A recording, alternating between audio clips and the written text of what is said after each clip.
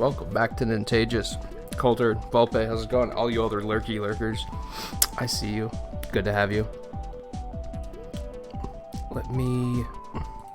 Oh, 5 likes already, that's great. You guys get some extra pixels for that. Jeff, how's it going? Can I vote for everybody? Although I did find out, a friend just told me just before I started the stream, because I was complaining that my income is tanked on Bunny Day, just because I can't get as much fish. The Bunny Day dress I unlocked last night, apparently that sells for like 7,000 bells. So that's kind of the alternative right now. So I'm gonna make a whole bunch of those after the stream and make a whole bunch of money, because I need it. Those bridges are expensive. But anyway, who's ready for a mediocre speedrun? I haven't even run this yet. Like, I haven't even done all 4 of them in a row yet, so I'm not sure how this is gonna work out. I don't have a PB or anything. The goal is 4 hours. It's gonna be a pretty long one.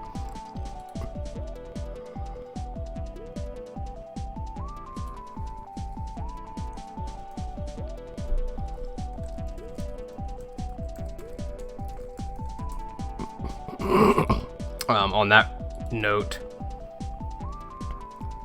yeah, let's get right into it, because, yeah, it's a long run, and we start with a 2-minute cutscene, so we might as well just get this shit started, huh? So, I guess I'll count it down. Let me go back to... I want to be smart and count it down from here, instead of on the title screen, where it's inevitably going to transition back into this while I'm mid-countdown. That makes sense, right? So, for those that aren't too sure of what we're doing here, we're doing 7 through 10. We're doing all 4 of these games. 7's gonna be any percent. It's not gonna be collecting everything. 8 is also gonna be any percent, kind of. There isn't really a 100% in Mega Man 8. There is to collect all the bolts, but, like, fuck that. And then 9 and 10 are pretty straightforward runs, too. But, anyway, yeah, let's do it. 3, 2, 1, go.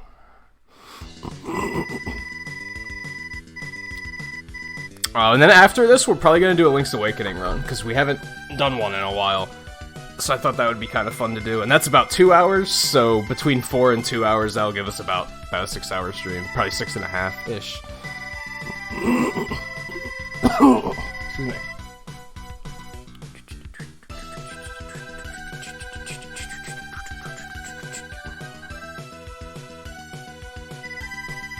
Although, of course, we're off to a terrible start here, and I'm having a hard time getting comfortable sitting. I had it before the stream, and then I got up for something, and now I can't find it again. So, we might have a few interruptions just due to me having to... I might have to stand up at some point.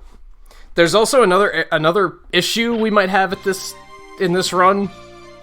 Not totally sure. It could happen. Maybe it won't happen. If you guys remember last week, I reset my save file to delete the DLC weapons from Mega Man 10, because those were just kind of getting in the way. When I did that, it made it that I couldn't skip the cutscenes in 10 until I beat the game again. I don't know if that's going to affect the other games, so there's a chance we might get to, like... The biggest problem might be in 9. In 9, we might not be able to skip cutscenes. 8 we probably will be able to, but in 9 we might not be able to. So that might cost us a bit of time. Fortunately, we did beat 10, so that's all taken care of.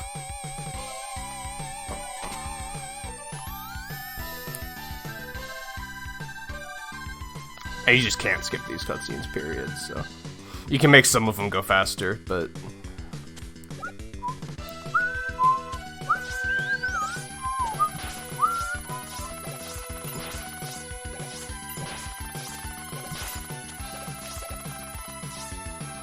I don't know how good I'll do on, explaining things as they're happening. I might not focus too hard on that, but here we're taking a lot of intentional damage because similar to Mega Man X, kind of. And in Mega Man X, when you can't beat Vile at the beginning, right? Like you can only lose. Here you can beat Bass, or he can beat you, and it's just faster to have him beat you. So we intentionally take damage so we're low when by the time we get here.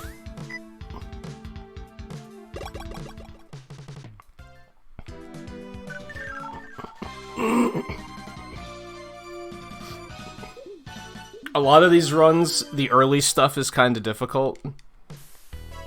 Like, I think doing, like, freeze, like, if you played this game casually, you'd never do freeze first, probably.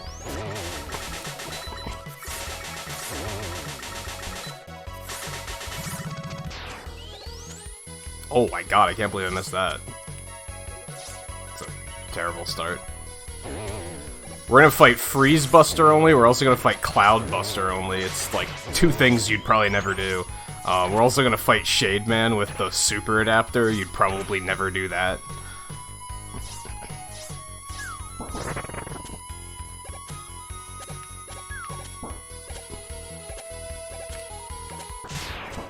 That jump makes me super nervous.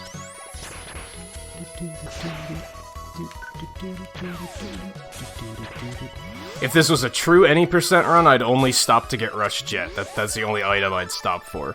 I'm kind of babying it, so I don't know why I stopped to destroy that. That was kind of dumb. I'm still picking up the Super Adapter because the fortresses are kind of designed around having the Super Adapter. You can do it without the Super Adapter, but it's kind of hard. Lots of pixel-perfect jumps and shit, and I just don't feel like it, so... Oh, I missed. Shit. It's okay.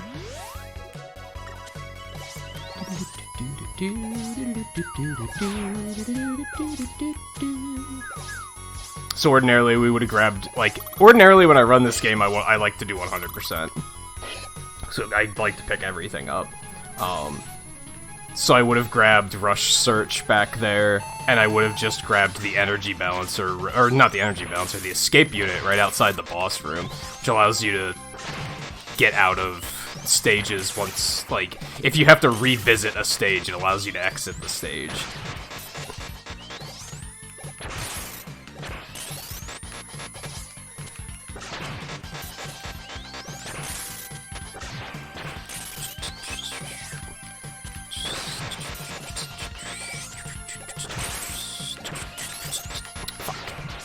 For an extra hit, and it did not pay off. Well, this is all stupid. Okay. Okay. That sucks. That went awry very, very suddenly. I thought I had that under control until I made, like, one stupid move. Now I completely lost the groove. That rhymes. Like I said, the beginning of the run is the worst part. Like, I hate fighting Freeze Man Buster only. This guy's a pain in the ass. And it's slow. Like, there's a lot of just not fun stuff here. Well, damn. I'm getting some eat and jump inputs. Like, quite a bit. I'm not sure if that's something I'm doing, or... Hopefully that'll... See, there, I pressed jump.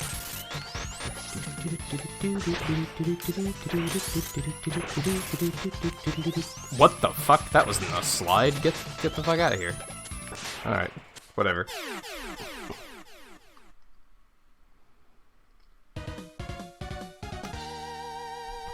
So the second time I run this, it's already gonna be easy. I'll just have like a free minute time save at the beginning of this.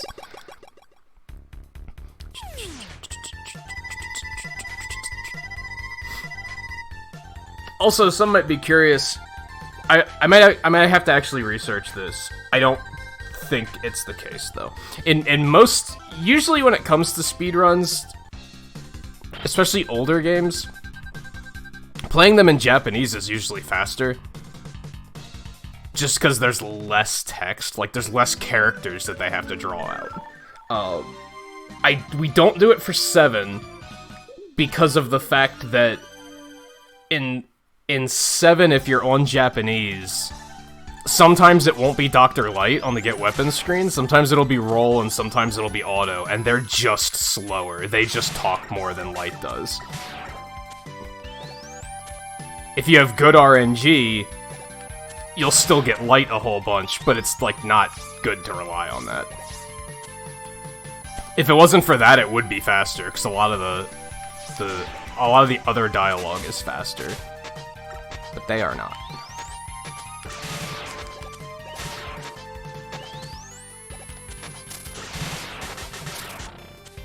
And I think 8 is, like, the same? I don't think there's a difference on 8. I think you can do whichever one you want on that. So it would kind of come down to 9 and 10, and those don't have a lot of dialogue in them. Or at least when they do have dialogue, you can skip it pretty easily. So I don't think that would matter.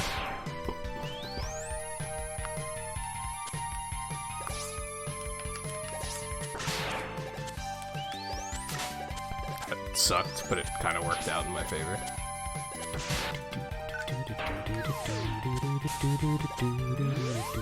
Oh my god. Pressed jump way too early. So again, if I wasn't babying this, we wouldn't have picked up this chip. It's just a big waste of time. That jump makes me so nervous. I know Twain always jokes that every jump in this game feels like you're gonna miss it, but like that's one where I'm like, I'm always certain I'm gonna miss it. And I don't know if it's actually that easy to miss. Like, it might actually be a pretty free jump. It doesn't look like it, though. Also, again, we're skipping visiting Proto Man. We don't bother with all that nonsense. The only reason Rush Jet is picked up is because you can actually save a bit of time with it.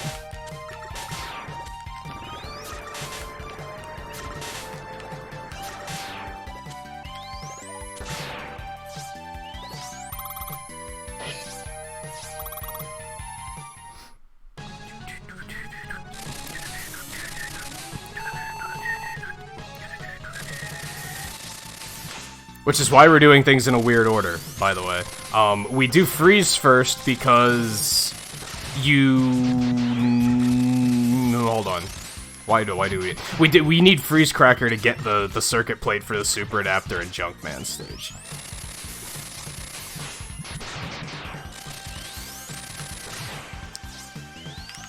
But Rush Jet saves a lot of time on Burst Man stage, which is why we're not going straight there. Like, it saves enough time that it's probably better to get it before you, like, you'd save more time from that than you would fighting Cloudman with his weakness weapon, is what it comes down to. Now, I'm bad at that fight, so that was slow, but in proper execution, it would be faster.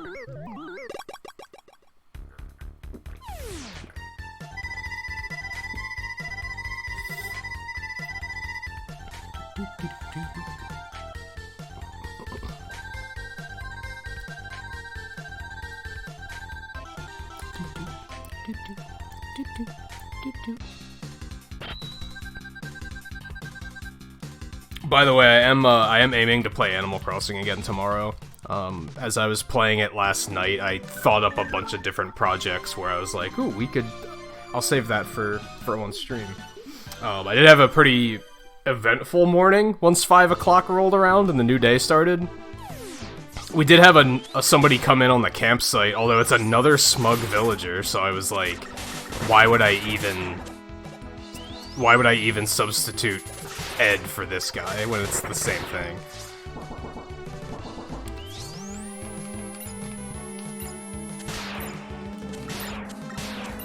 That slope was done.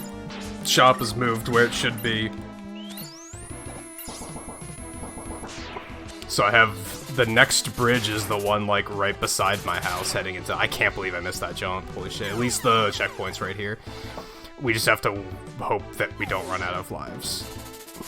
That could be ugly. sloppy mistake night, it seems.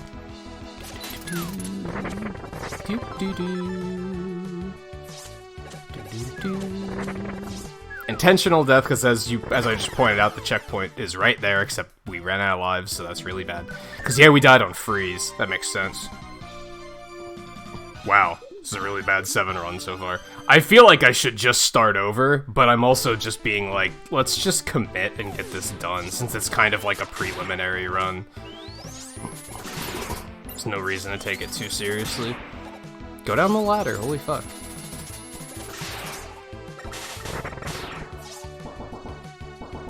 So yeah, there's a split in this stage, is what it comes down to. One path has the super adapter chip. Shit. The other path has Rush Jet, which, as I said, we want. So we go to get the chip, and then we just off ourselves really quick to go back. Fuck. Jump, you fuck! What the hell? I still missed that. Jesus Christ. I'm bad. I'm gonna we're getting that. It's because I'm bonking. Well, I hit it at least. In the 100% run, we do that in Shade Man stage 2, where we go one path and then we die intentionally. And shit, that was stupid. Holy shit, this is a bad run so far. I'm tempted to restart. This is awful.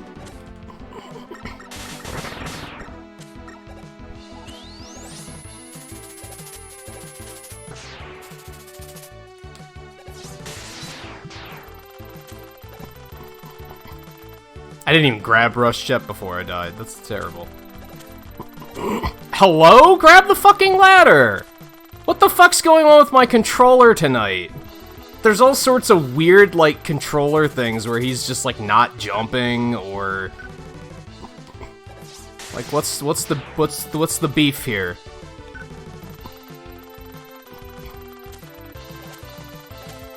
See how easy that is? Is there a reason the first time you were like, nah, not today?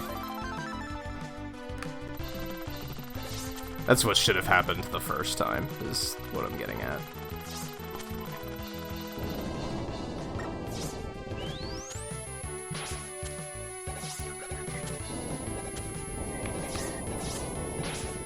It's gonna be really interesting running against this run later.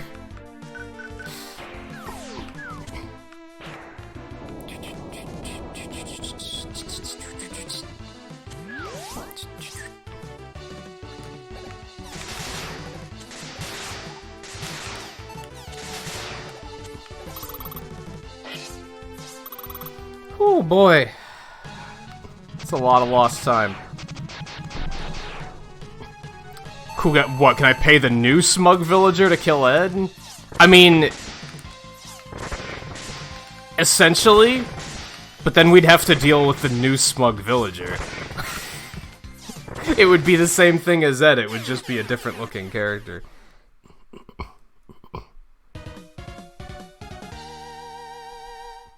And he's a hamster, so I was kind of like, we already have a hamster, so who cares? If it was, like, an animal we didn't have, I might have been like, okay, sure. It's better than Ed, right?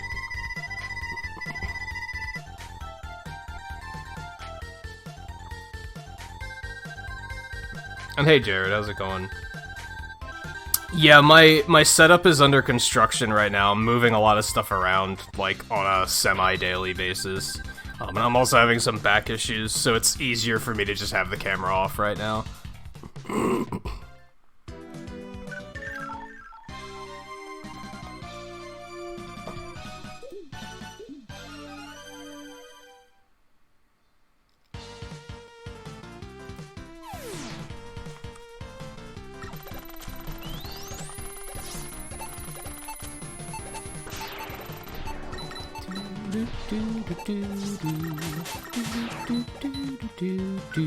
This one is scary. I don't like this at all. One of these days I'm gonna mess that up and die, and I'm gonna be like, this is the day. I knew it was gonna happen sooner or later. Still don't know if this is faster than just going the bottom route. You do get a free life though, which I've been dying a lot, so it's a pretty good idea.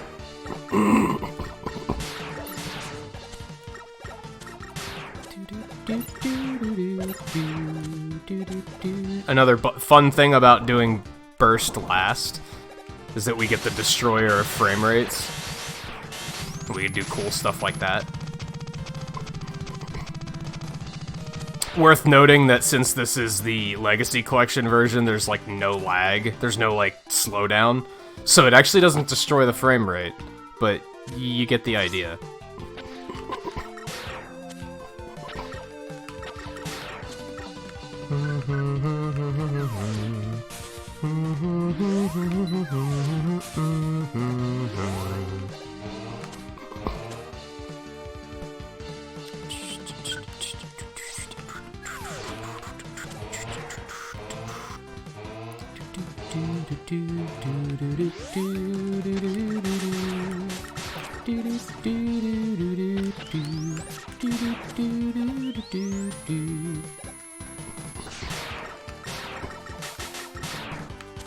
So that gives us the super adapter. Again, we would just skip that if we were good, more or less.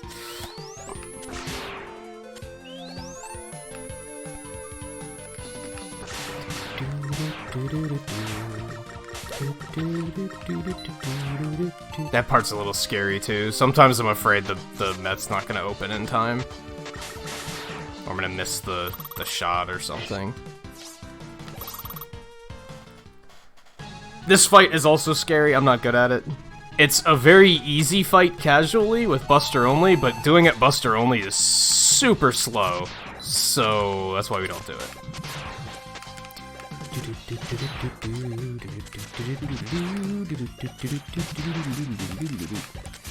As you can see, you kind of have to, like... You can bounce it off the wall behind him. Or do that. But if you bounce it off the wall, it knocks him forward, and that just makes dodging all of his shit harder. So you kind of want to thread the needle, shoot it right above his bomb hitbox, and then it, like, hits him right in the head. But that's, like, a very tight window.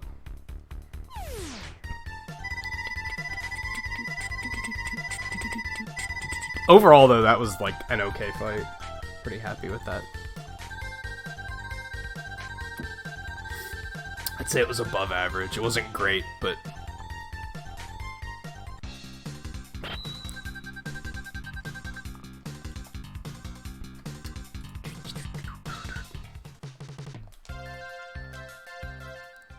I was trying to one-hand all of those buttons and nothing was working.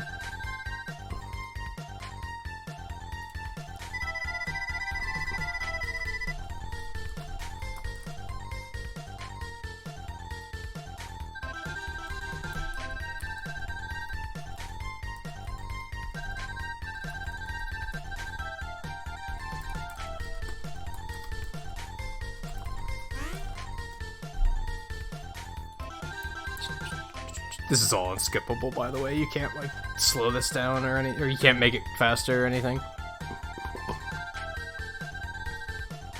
There's one other cutscene in this game that's, like, completely like, you just have to sit through it. It's the one after you beat all 8 masters.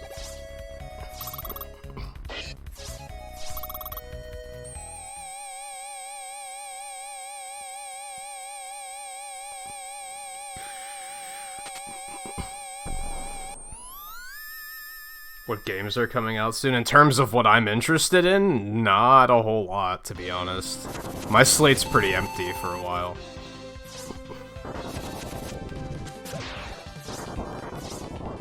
Resident Evil 3 Remake just came out. Final Fantasy VII's coming out on Friday. But I'm not planning on getting Final Fantasy VII. I'd like to get Resident Evil 3, but it's like... a Oh my god, this is going really poorly. That was a shitty fight.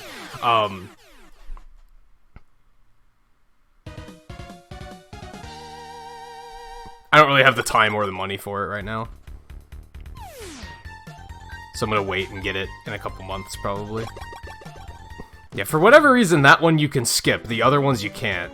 I don't know.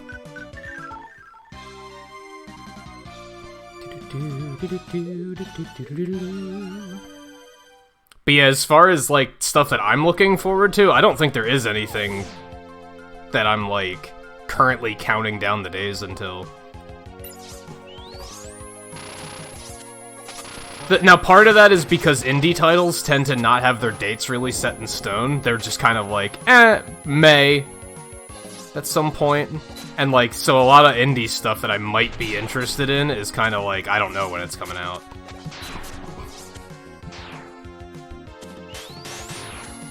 As far as, like, Nintendo stuff, though, I don't really know what's up next.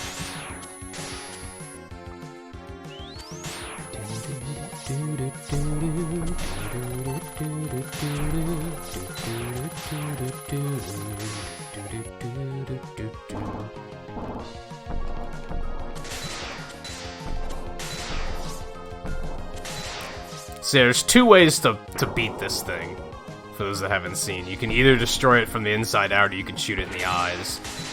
Depending on which way you kill it, if you destroy it from the inside out, it destroys that cracked floor, and you go that way instead. That's the way you have to go to fight Proto Man.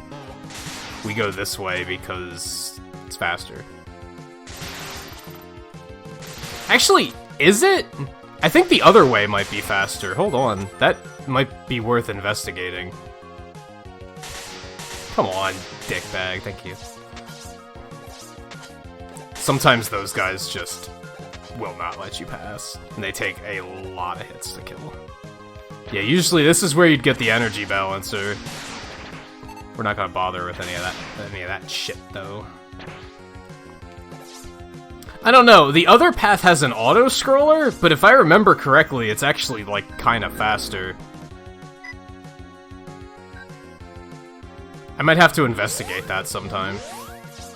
Do a run where I do that route instead and see how much longer it takes.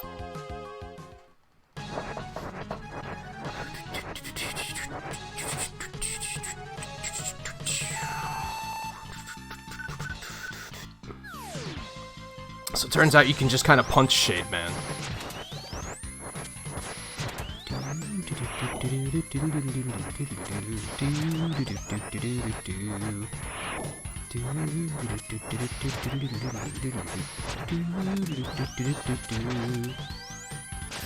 peasy.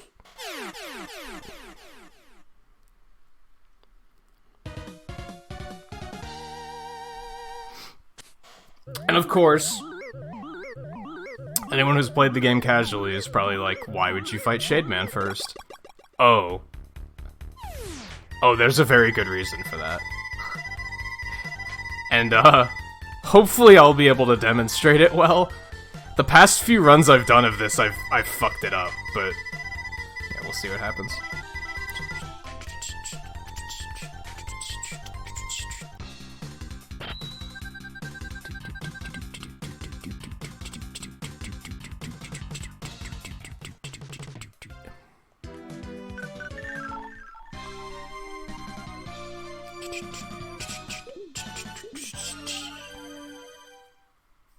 Oh, you're up to the final boss in 6. You're almost there.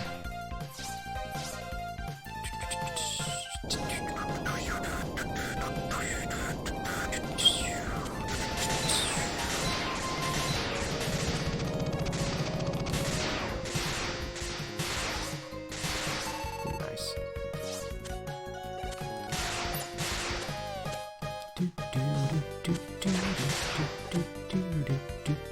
Oh yeah, the run I did of this last week was really bad.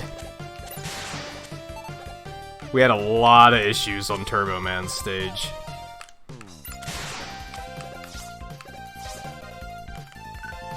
These tires right behind me, you can fall down those, and then you have to fight that tractor guy again. Then, of course, the tires above you kind of, like, bounce you back, so... The, Rocket Fist upgrade for the Super Adapter is down on one of those stoplights. It's just... we don't have Rush Search, so we kinda can't get it. Proto Man is also in there somewhere. This part is trash. I don't know how to get through it fast. There's a way to do it. I just don't know it. Got this E-Tank for a little bit of safety. Slide, you fuck. That could have been really bad.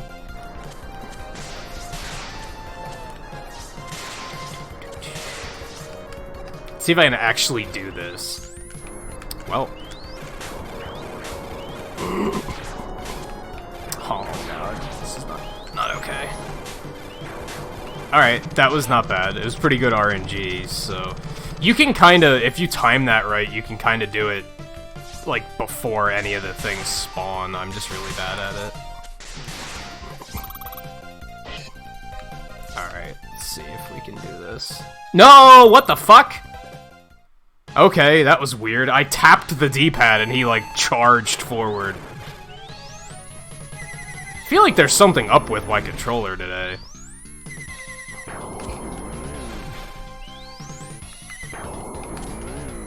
Fortunately, this is a really fast fight anyway, so it's not that big of a loss. I mean, it is. It's probably still like a 20-second loss, but...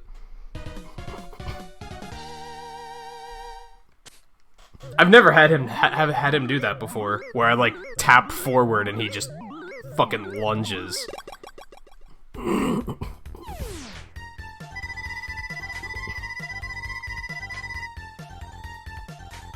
Well, we have a second chance at that at least, so I'm not gonna explain it just yet. I'll wait until see if I can actually get it on Springman, and then I'll be like, oh yeah, so this is what happened. Even if I miss it there, I'll probably explain it.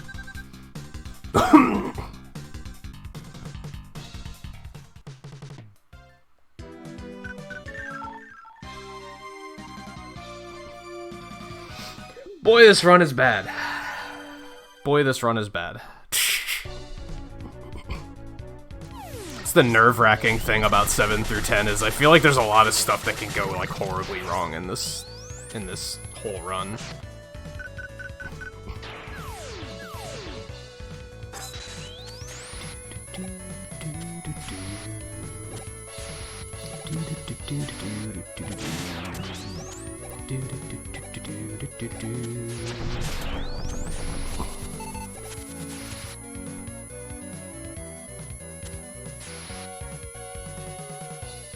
Although, I guess 10 doesn't have too big of a capacity to go, like, horribly wrong. 10 is hard, but there's not a lot of, like, chancy RNG shit like there is in this, and 8, and 9.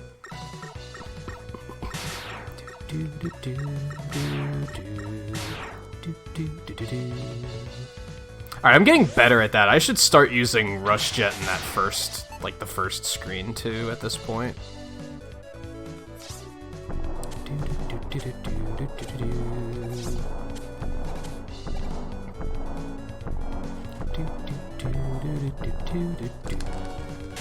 I fucking love that.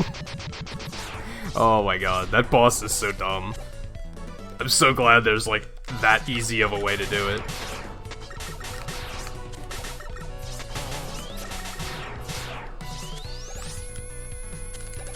I wonder if there's an easier way to kill these things. Yeah, a little bit.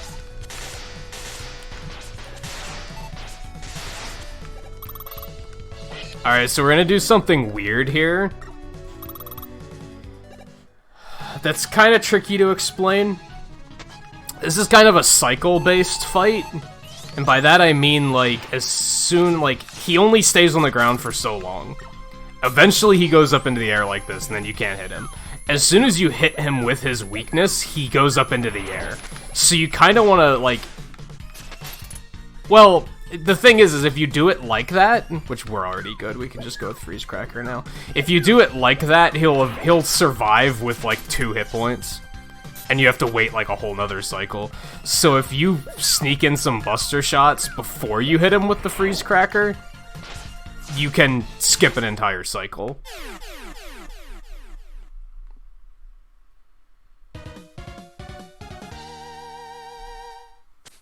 There's a lot of stuff like that in speedruns. In this particular instance, it's relatively easy to do.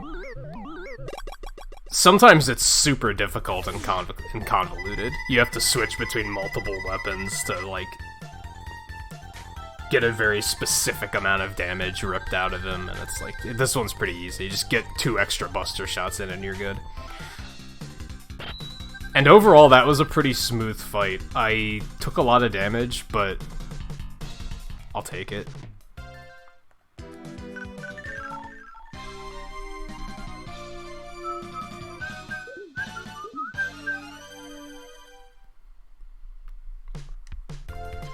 Man, these stages are either going very well or horribly.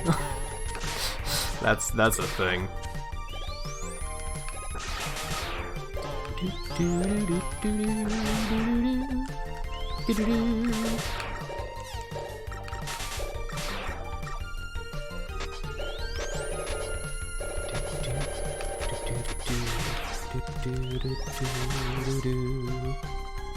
Not that. Hold. Switch weapons, thank you.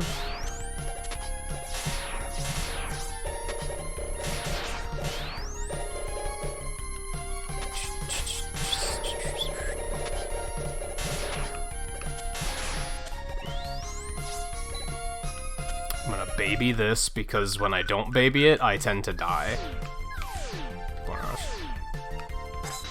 If I miss that jump and have to go down with those things down there, I tend to land on the spikes like 9 times out of 10. And I'm still kind of babying this too, so it kind of works out. You can do this area with Rush Jet. I don't really know how to do it. I haven't really figured it out. So it's gonna be just better to do it this way for now.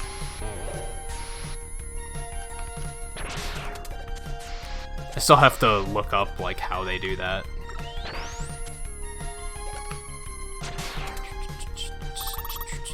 Alright, let's see if I can actually do this time.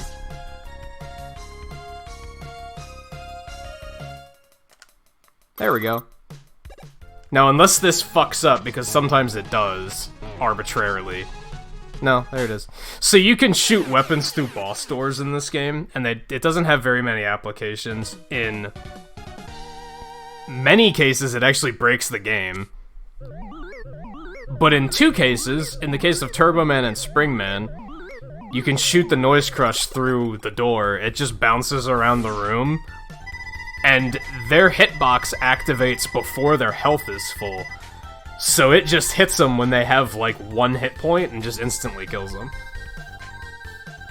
For some reason, I can't get it on Turbo Man, like, ever. Like, I mess it up on Turbo Man every single time now. I usually get Spring Man, though, which is probably better. Spring Man's a slower fight, so... Like I showed with Turbo, that's a pretty fast fight regardless, so...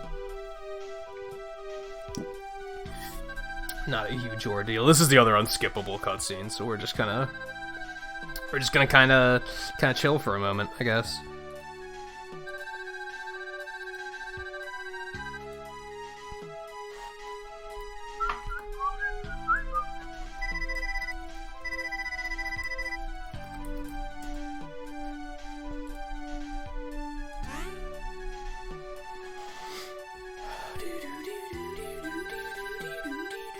This is probably one of, like, the weaker tracks in this game, too, musically, in my opinion.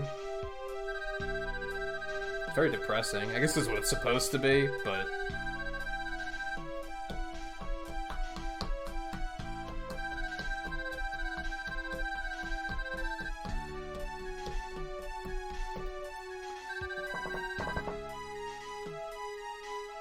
Do you have to grind more, Volpe, or is it that you just have to kind of figure out what to do for the 6th final boss?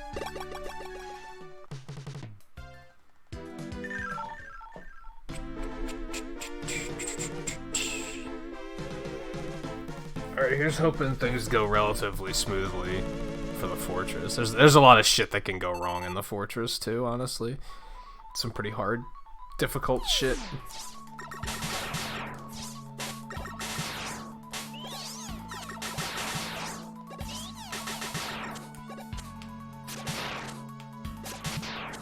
Bangers, though. Bangers, though. Really, really good music in this fortress. What am I doing?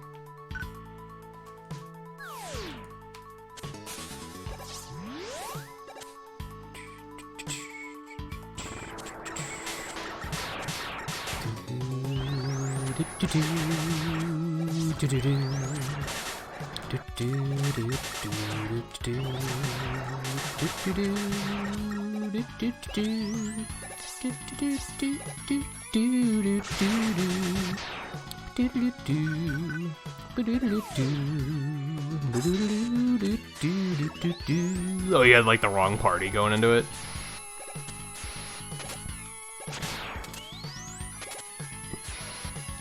See, this area I think is faster with Rush Jet, but it's like kinda risky.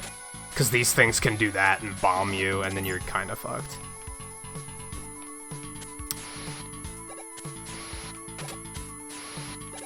Damn.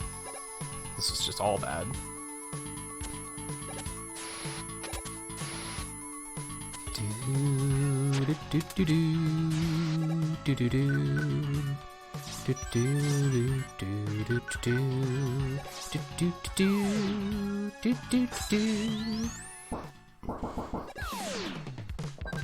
Hey Twain, it's terrible so far. Some of these stages have gone really well, and then other ones have gone really poorly. Like, I died on Freeze Man, I died on Junk like a couple times, like a dumb. Game overed, even. What's the other really bad one? Slash went super well, and Spring went pretty well. I guess Turbo went pretty well, except that I missed the skip.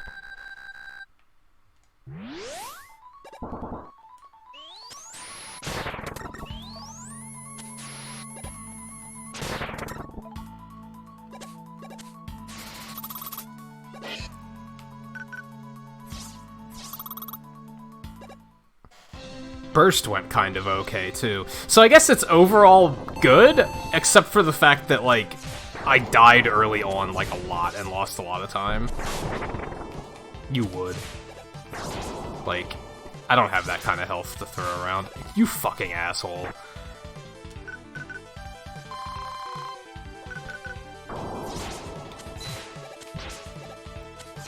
Wow, what a dick! Who do you think you are?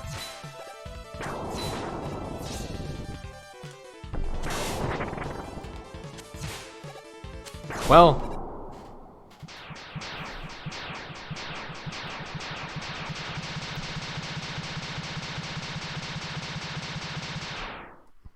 oops, I skipped wrong.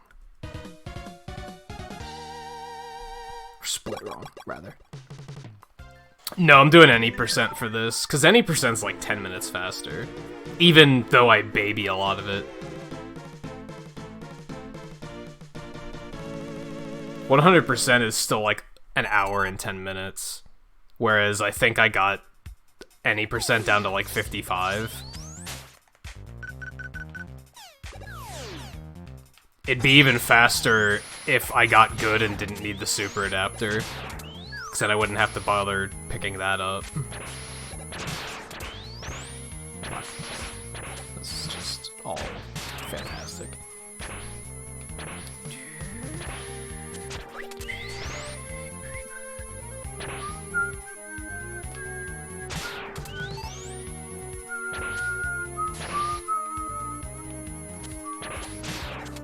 But I don't know how you do some of this shit without the super...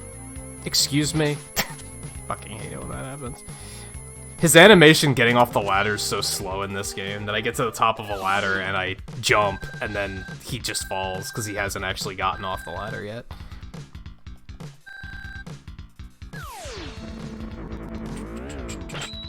But yeah, some of the strats, like some of the not super adapter strats are like really fucking...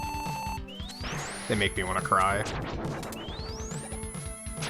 Aha, got him. Oh shit.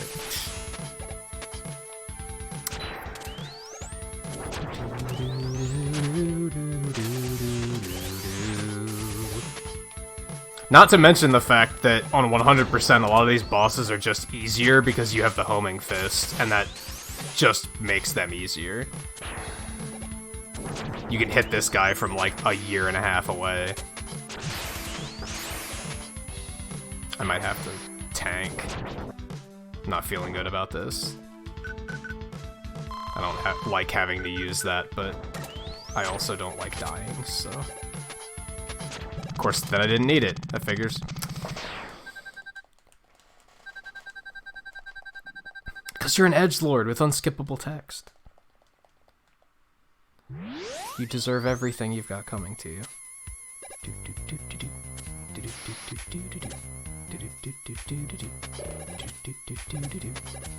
Oh no, I don't know what just happened.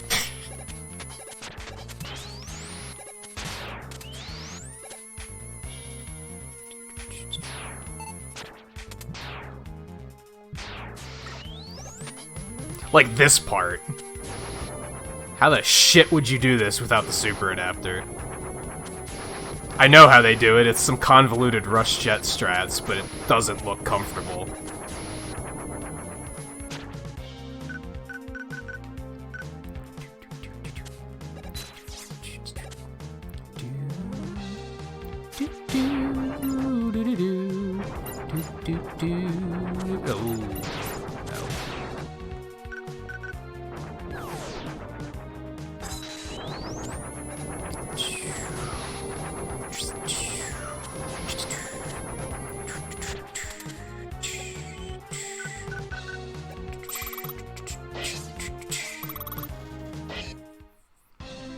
He's got it.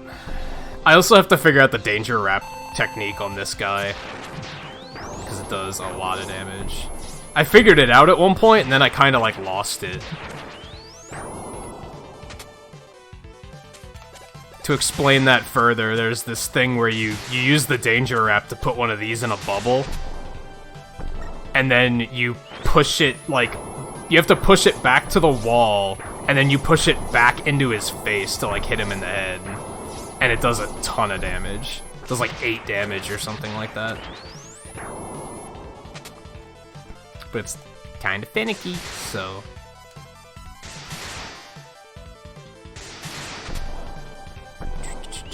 You've gotta be fucking me.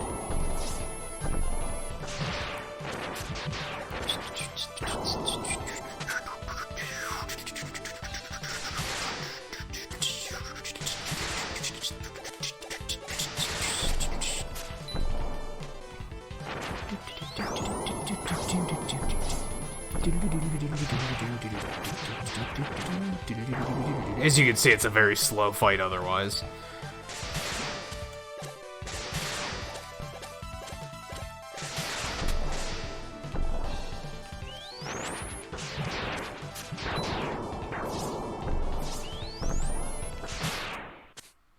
Although that was not bad, all things considered.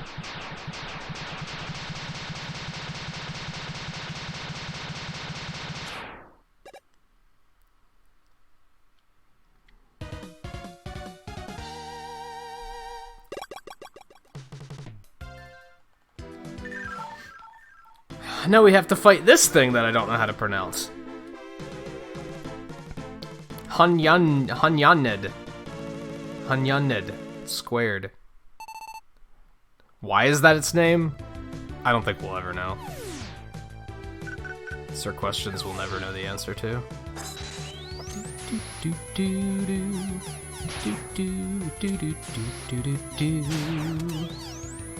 I always walk right into that one.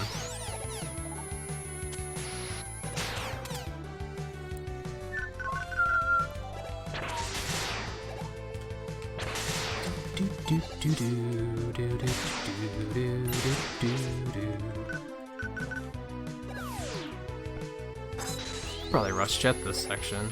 I don't know if that'd be a good idea though.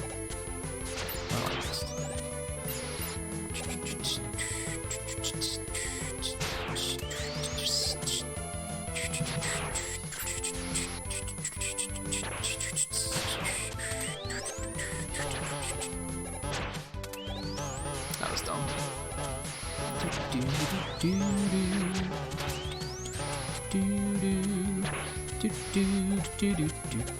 Ooh, thank you. This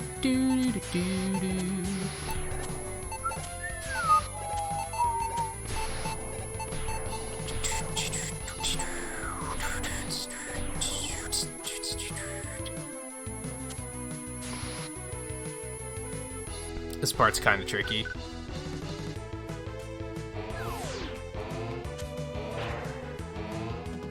Goku blocks work a little differently in this game, and they kind of completely block your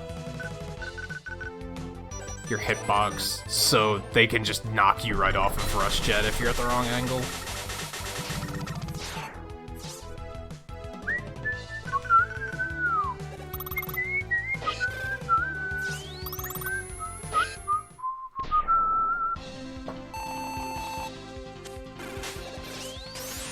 Gotta use a fun trick here where you shoot Noise Crush and slide into it on the same frame so you can catch it and charge it, because otherwise you don't have a wall to charge here. That was pretty smooth. I'm pretty happy with that.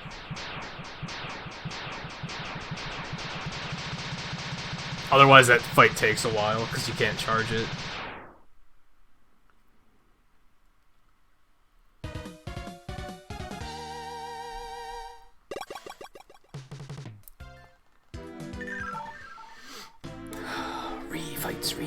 Refights.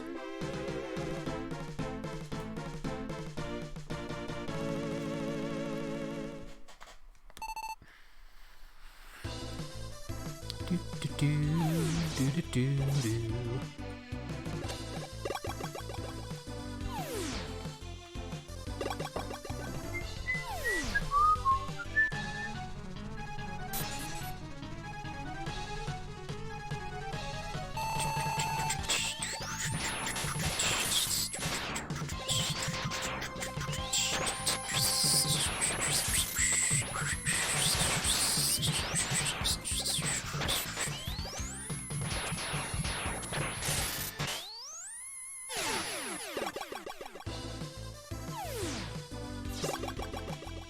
I always come into this fight in the wrong way. I think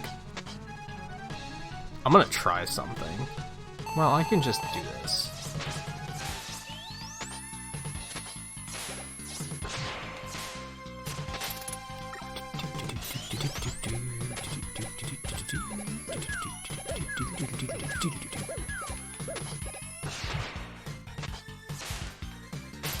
Cool, we good.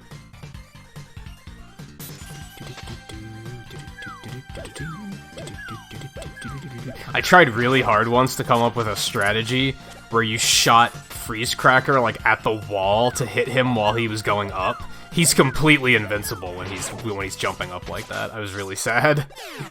Because I noticed that his iframes run out before he gets up there, and I was like, what if you just hit him? Forehead. Like, what if you just hit him?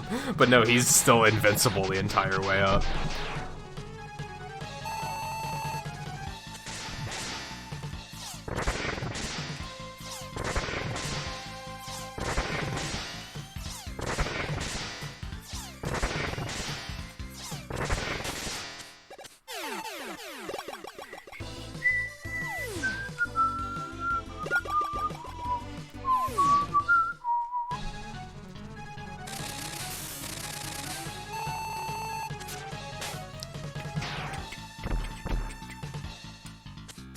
So you get to see it a couple times in this game, but this is what caused me to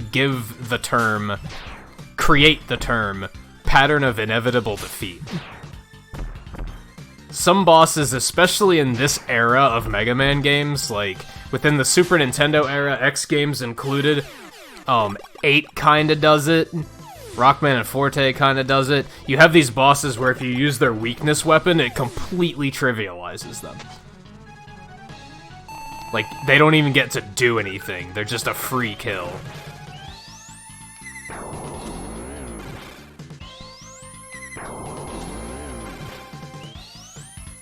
I think Cloudman is perhaps the best example of it.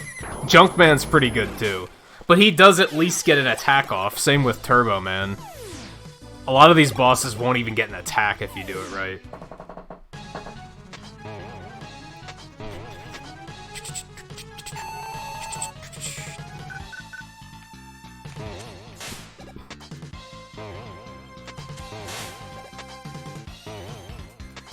thought my timing was off there.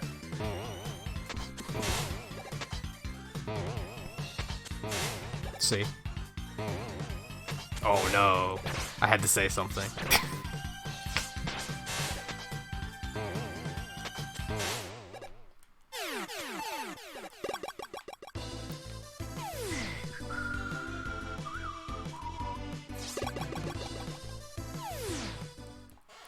I don't know, some of them feel pretty intentional. Some of them don't. Like Springman there, they probably didn't expect that you'd get a frame perfect hit on him like that.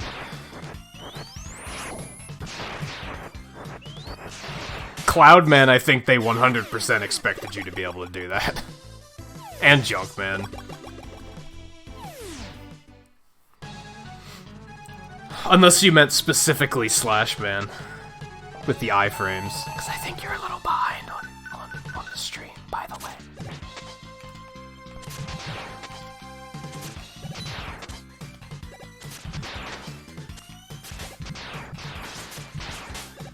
In my opinion, it's still faster to fight him with the Freeze Cracker because his bubbles just eat Scorch Wheel.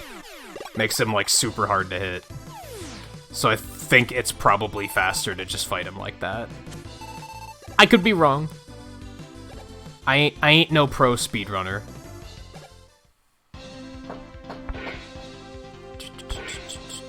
Yeah, Slashman I think was just intentionally designed that he has like phases.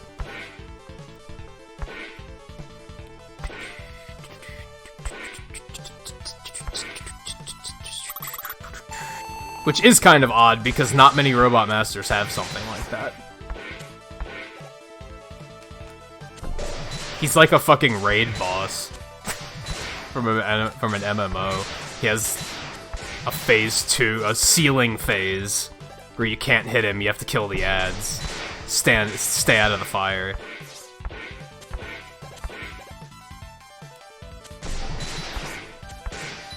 Oh no. This is not going super smoothly so far. There we go.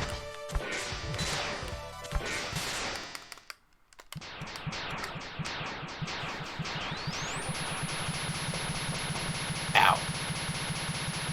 Stretch. Oh.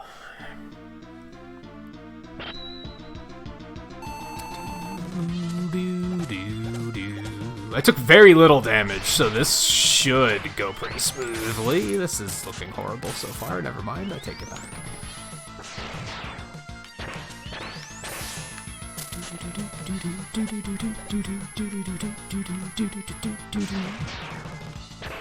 Something the game never tells you, and it makes this boss and Shade Man way easier. If you hold up when you release the Wild Coil, it bounces higher. The game just never tells you that. If you ever thought you could just not hit him when he was up that high, no, you can. The game just doesn't tell you how to do it. Ooh! I'm not gonna lie, that was... I got lucky. I'll take that. I really wanted that double hit.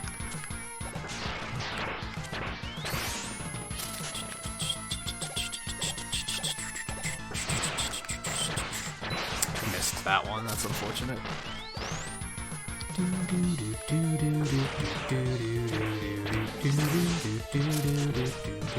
It might.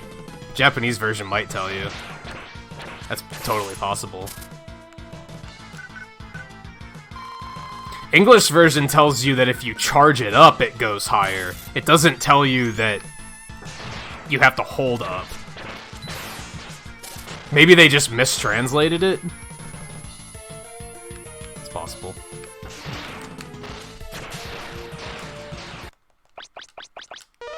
Figure out all the menuing here.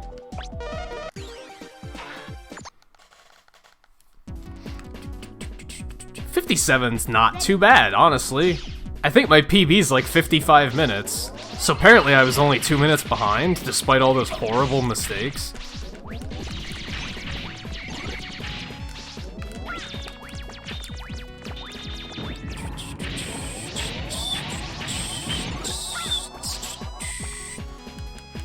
text mashing in this game sucks. Just gonna put that out there. It's one of those things where to make it go faster, you have to hold a button. But to progress text, you have to press a button. So you have to kind of like hold one button while mashing the other. It's really weird. Also, my controls are fucked up. No, I might have to take a time loss just to fix that.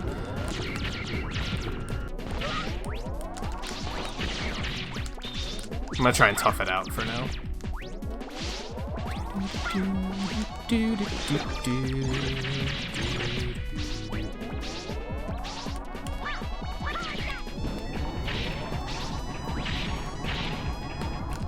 They have Master Weapon on A instead of on X, which is where I usually have it.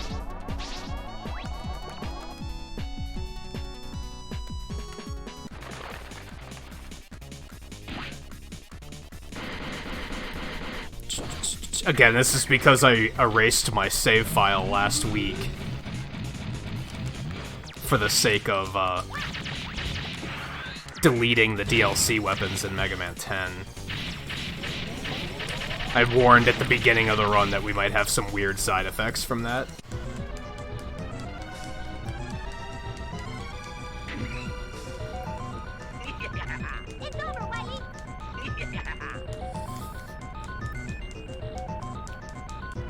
Now the world is mine.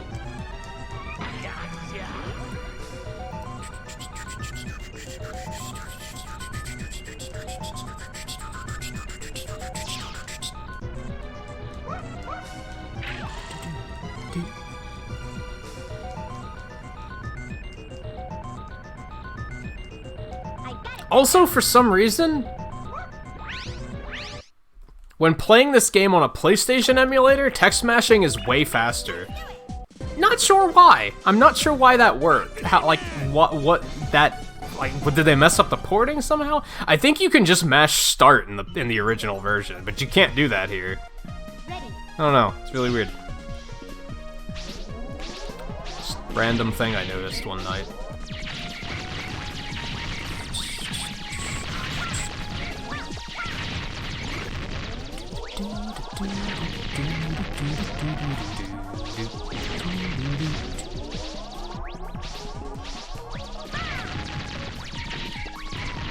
So there's some fanciness you're gonna see in this in the 8 run eventually. Anyone who hasn't seen an 8 speed run, I don't do anything too crazy, but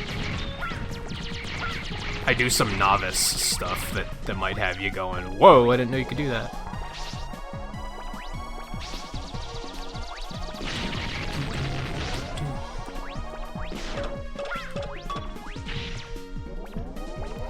Why delete the DLC weapons? So, if you use the DLC weapons, you have to you submit to a completely different leaderboard. It's considered a completely different run, for starters. So I haven't been using the DLC weapons. I've been doing like a normal run, which means when you have shoulder swapping in Mega Man 10, and it also swaps through Rush Coil and Rush Jet and the DLC weapons. So if you're not using the DLC weapons, they literally just get in the way while you're trying to search for other weapons. You have to, like, instead of being able to quick swap to Rush Coil or Rush Jet, which you want to do a lot, because, you know, it's fucking Mega Man speedrun, that happens. You can't. You have to go through 3 other weapons first. It just makes it way less convenient.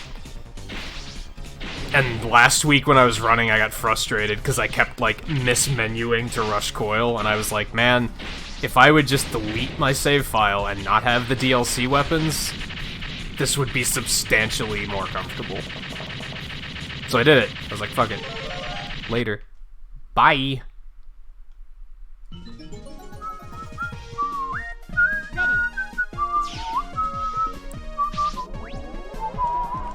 Let's see if I can do this without dying.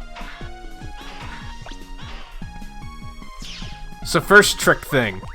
There's a Rush motorcycle in this game.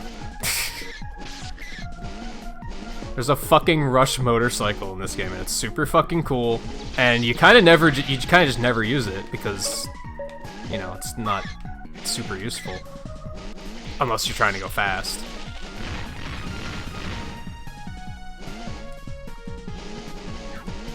Nice. I think it's the first time I've ever done that entire sequence without dying.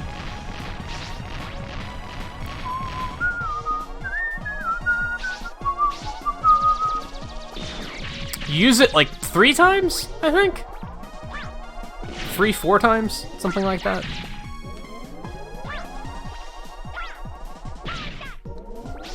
So that's fun. Also, I released that energy just so I can not grab it, because, I don't know. It's a thing we do now. Yeah, once you beat Anchor, Punk, and Ballad, Mega Man, I think only Mega Man gets the weapons. But yeah, in the main game, you then have those weapons unlocked. And they're, like, pretty good. If I remember right, Punk's weapon in particular is, like, really strong. And good for a lot of different things. Ballad's weapon is also multi-directional, so I'm sure that's really good.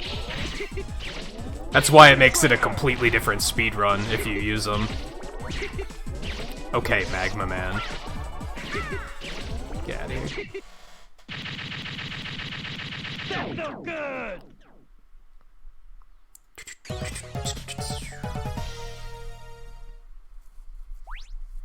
Yeah, like I said, imagine a world where you could just press L twice and you would get Rush Coil, or you press it once and you get Rush Jet.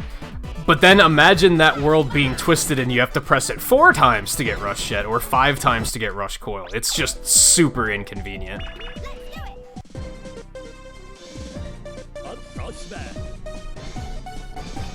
Unless you're using those weapons, and then it's probably super convenient.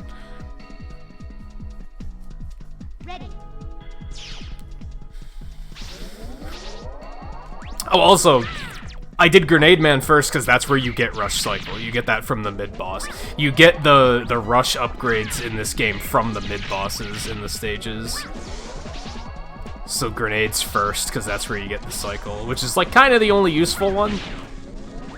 The Medic one is also really good, but that's like Aquaman's stage, I think.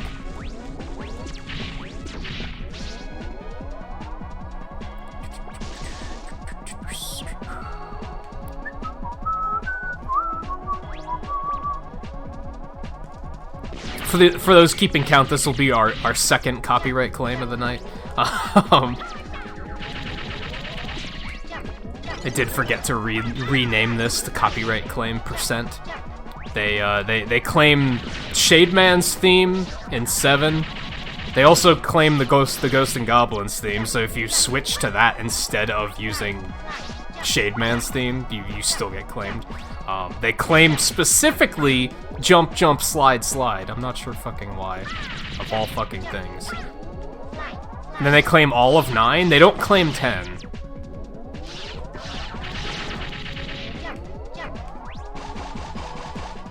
Yeah, there ain't no way this is getting monetized, basically. That's what it comes down to.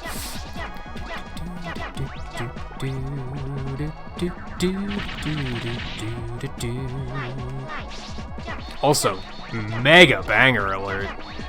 This track is so good. Honestly, 8's soundtrack isn't that good in my opinion. It's very bland. It's very basic. This track's a fucking banger though.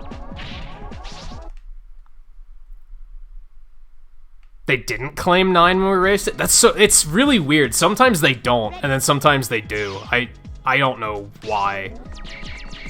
I don't know how they claim it, I guess. Maybe it's because there were 2 screens, and that confused it?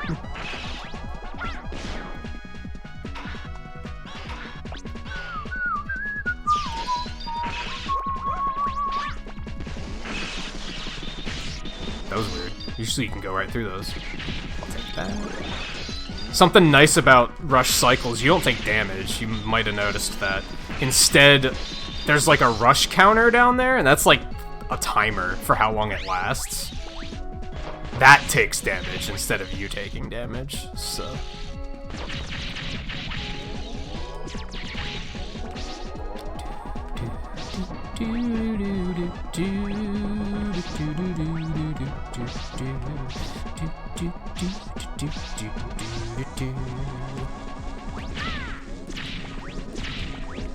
Also, we're on an elevator. You called it elevator music. I see what you did there.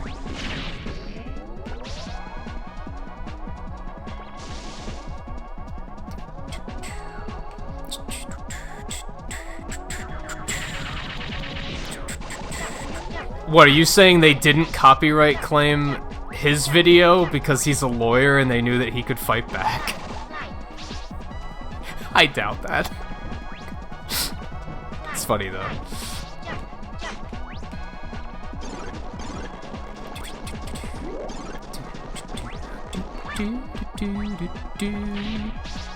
Objection!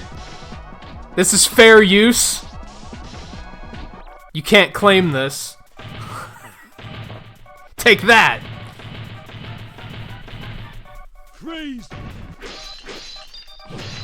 I'll crush you. I will beat you. If you'd look at this photograph... Alright, I'm done.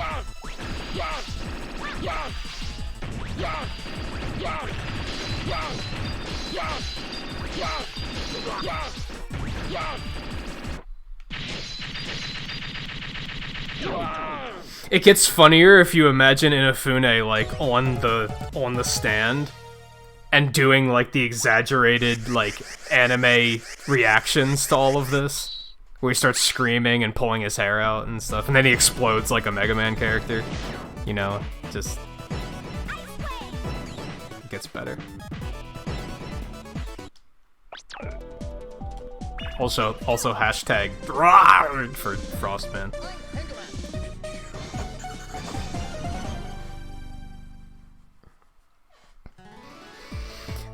And you said you started watching Kill la Kill last night, Volpe, because you were just bored. What do you think of it so far? I've been meaning to re-watch it for like many years, because that's how much I enjoyed it. I was like, yeah, I need to watch that again sometime. I did watch it.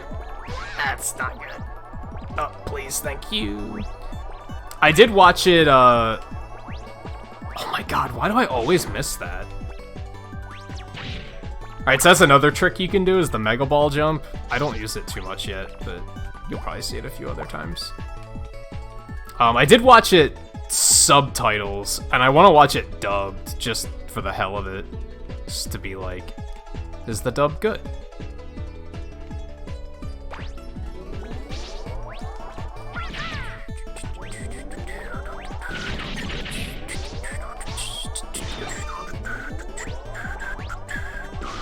This is kind of a banger, too. A little bit. I think the Saturn version's better, but... which we're currently using the Saturn music as our intro and break screen. If you're wondering what that's about. For whatever reason, they decided to give Tengu Man, and only Tengu Man, different music based on which version of the game you're playing. Maybe they decided they didn't like this? I don't know.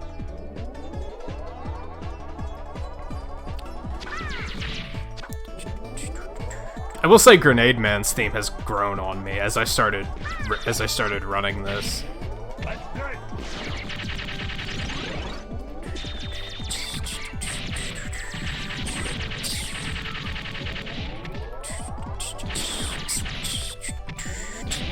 It makes me so happy to see so many people playing Animal Crossing, and hearing so many people, like, that formerly were like, I don't get it, and then they picked it up and they were like, this is great, I love this. Like, it makes me so, it warms my heart. The cockles of my heart, if you will.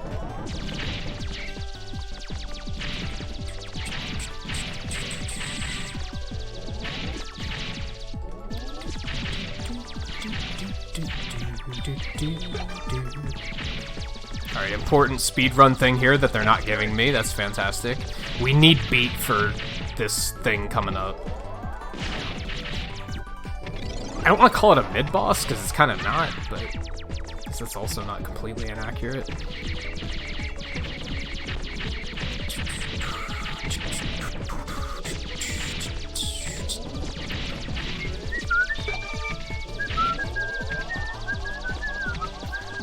Oh no.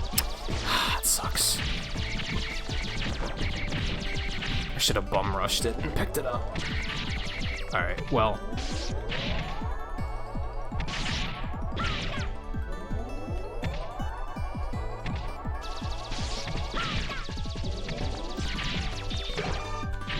Not Eddie, not Rush. Jesus Christ, you gotta be kidding me.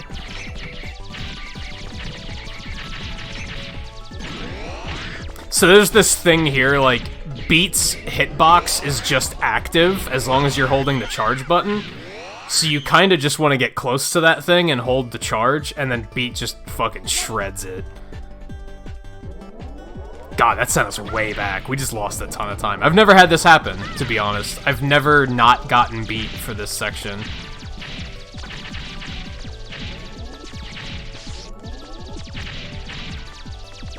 The backup strategy is to intentionally take damage, because then they spawn more of these sphere party ball things. Then you just have more chances. Well, I got a life back at least. You have more chances of getting beat, but I did that and died as a result, so that's why those backup strats suck ass. Changed my mind.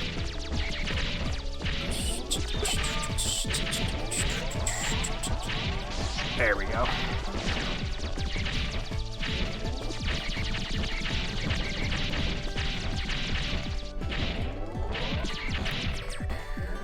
Eddie's pretty good too, to be honest. That bomb is good at taking out basically anything. That shit, it does a lot of damage.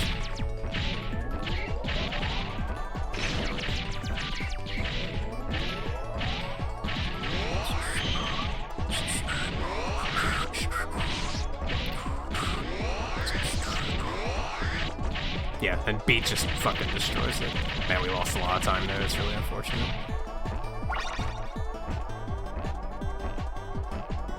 Something else I didn't point out. There's one item we go to buy from the shop at this game, and it's the one that makes your slide go faster. So we want to get 5 bolts by the time we beat Duo. It's not available until after you beat Duo, so that's like kind of how much time you have. It's pretty easy to get that many bolts. There's quite a few that are kind of just in the line of fire that you don't have to waste too much time to pick up. I think I've already gotten like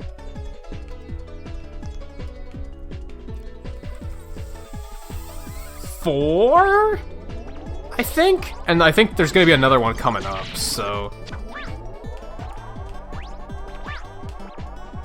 yeah, I think that's 5. Let's not die there like we always do, because I tend to always think a platform's gonna save me, and there's no platform there.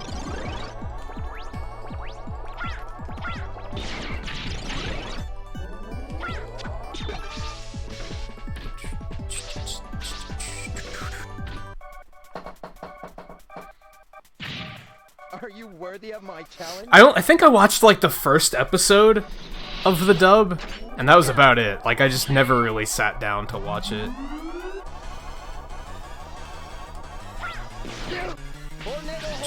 This fight is shitty. This fight's shitty garbage. It's not exactly easy to hit him with his weakness weapon, because you need him to do that. And I don't think there's a way to manipulate him into doing it. He's playing nice right now, though. I'll give him that. For some reason, that didn't freeze him. At least it still hit him. I think it's because I didn't hit him with the wave itself, maybe. He's kind of easy either way, though. If you just take your shots. He takes extra damage from the busters, so...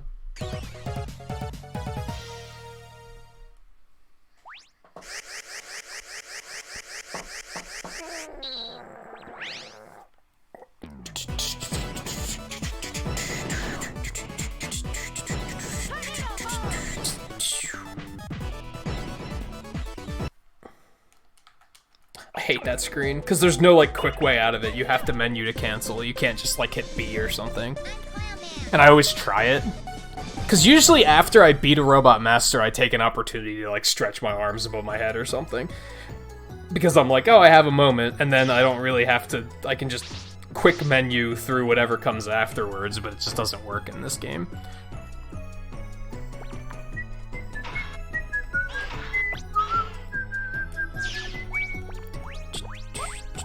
Get on the fucking bike.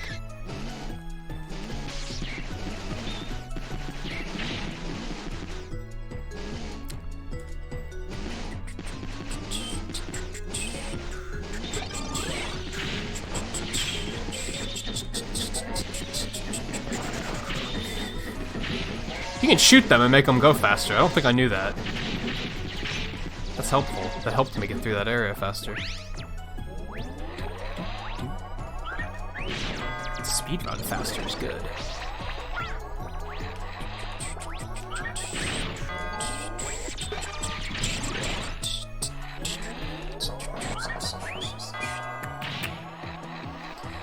No, it's not Tornado Hole. It is in fact not Tornado Hole.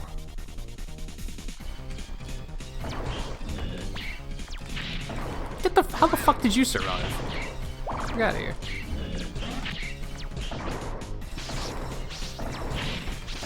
The fuck was the name of this thing? Lion sushi roll? Something?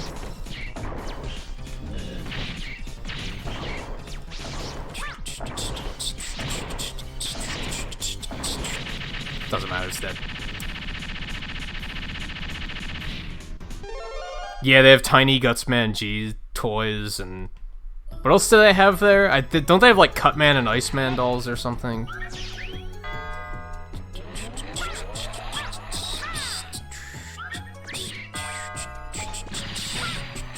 It's a spare bolt just to be safe. For sure we don't need it, that's okay. I always run into that guy, I always forget he's gonna be there.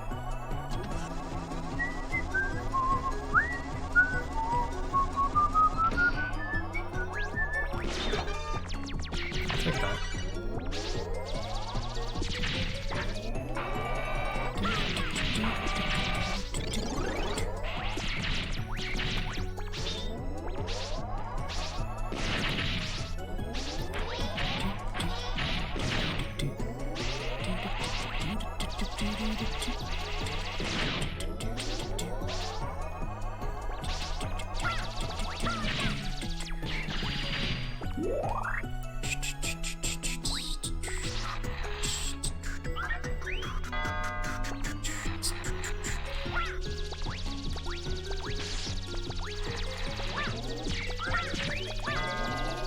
What do you mean you're bored? You gotta beat that Final Fantasy VI.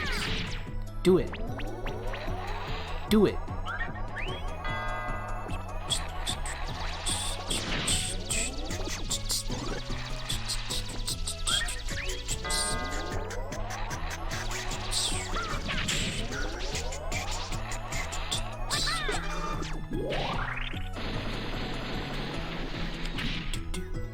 Oh, and those Stegosaurus from Slash Man stage. That's kind of random.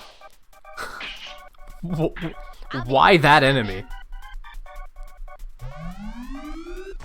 Ouch! Watch it! What are you doing? Ouch! Ouch! What have you done to me? Ouch! Ouch! Watch it! What are you doing? Ouch! Ouch! What have you done to me? Ouch! Ouch! Watch it! What are you doing? Ouch! Ouch! What have you done to me? Ouch! Watch it! What are you doing? Ouch! Ouch! What have you done to me? Ouch! Bye. See you in my dreams. Yeah, exactly. That incredibly memorable Stegosaurus. Like, so memorable that I forgot that it was even one of the 4 toys in the stage.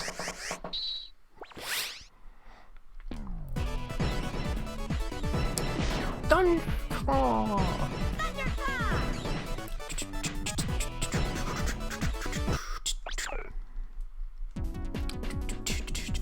This game has some pretty cool anime cutscenes. Like, super cool, like, 90s anime cutscenes, and we don't get to see them in the speedrun, sorry. just, we ain't got no time for that. Except for the ending cutscene. Well, we won't even see that in this run. Just gotta hurry up and move on to one of the worst Mega Man games ever made.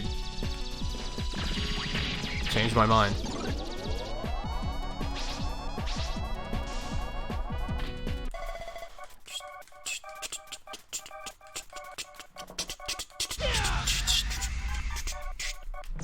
Get ready.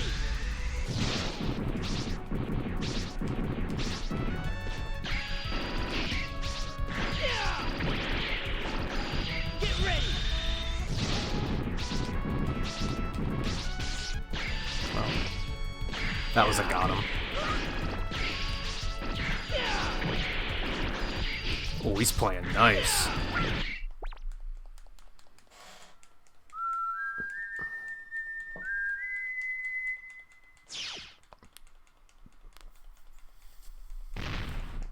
Proto Man's tall.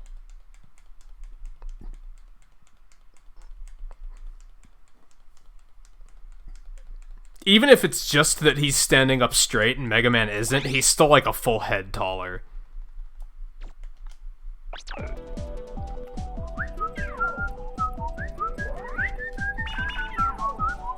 I always forget the split duo. I don't know why. Always forget. Welcome back. Right on. Good luck, Mega Man.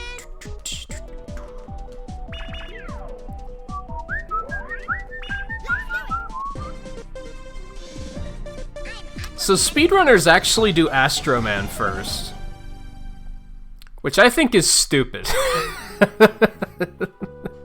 Ready. Because it's... if RNG is good, it's a very fast fight. But you have to depend on RNG being good, which I think is really dumb. Like, you could just, like, lose your run to that. That's like, I don't know. Fuck that shit. Aquaman's a really slow-ass fight, but at least it's consistent.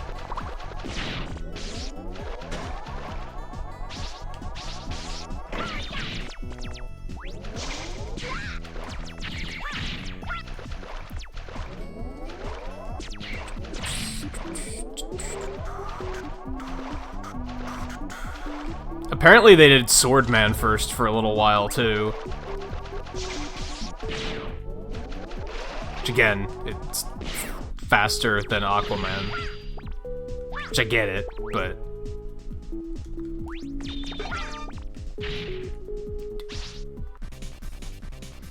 also, you get the health thing here, which is, like, super useful.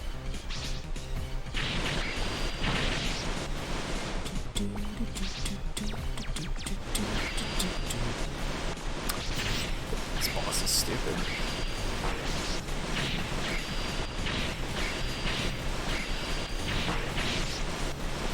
It's a decent chunk of damage, but I'm dying, which is not good. Alright. That wasn't bad.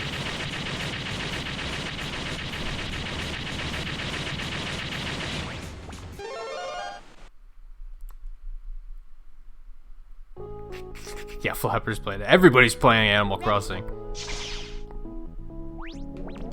Except for Volpe and Twain.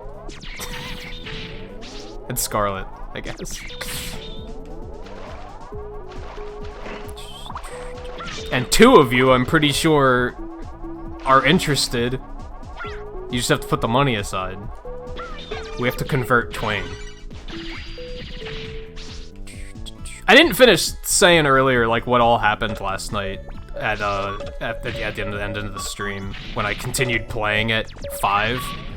So we did get that new camper, which is irrelevant. The big thing is the Able Sisters asked to move in, I guess. That's the one I didn't point out. So I started working on all of that and getting that, like, getting a place for them set up. So that'll be done tomorrow.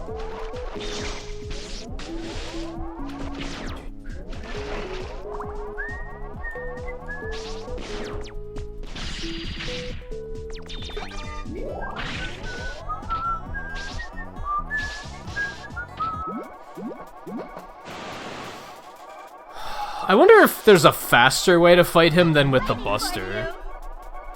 I'm thinking not. But it might... The whole... Just keep his iframes up, flash bomb strategy might kind of work. Especially because I can damage him through that.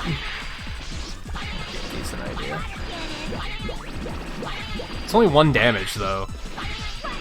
It's super slow.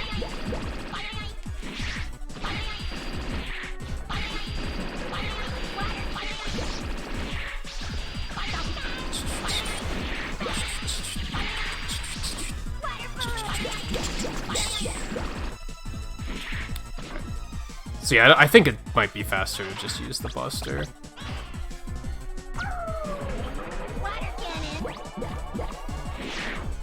Thank you, Rush. For a second I thought he wasn't gonna drop anything and I was gonna be like... Yeah, it might be even faster to just rapid fire him. I don't know.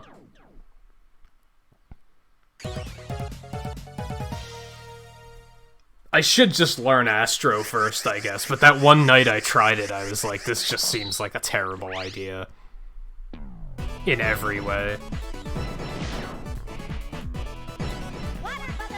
You basically have to depend on him not using Astro Crush. If he never uses Astro Crush, it's a super fast fight.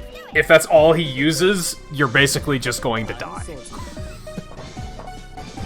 It's like, it's not a great idea, in my opinion. Ready.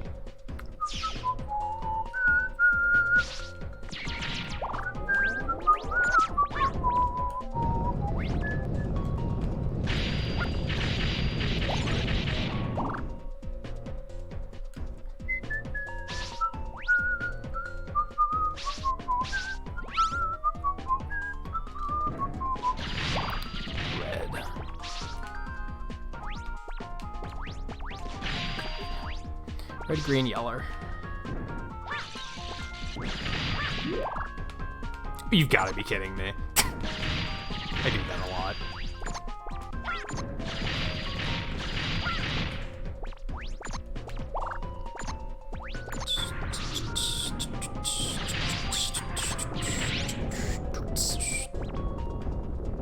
There's actually a Sharkman in Battle Network.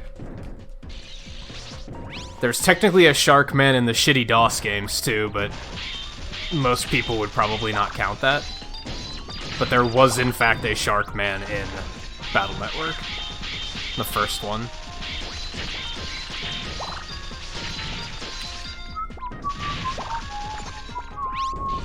There was also a shark in X6? One of the X games had a hammerhead shark.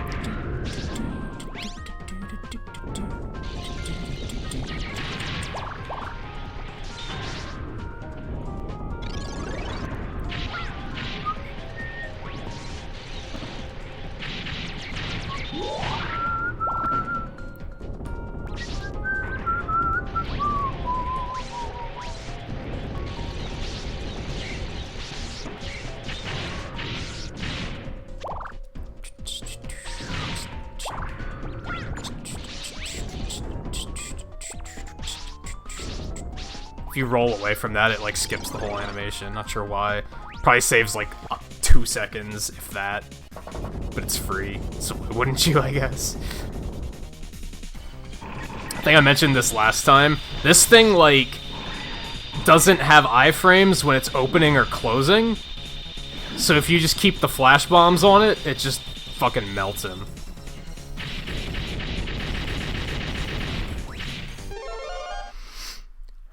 Hey guys, how's it going? It's going pretty okay so far. No complaints. Oh god. there's that Mega Ball tech. Almost fucked it up. Don't mind if I do.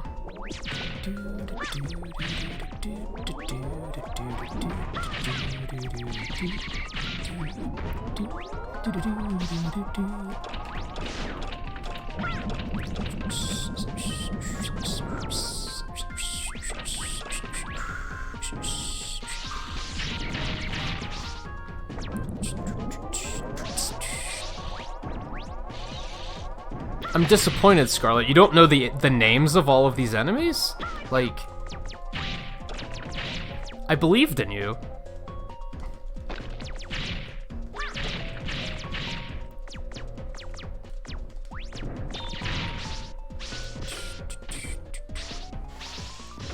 But yeah, the 7 run was like, honestly, the 7 run wasn't that bad. I just had a bunch of like really bad mistakes that I was criticizing myself pretty heavily for. This has been going pretty smoothly so far. There was that Tengu death, which really sucked. Aside from that, it's been going pretty alright.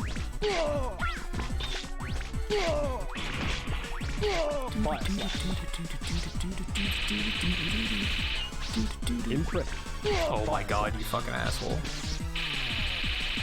You can manipulate him to not do this, but I probably should have, honestly. I had the health to do it.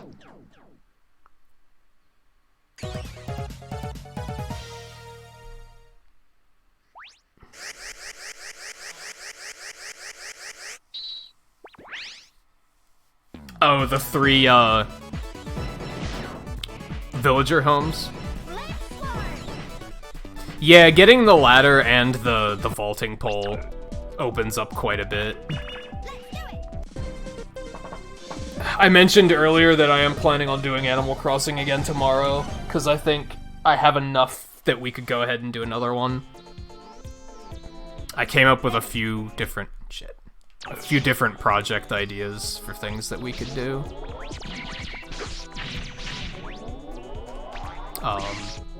And the Able Sisters will be...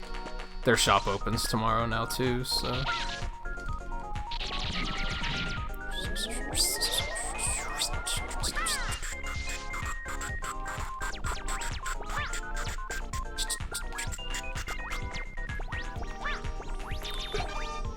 I both like this music and don't like it.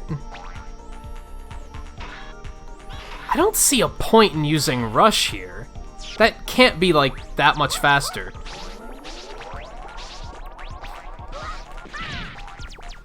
You're literally using it until you get here. And then you have to stop. So, yeah, it seems a waste of time.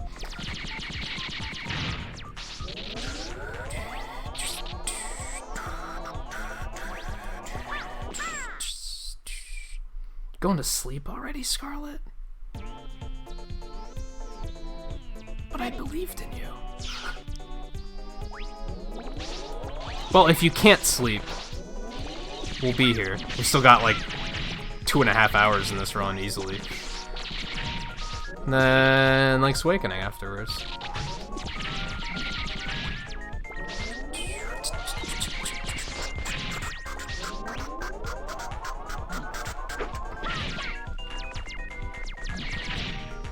Oh, that was dumb.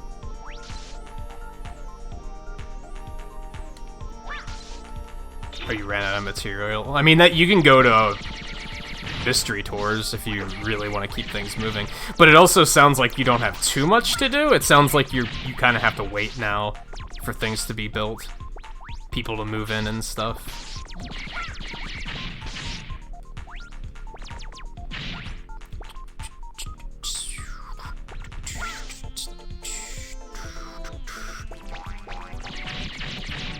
I thought that hit them when they were on the ground.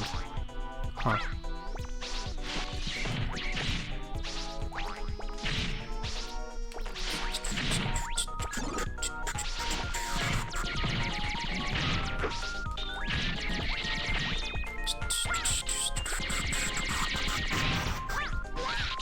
These birds. These fucking Medusa head motherfuckers. Shit.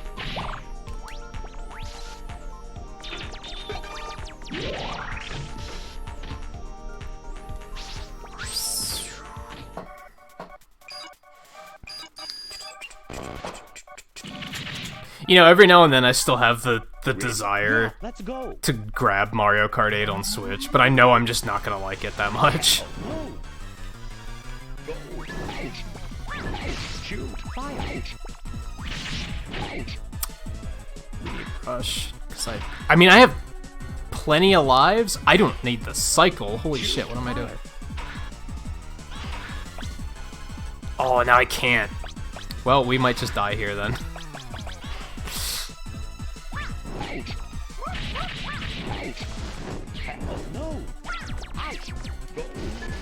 Oh, I accidentally got on the fucking cycle. Rush cycle hype.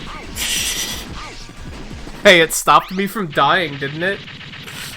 Whatever. That was a lot of happy accidents.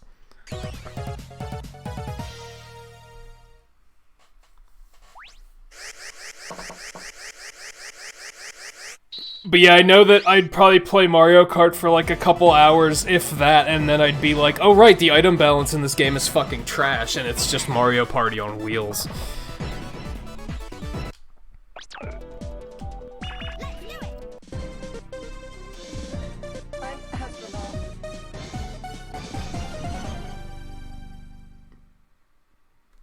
I think I'd rather just wipe my Team Sonic Racing file and just, like, play that again. Just be like, hey, let's do that some more, that was fun.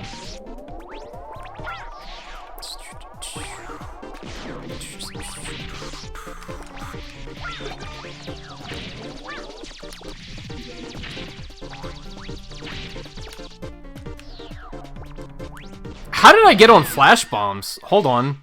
Did I bump the shoulder button? I didn't even I thought I was still on Mega Balls.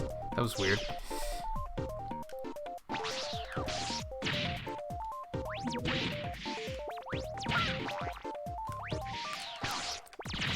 How'd I get on this? Oh, well that sucked. That was just super unfortunate in multiple ways. Holy shit, stop being stupid. Okay. Ready.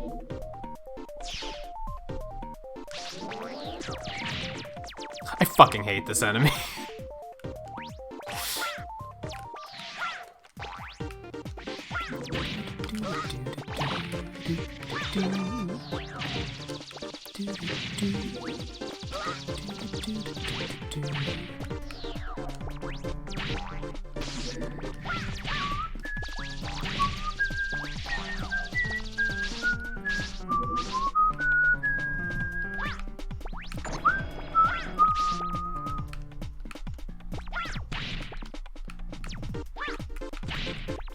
Wait, this isn't the way I'm going. What the fuck am I doing? I'm losing it.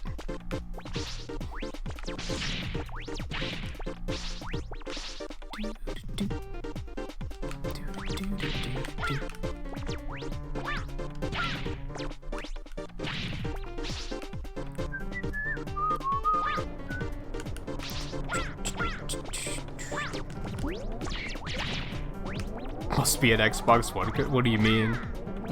I have not used an Xbox controller since the original Xbox. I hated that controller that much that now I'm just like, nope, I'm not doing that again.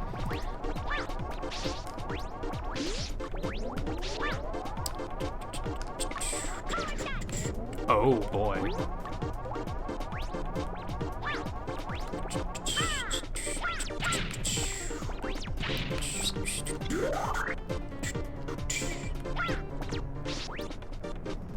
This is another game that you're gonna hate, Twain, because it constantly feels like you're gonna miss jumps. Since he's just so slow.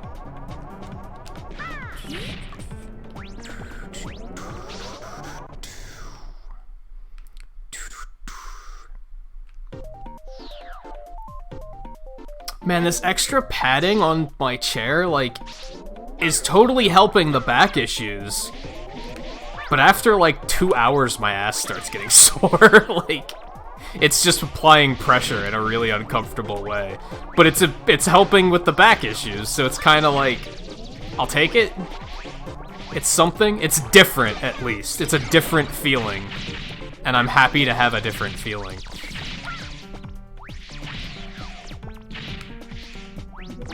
It's risky.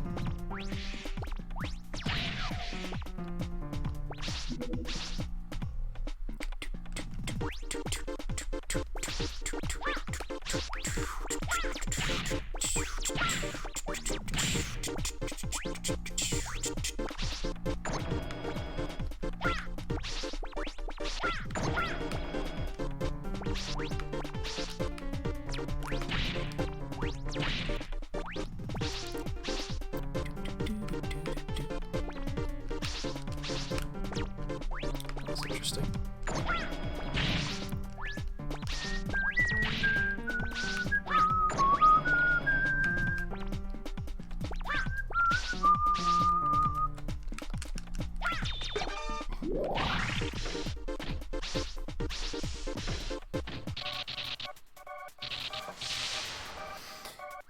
How is it that easy to accidentally press them? Are they like... Oh, it's just the way they're placed? Interesting.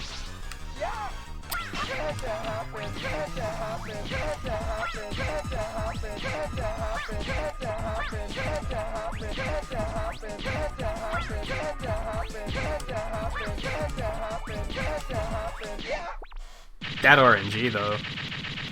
Like, he just played really nice and set up really well. He's one of those fights where when he does that, it's like totally free, but then sometimes he's just like, Astro Crush! And you're like, oh god.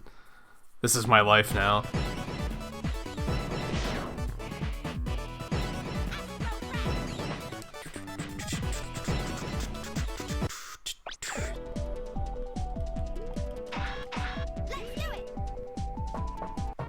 I think I remember you saying something during one of your Warzone streams where you kept accidentally pressing it. Maybe, I think I thought you meant that you were pressing it, like, it was just a binding issue, where, like, you were pressing that when you should have been pressing something else. But maybe that's what you were talking about.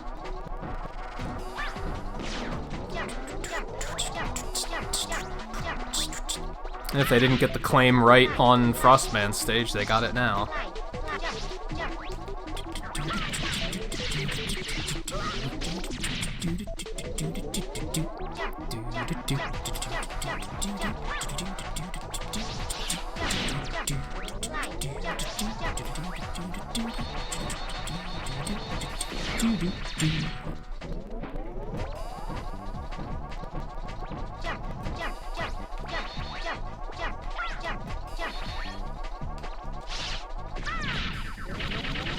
It is a jam, though.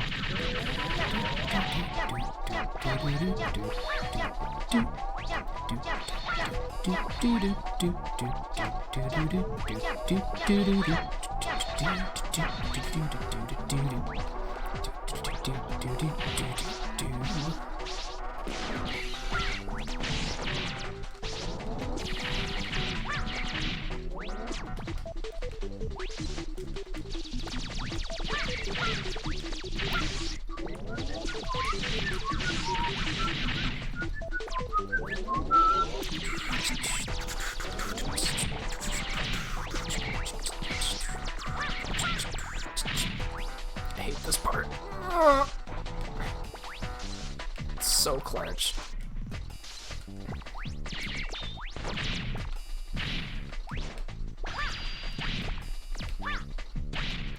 I want that life. I probably don't... I didn't need that at all. That was really stupid. But that was a big waste of time. But we're here now.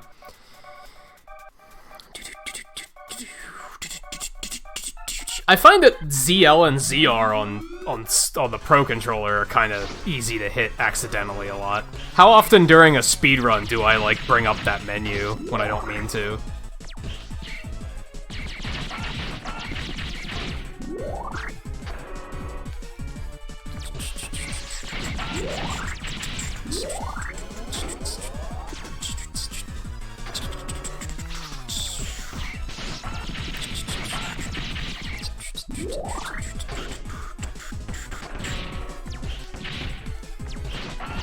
Well, this is all unfortunate.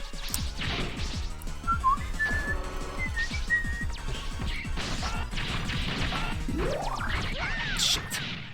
Anyway. did need that life. Ready. And that's just because of the placement? Or are they just more sensitive?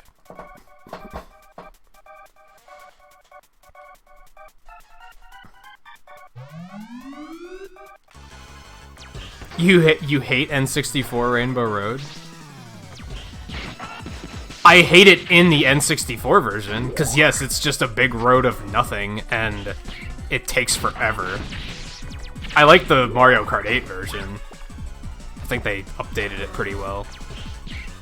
Everything about Mario Kart 8 was fantastic, it's just the item balance is fucking trash.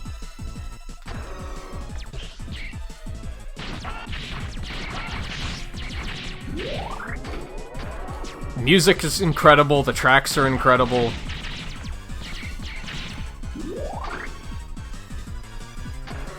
Oh shit. I'm bad.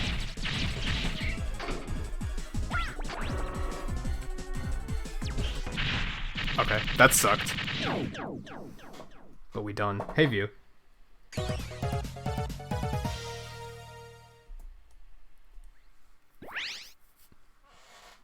I can see what you mean, Twain. I do that too. I have to wonder. I feel like their intention was that you'd have both your index and your middle finger on the back of the controller so that you could hit both of them at once. But does anyone actually do that? Or do they just use the one finger? Because that's what I've always done. I've never used both fingers. I think there was like one game where I was like, huh, I should have both fingers there, because then it'll allow me to hit both at once. But I don't remember what game it was.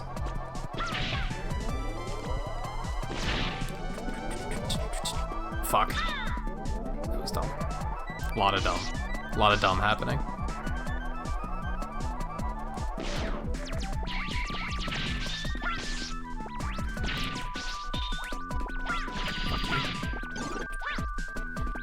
How did I miss that ladder?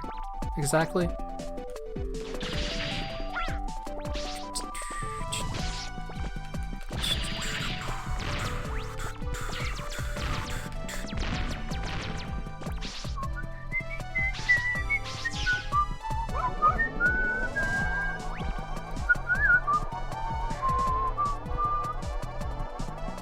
Some people do play like that. I have to imagine it's an age thing, right?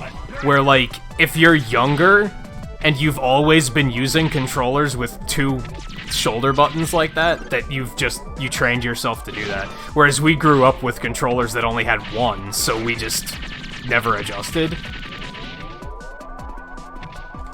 Probably depends on the type of game you play, too. I find games like platformers and stuff don't really require you to press all of those buttons, like, within that close proximity of one another. They don't often expect you to press like R and ZR at the same time. Some games probably do though.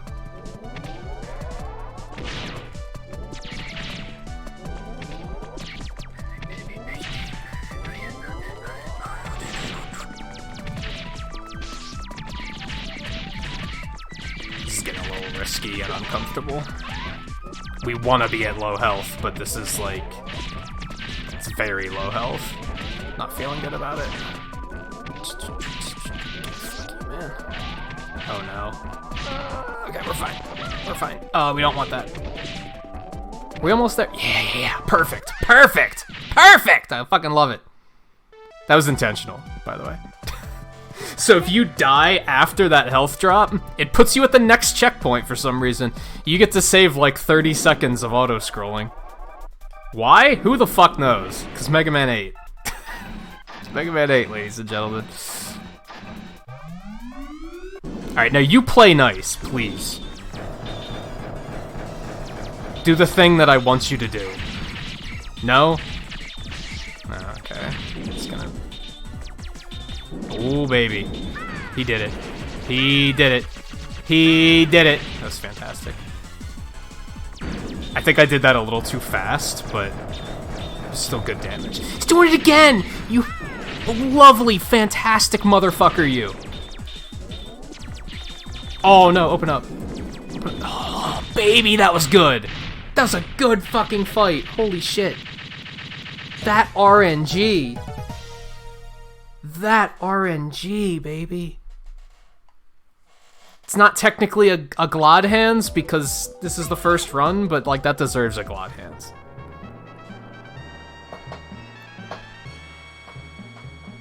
Hot take, Double Dash is far superior to 64. I'm not gonna say you're wrong. I wouldn't necessarily agree. I don't care for 64 that much either, though. My favorite was 8 until they fucked it up. 8 was fantastic until they were like, what if there were 7 blue shells and lightning bolts per race? Like, before that, it was fantastic. But then they were like, what if fuck item balance? What if we just made it luck-based? Everything went wrong here, by the way. Everything is going horribly wrong. All because he didn't grab the ladder. Well, this is fantastic.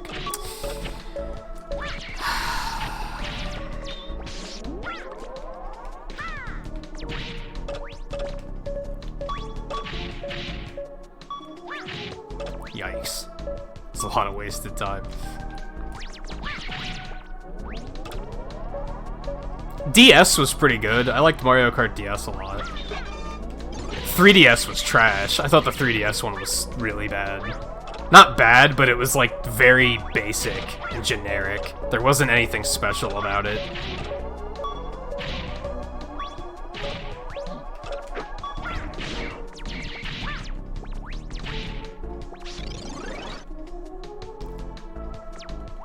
I liked Double Dash in concept, but like,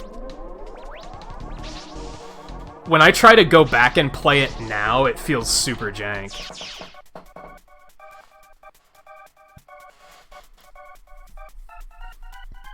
Yeah, when 8 first came out, it was more focused on like the basic items.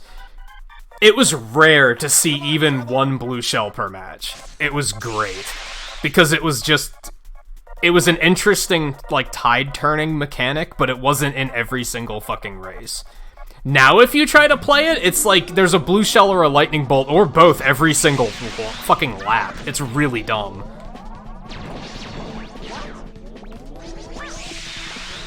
And from what I heard, the Switch version made it even worse, because now you can carry 2 items at once. 8 was balanced, and here's the thing, people didn't like balance. People wanted their fucking bullshit luck in Mario Kart, so they gave it back. It's kind of the way I look at it. That had to have been it, right? Because it felt intentionally balanced when it first came out. It was less bullshit. And people must have just been like, no, I want this nonsense where I can be bad at the game and fuck someone with a blue shell and win. So they were like, okay, here you go. Cause yeah, when 8 first came out, you could only hold 1 item at once, cause they were like, well, we're trying to balance it. And people were like, wah, use 2 items at once again.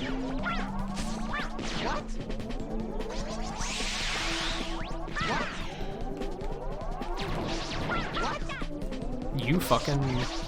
Which taught me, I honestly, like, when they make another Mario Kart, I might not get it. Just because I kind of learned my lesson on 8. Like, if they're going to continue making the game like that, I just don't care.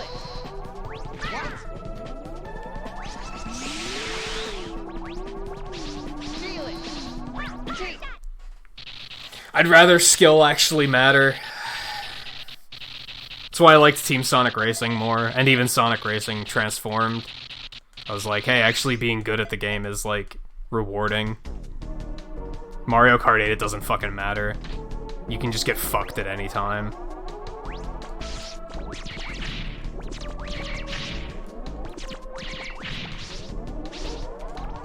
Should have taken that health. Oh well.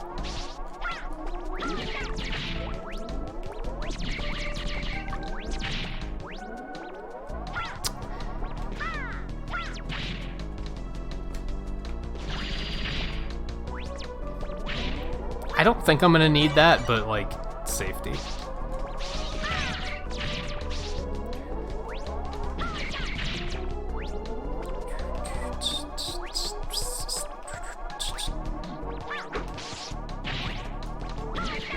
That was fucking uncomfortable. Okay, well, we're gonna do this. It's gonna waste a bit of time, but... Like, I could do it during the fight, but then that's, like, a little bit more high risk. Okay, we're fine. I forgot that he follows you, actually.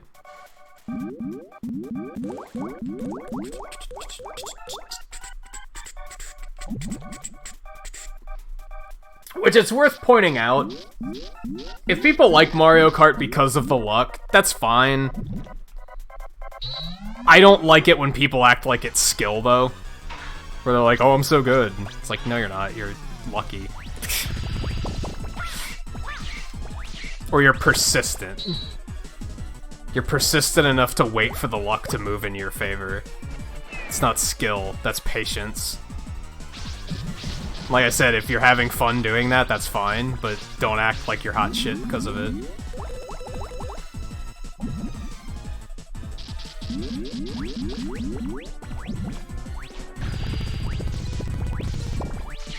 Wow, I'm doing very bad here.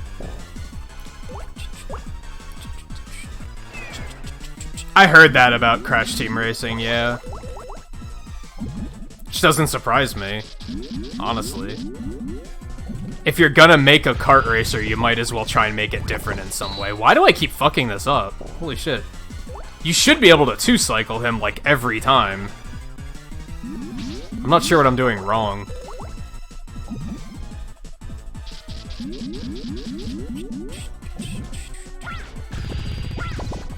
What the fuck? Maybe it's less free than I thought.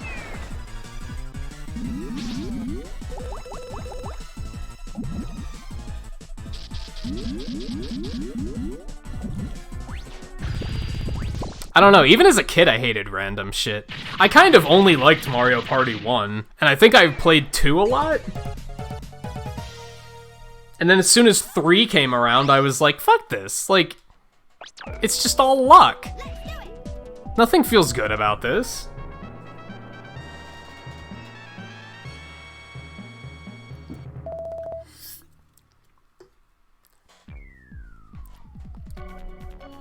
Ready.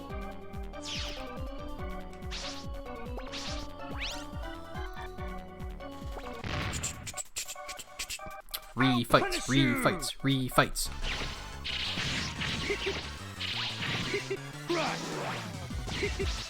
Back bomb! Right! Back bomb! Back bomb! Crazy destroyer!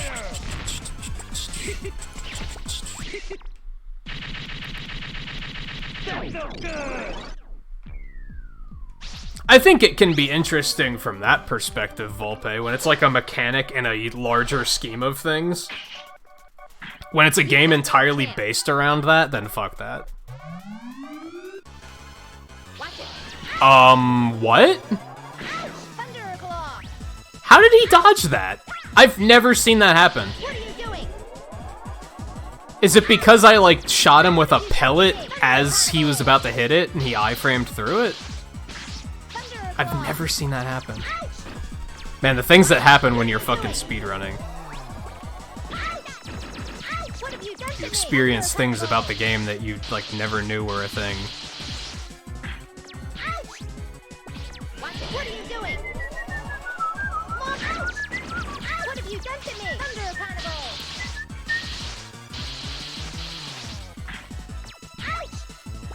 Watch it. That's why I don't like card games. What have you done to Thunderclaw? You have to deal with so much randomness with, like, drawing the right cards and shit. And I get it that, like, that's the idea, is that to be good at the game, you have to be good at making the most out of what luck gives you. I get it. I fucking hate it, though. I can't stand it. I see why people would like it, but I can't fucking stand games like that. Here you go. Nice. No way. Yamarasi. You do. No way. Here you Damn. No way.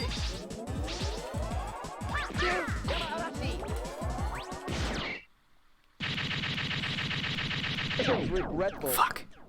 I keep forgetting that I have to, like, that I'm in rematches right now. Focus.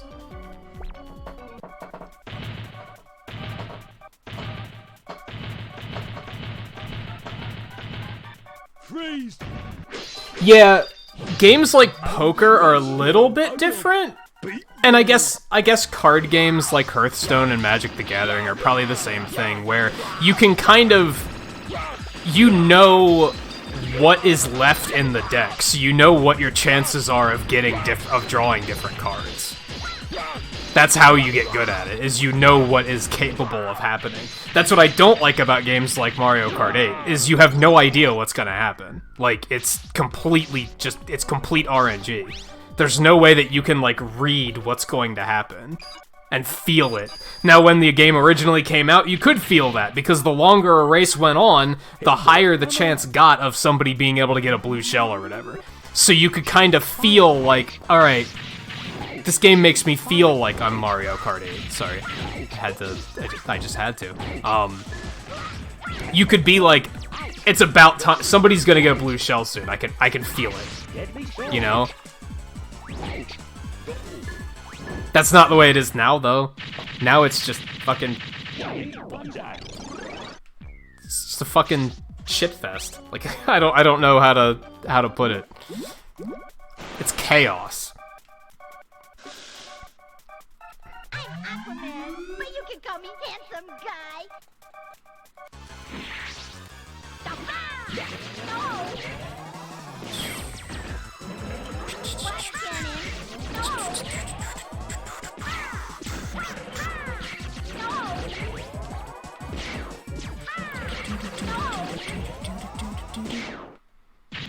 Yeah, see how much faster that fight goes when you have Astro Crush? Like, that's why speedrunners do Astro first. But fighting him first is a fucking pain in the ass. I should find a good way to practice it. I'll do my best. Final strike. Fire. Impressive. Fire slash. Impressive.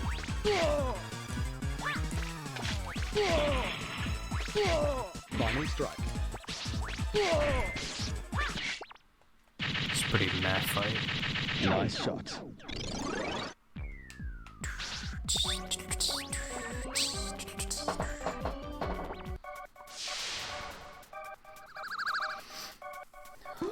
And yeah, some of the Mario Party games probably weren't that bad. I seem to recall the first one wasn't too luck-based, but then yeah, like, I remember some of the other ones were like, this is pure luck.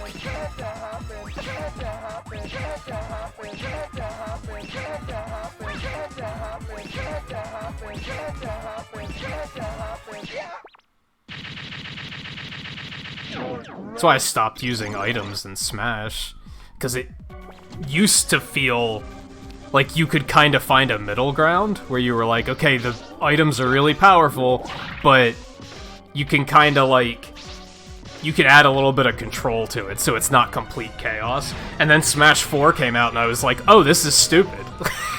Like, this is just dumb.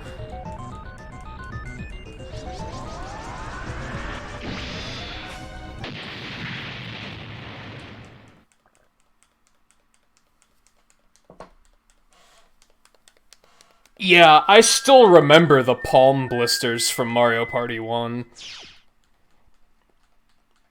It was...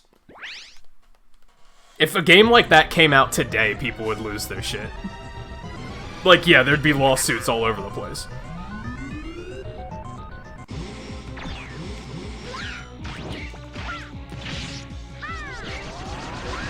Alright, I'm not doing so well so far.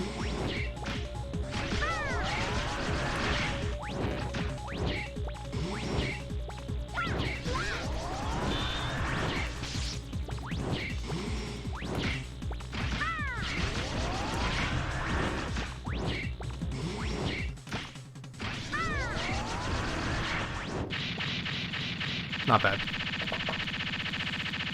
Look at how people lost their shit over over controller drift for the Switch. Like, can you imagine if that was causing actual physical harm? Like Mario Party 1 control stick spin games were?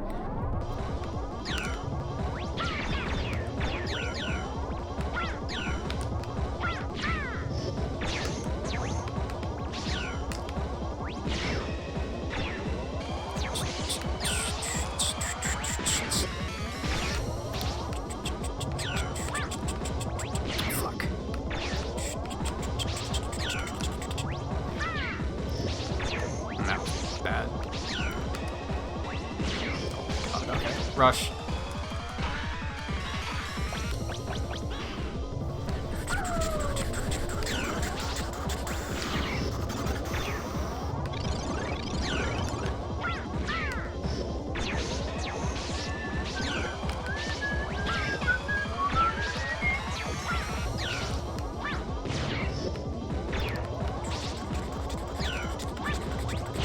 Oh, that was dumb. I gotta stop doing that.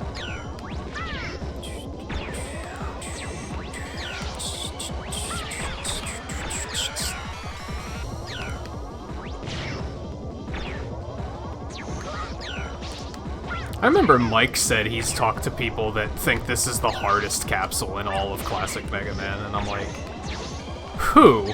I'd love to meet this person, because that's insane. Oh fuck, I pressed the wrong button. Whatever, want to take a late split on that? Oh god, here we go.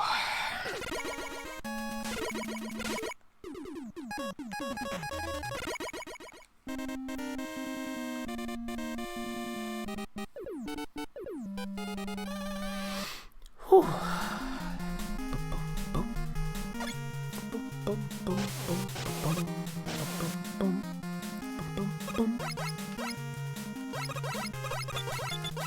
So far nothing super terrible has happened. I've had a few, like... I've made mistakes, but it's nothing that's cost me, like, 10 minutes or anything like that. Let's see if we can keep that up.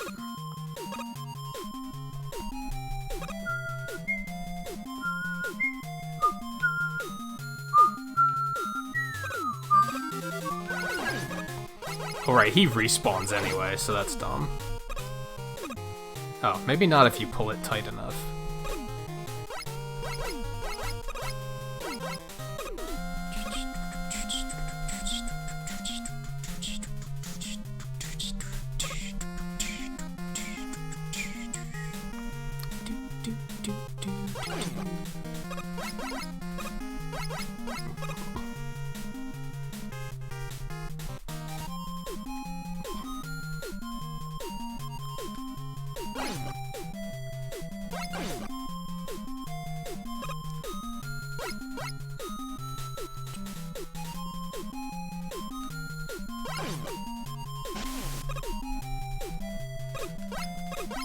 Are you serious?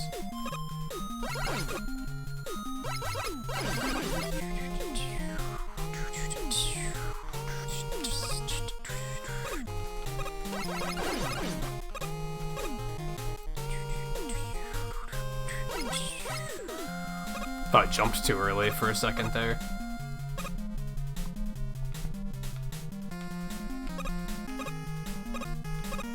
Let me tell you, like, Twain and I have talked about how it can be alarming going from, like, one game style to the other, even within 1 through 6. This is, like, this feels really weird after 7 and 8.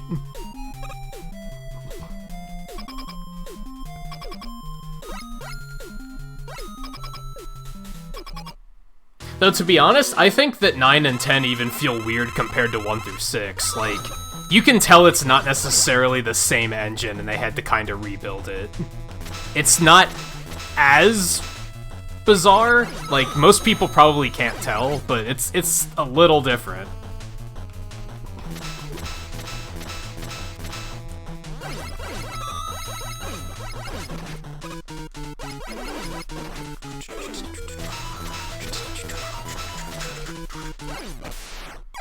Okay.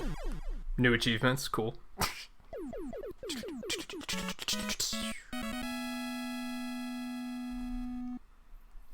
Because if you take 8 on its own, and you don't compare 8 to the other games, it's a pretty, like, tight engine. So is 7.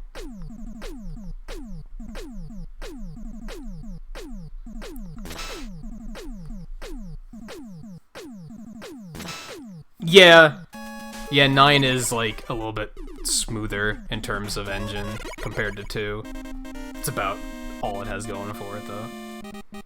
I don't know, I go back and forth on 9 a lot. I feel like I would like 9 a lot more if it wasn't for that shit-ass final boss. If it wasn't for that, I probably would have come to terms with it, and I would have been like, yeah, this game's not bad. I like a lot of the rest of it, it's just the fortresses are stupid.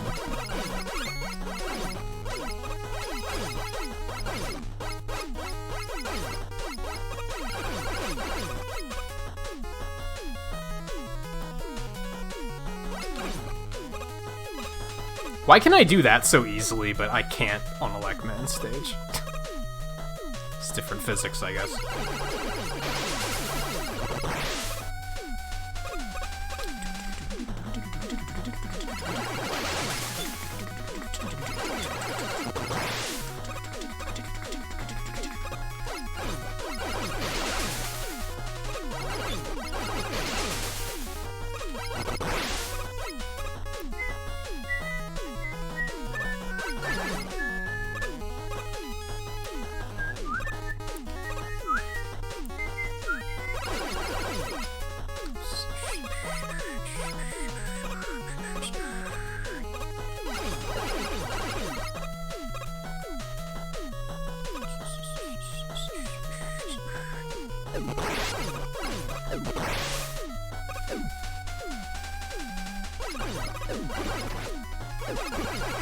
Nice.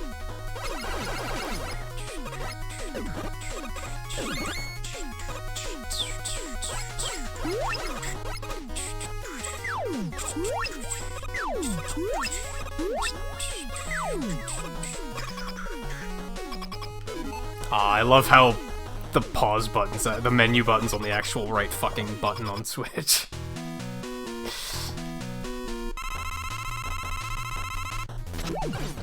Yikes. No, this is bad.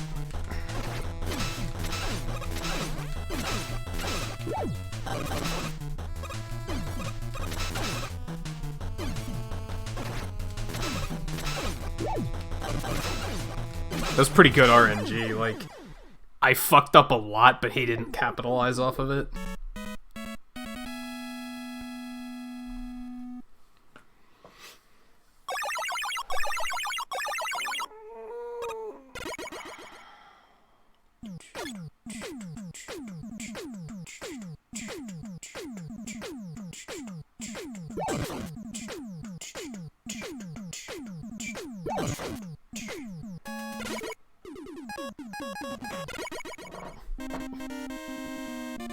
Makes it more insulting, doesn't it?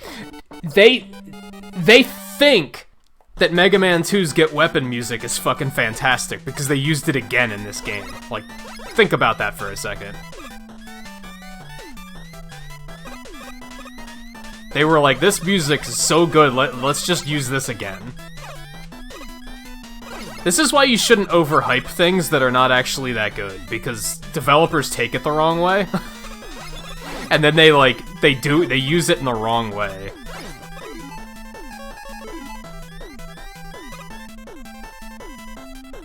People wouldn't shut the fuck up about Mega Man 2, and now this has some of the worst features about Mega Man 2 in it.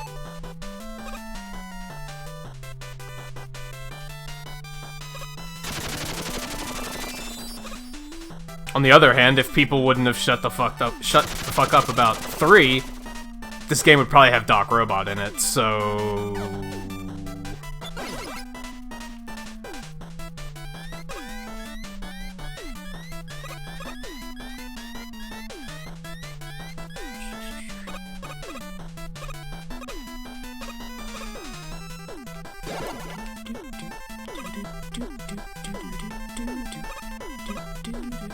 Ho ho!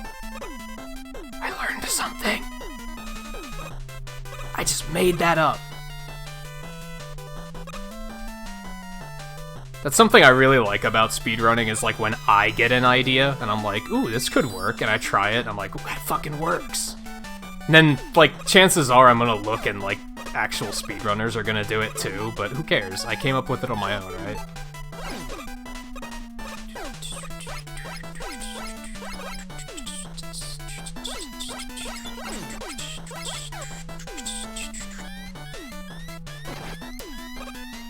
Never fallen there. That was odd.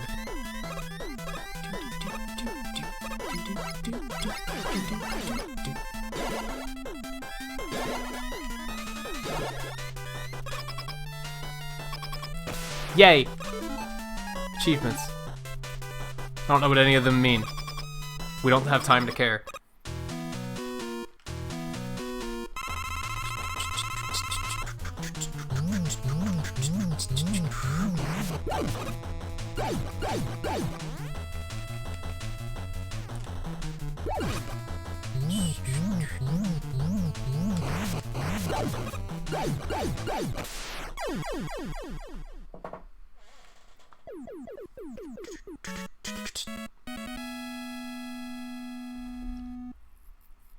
Wish you could quick kill him like that in the rematch, but concrete is, like, too important.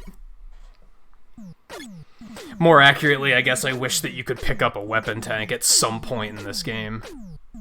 I think they exist, but you'd have to go shopping to go get one. Having a weapon tank for concrete at the end would be, like, super useful.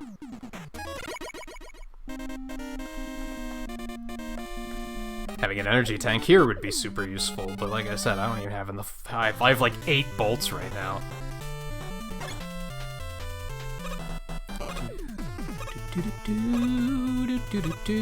That was dumb. I think I was gonna make it. Oh, it doesn't have W tanks? I thought it did. You just had to buy them.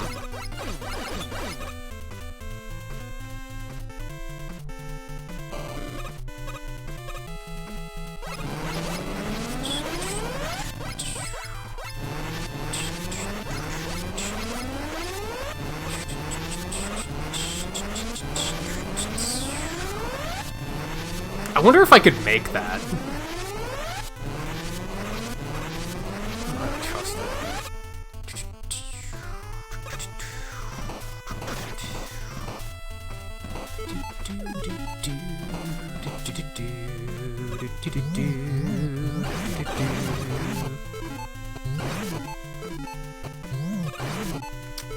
That final hit. It's okay. I know you can one-cycle him, but not really good at it.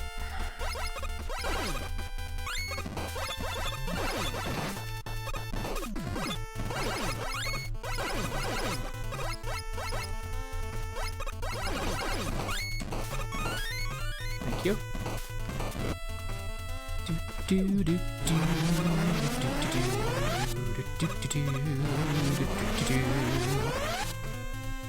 Can you damage boost through the magma? I guess that makes sense. It's one of those things that, like, I wouldn't trust, I guess. But I'm sure it has its uses.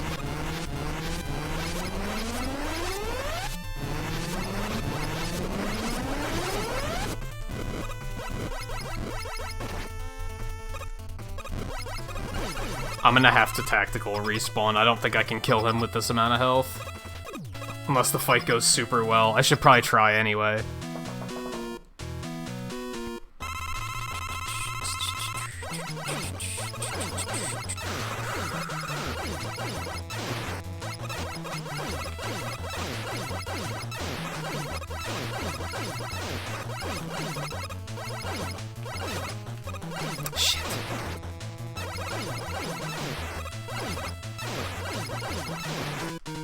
just can't avoid damage enough. Alright.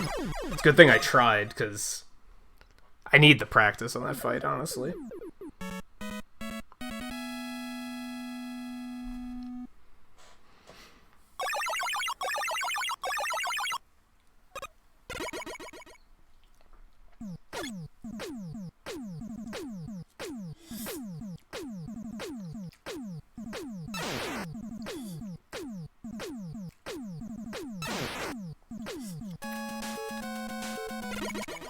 Man, I hate how you don't really get breaks. Like, I'm gonna have to just take, like, a couple second time loss to crack open another drink. There's not really, like, a good point in 9 or 10 where it's like, oh, I just have, like, a couple seconds to, like, I have, like, 30 seconds to kill.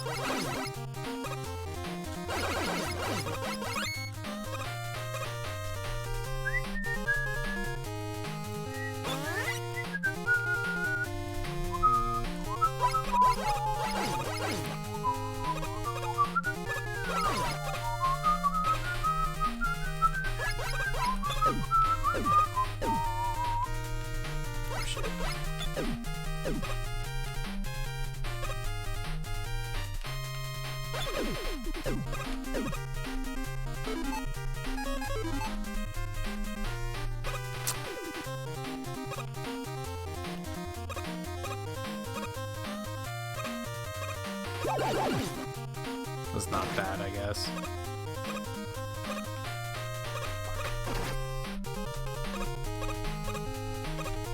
It's worth a shot.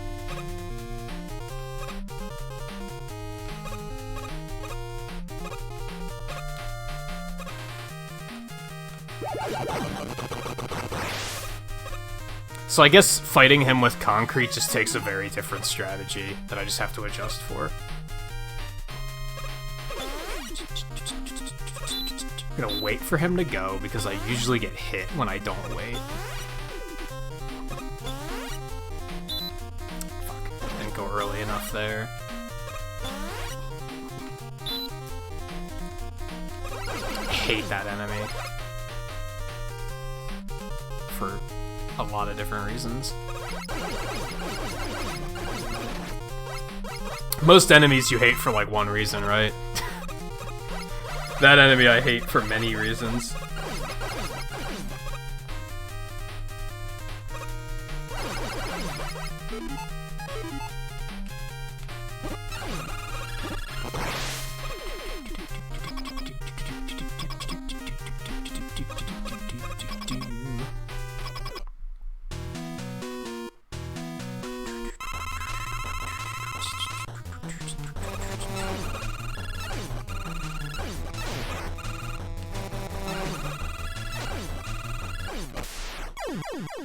I only, like, recently realized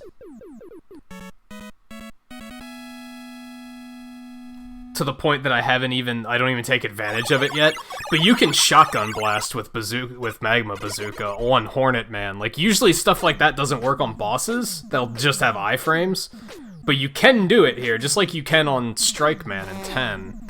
You can just get up close and all 3 shots will hit him.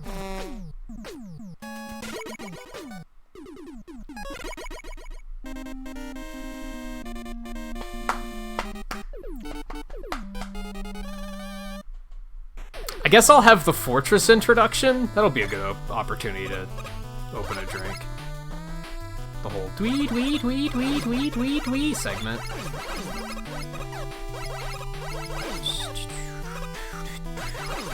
Yeah, what if I just don't? What if I just don't with you?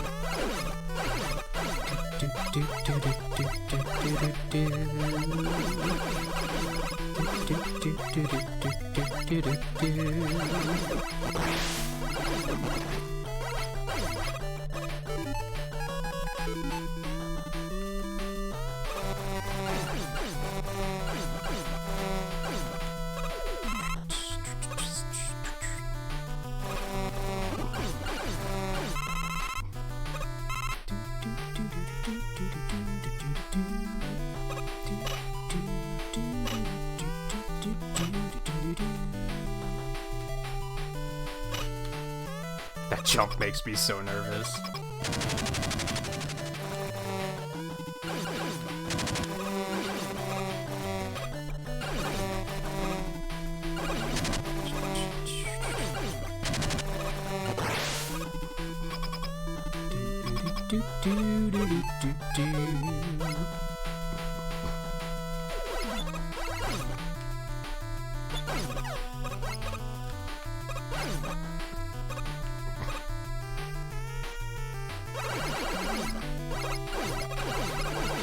I don't know.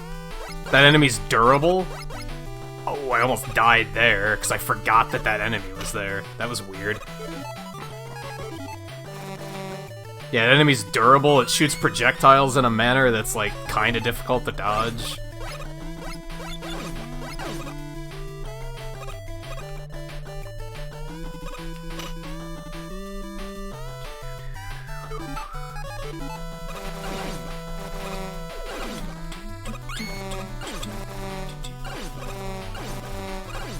This part's great with the Hornet Chaser. I'm not sure how he didn't die, but it doesn't matter. So we're just keep moving.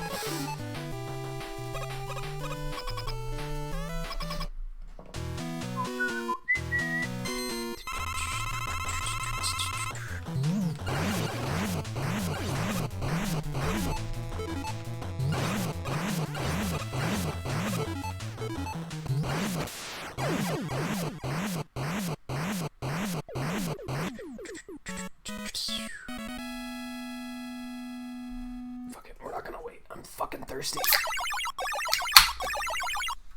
Must be addressed.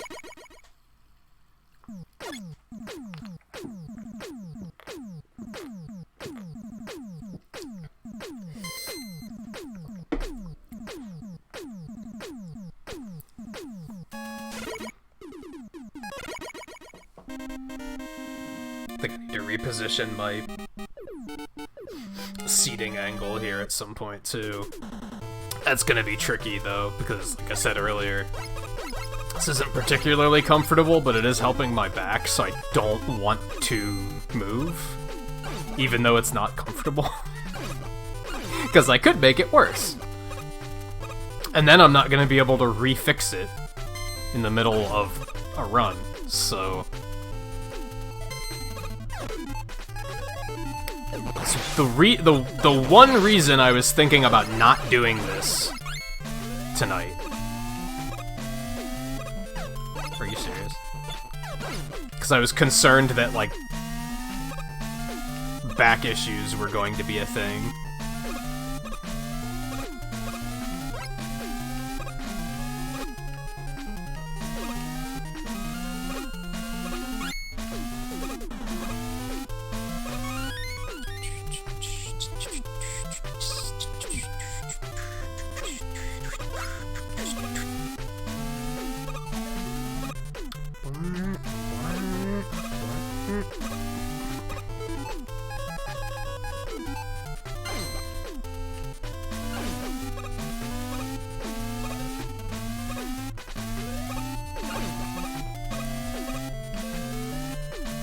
It's a bit of a scary jump, I'm not gonna lie.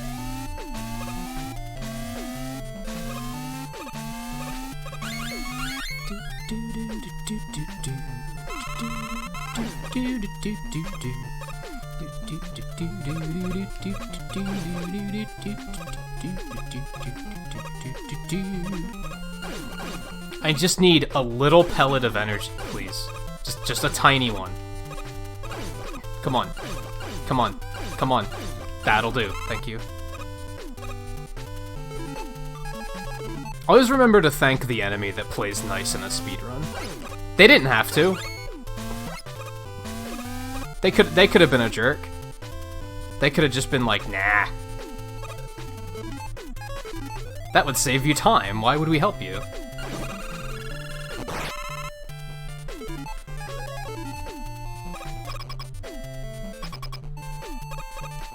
It's important to be polite even to your enemies. That's what I'm getting at.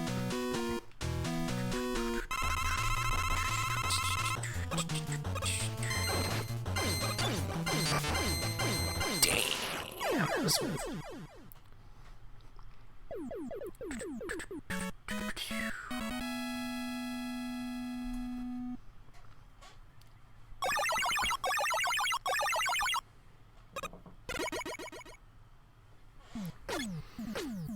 So how long were my runs? 7 was 57 minutes. 8 would have then been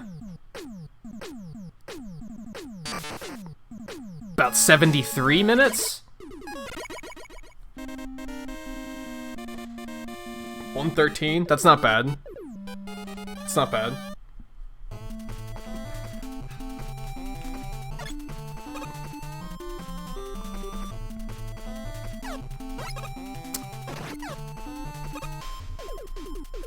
Yes, David.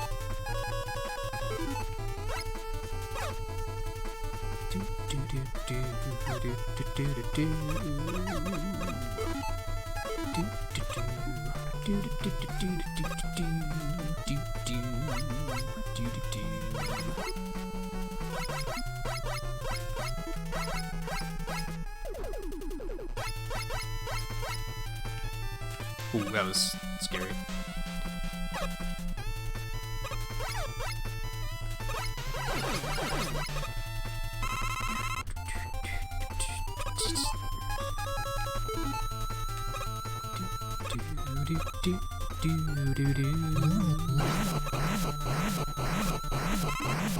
Weapon drop almost fucked me up.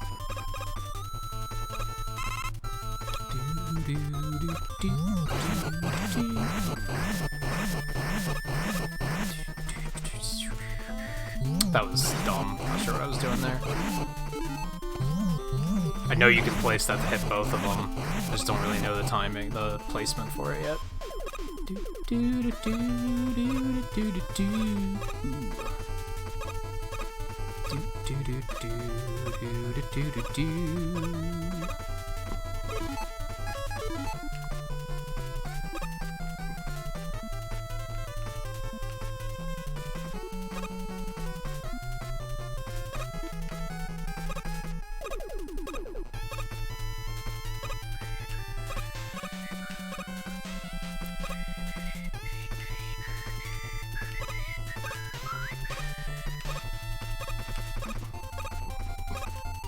You can probably go faster there, but that's okay. It's pretty smooth anyway.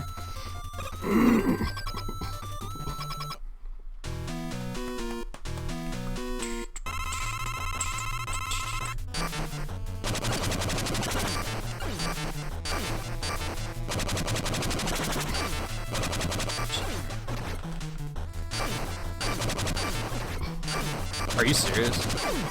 I feel like I got robbed there, but that's alright.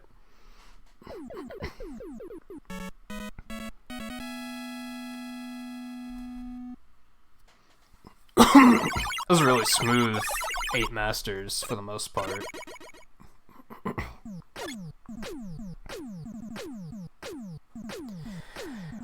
Now for the hellhole portion of the run.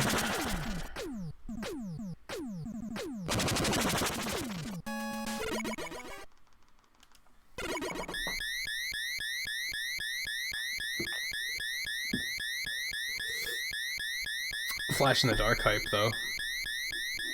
At least we get that. There's not much else to be excited about here.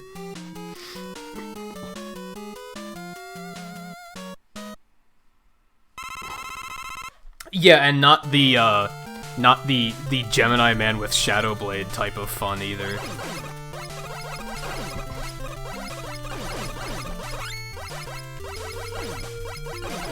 I wonder if you can just go over these. These are actually kind of slow. If you just kind of book it, you might be fine. I don't know if I care to risk it, though.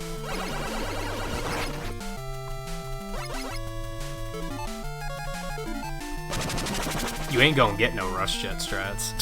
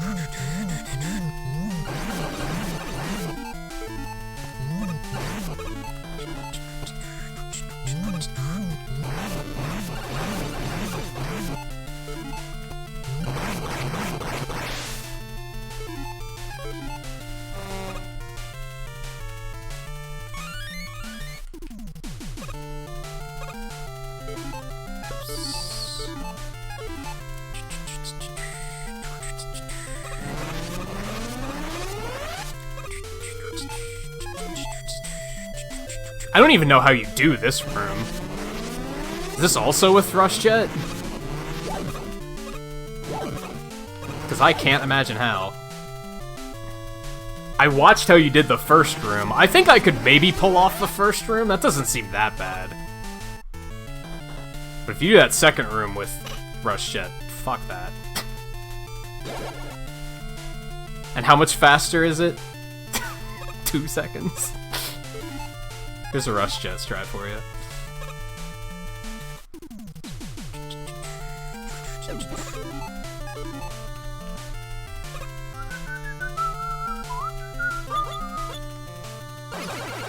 Yeah, the first room didn't look that bad. Looked finicky, but at least it's only one thing, right? It's not like the other room has to be like multiple tricks in a row.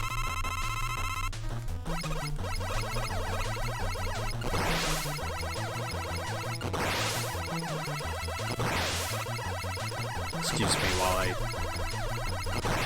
take my mashing certification test.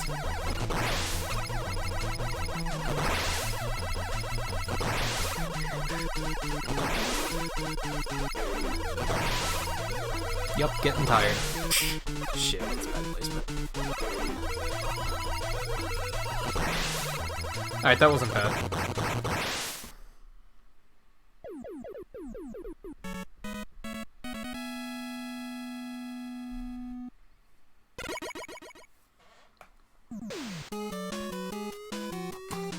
Oh, do they just use Jet for, like, the whole play? I guess you could use Jet for those tornado blow sections. It's not a bad point.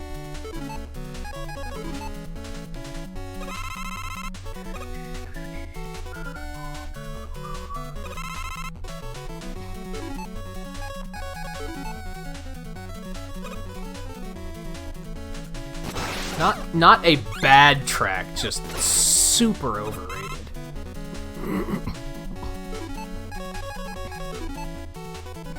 And I'm not even like...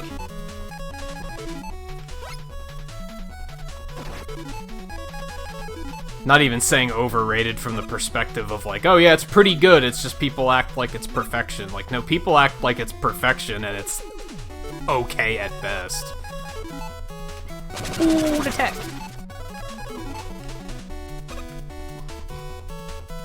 Tech makes me happy.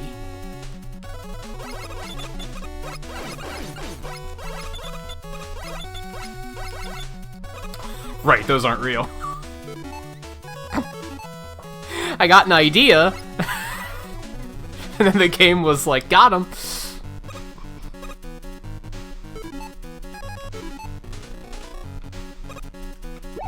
Oh, what? I thought that was it. Fuck me, man. Was I like one off? I had to have been. Oh, fucking finicky hitbox.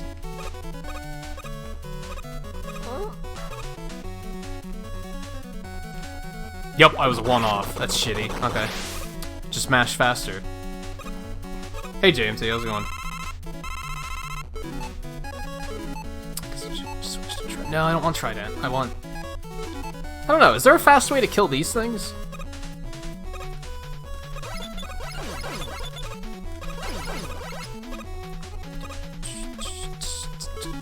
I really don't want to use Black Hole Bomb on these anymore.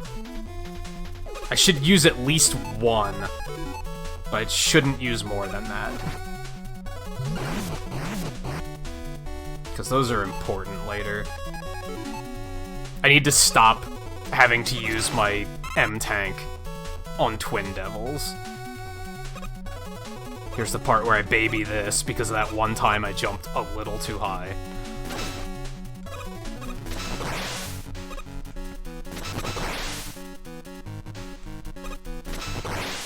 Ooh, that was uncomfortable.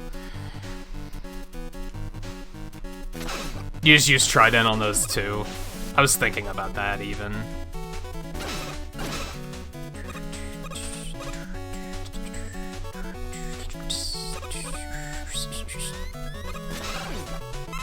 How How was WrestleMania? Guy said it was better than Night 2. Or Night 1, rather. I think that was about all he said. Well, game just trolled me. That happens. It's Mega Man 9, get used to it.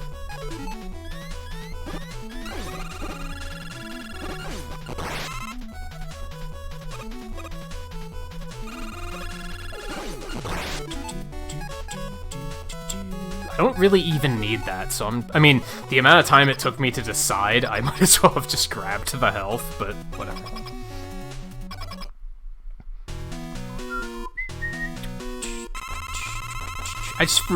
I just now realized I forgot to turn the Mega Man art on in the corner of the stream.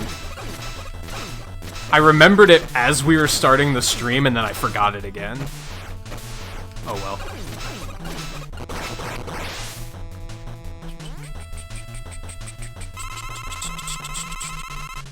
Yeah, it's certainly better than back in the day when it was you either had to catch it live or find somebody who taped it. I only ever saw, like, one of the shows live because of that. Because, of course, like, they're Sunday nights, right? I don't know if they still are, but they used to be. And back in high school, it was like, you know, school night. I guess it was pre-high school, actually. That was, like, middle school when I watched.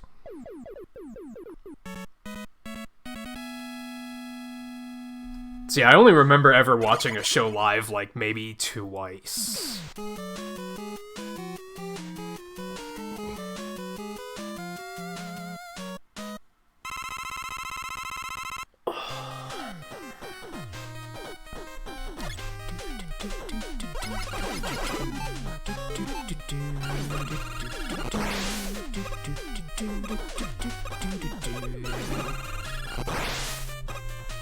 Hey, let's not do anything stupid.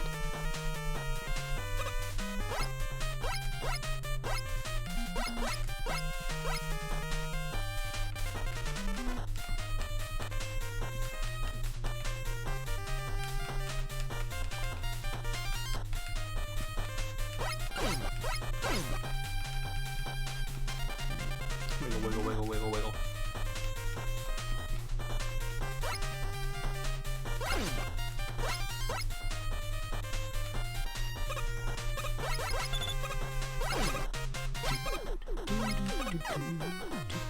That jump makes me nervous. It's a very Mario Maker style jump where it's like, if you're like a couple pixels off in one direction, you're gonna die. If you're a couple pixels off in the other direction, you're also gonna die. Oh, that was terrible placement. I'm bad and I should feel bad. There we go.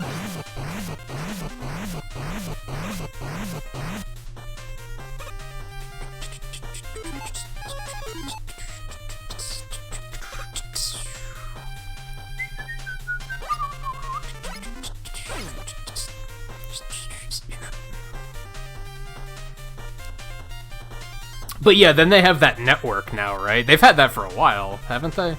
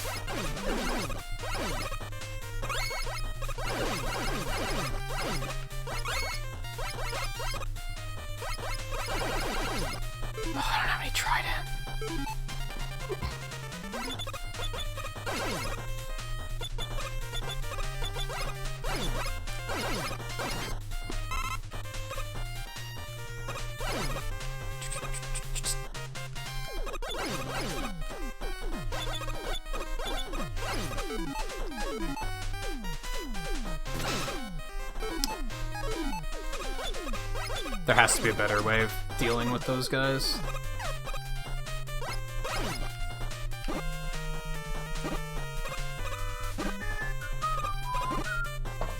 Oh, that's a pretty good price, too. And I assume that you can find, like, all of their shows on there. Can you even find, like, all past shows? Can you, like, go watch shit from the 90s if you want to? Because, yeah, if you're a pretty big fan, that seems like a really good deal then.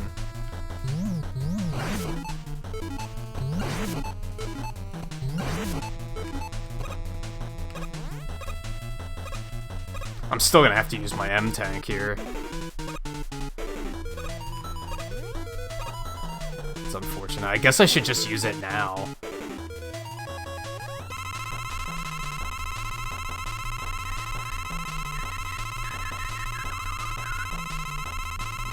And maybe this is like the intended use of it anyway, right? Like maybe this is where I should be using it. I just keep feeling like this is too early.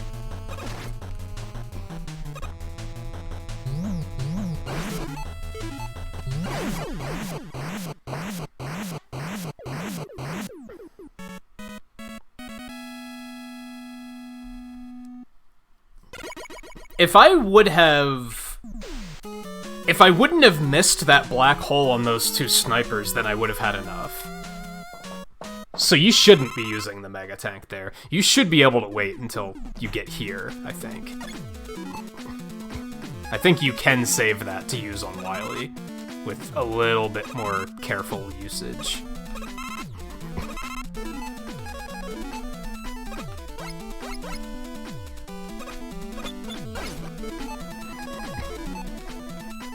Because, yeah, I'd rather use it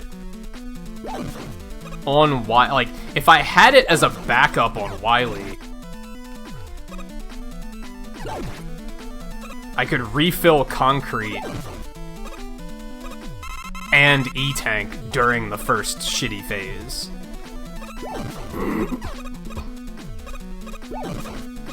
Are you serious? Oh my god. What a tragic waste. I have 9 lives? No shit. Okay.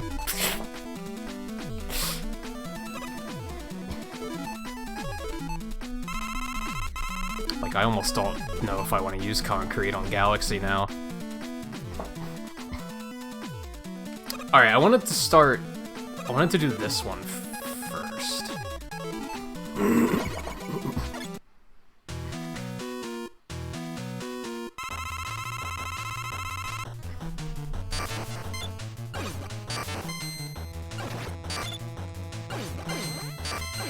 Because sometimes I take a lot of damage on that fight.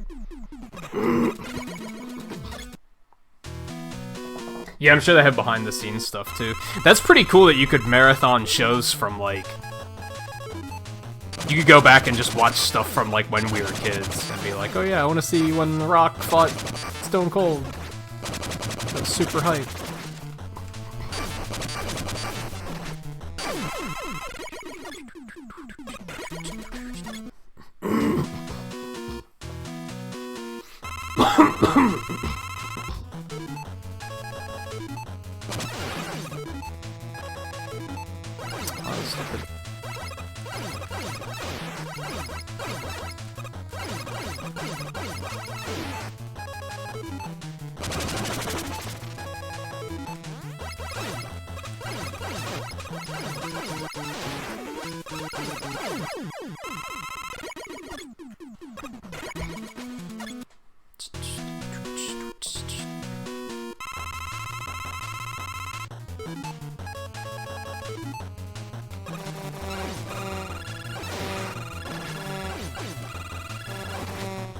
God, this is going horribly.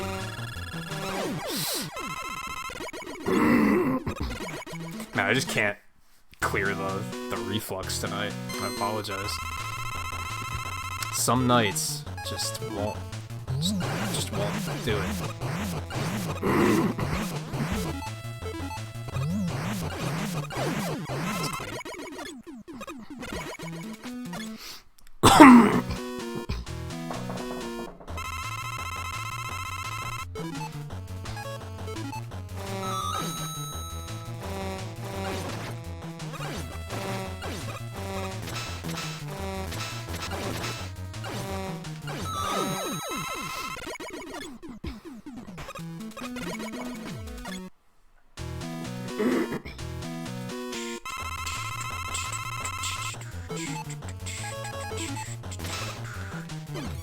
That's why I'm, like, low-key surprised that some people are, like, going so crazy due to the quarantine, because it's like, with all the streaming services and stuff, how are you running out of things to do?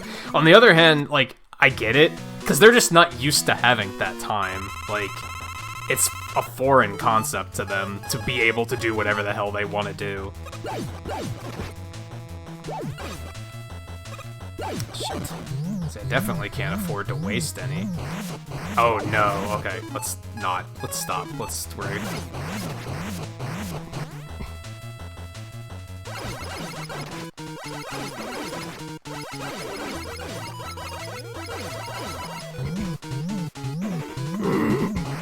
See, I would really prefer to have the M tank for this.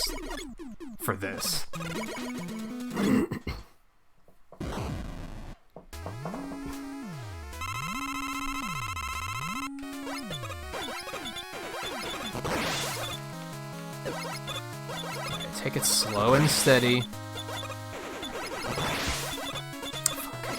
If it's gonna hit you in the head, don't fucking let it. Just let it go. Just, no. Just stop. Don't.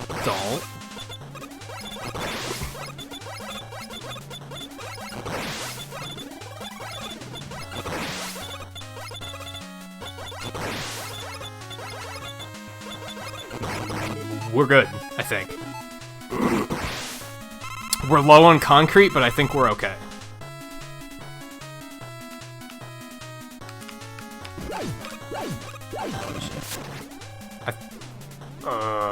This could go horribly wrong, I'm not gonna lie to you.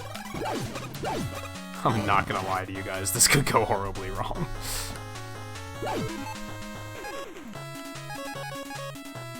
Well, it's now or never. Even if I die to use the tank, we're out of concrete, so...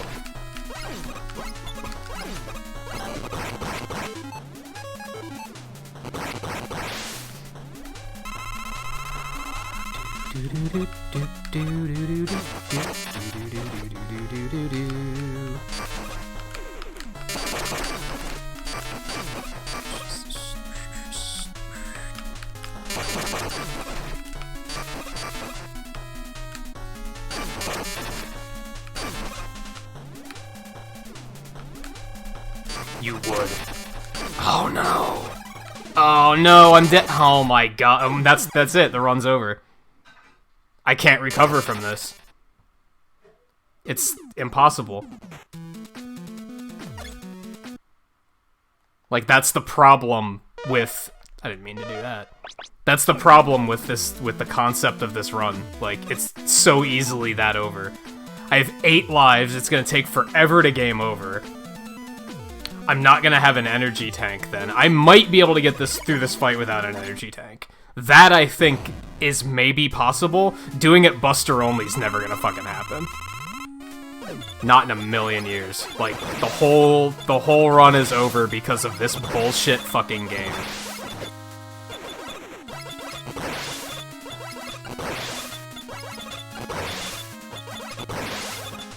Unless there's a backup strategy for this guy. This is 100% why I want the M tank here, not on the Twin Devils. Completely why I don't want to use it on Twin Devils. Like, maybe I could do this Buster only, but it's gonna be slow as fuck, and not if I get hit like that. I don't know how to bait out his fire well enough to avoid damage, is the problem. You have to bait that so that he doesn't hit you. God, I fucking hate this game. This game is such trash. Like, how? How could they release this game? How do people like this game? How do people play this and they're like, this game's best game since Mega Man 2? How? It doesn't make any sense. God, fuck this trash-ass game and this trash-ass boss.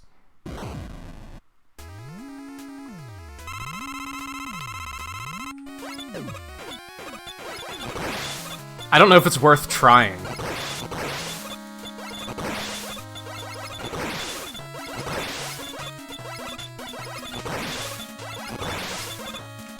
Well, I don't know, this is going pretty well so far.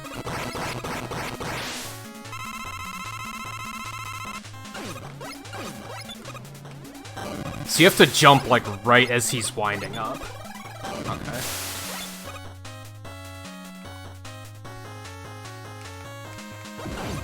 I guess this is practice for inevitably when it happens again, right? Because there's no avoiding it.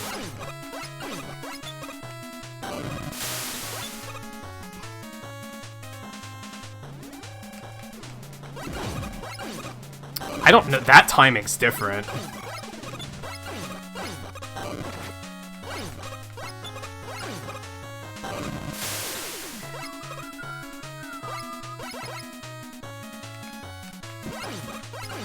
Yeah, that timing is completely different. I don't know how to do that one.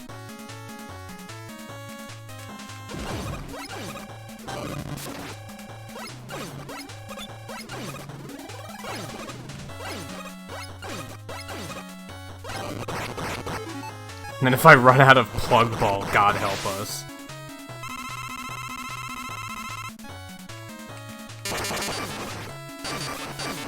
Like, there's no way. I can't do this without an energy tank.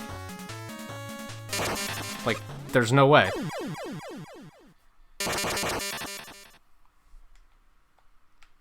God, this game is trash. Fuck this game. This is so dumb that this can even happen.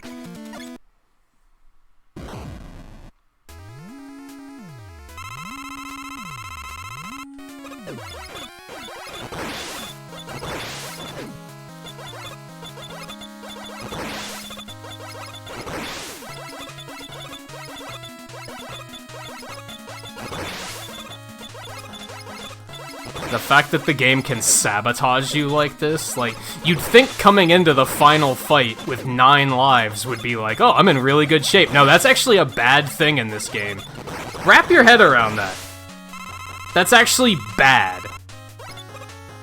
Being prepared is bad in this game.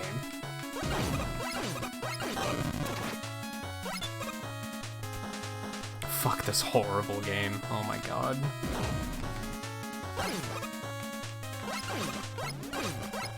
Best Mega Man game since Mega Man 2.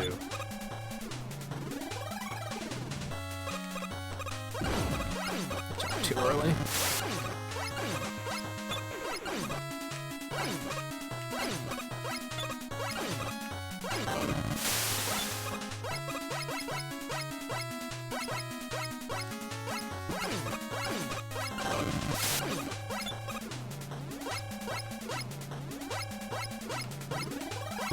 What?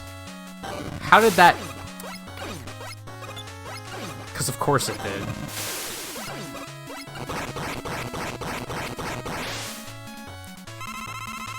Guess I can do it Buster only now. Can't do this Buster only though. Like... Oh my god, fuck this.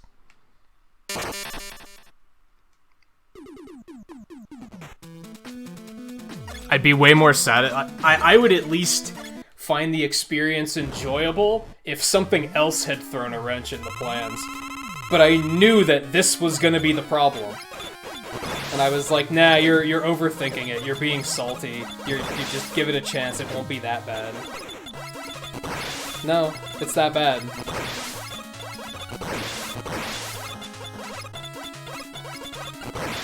It is, in fact, that bad.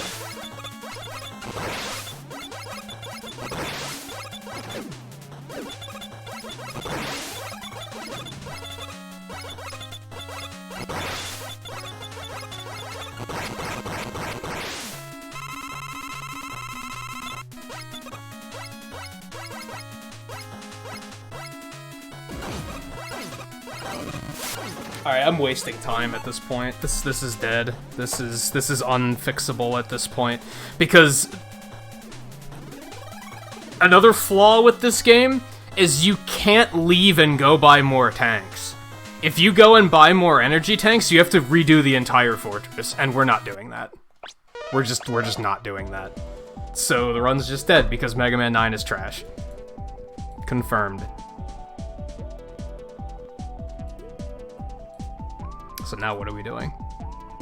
I don't know if I'm in the mood to do 10 now. That's the problem. So I think we might do a Link's Awakening run.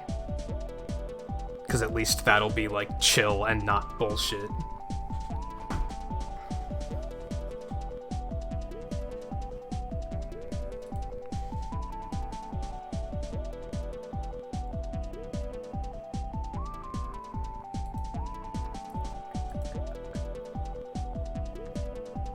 I should probably take a break first.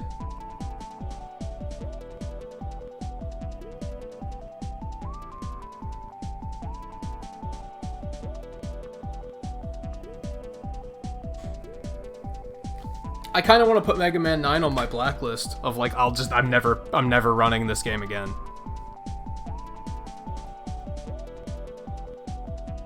I think the better idea is I should just start going to I should just waste time to go to the shop to get an extra, just even one extra energy tank would probably be enough safety.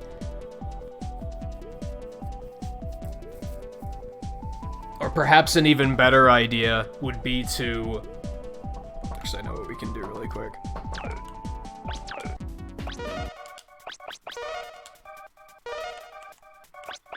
I have to unlock it first? Son of a bitch. Fine. Guess we can do that. I guess a better idea would be to better coordinate my weapon usage so that I can save the Mega Tank for that fight. Because if I would have had that, that would have been enough to make it completely okay. I'll do both these, and I want to practice Astro first, is what I want to do.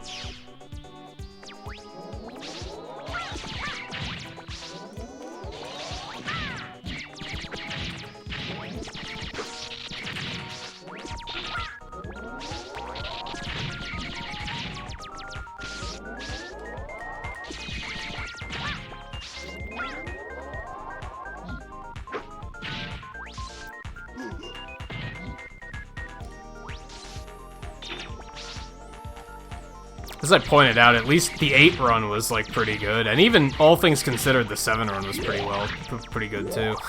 Hell, even the 9 run was good until that nonsense.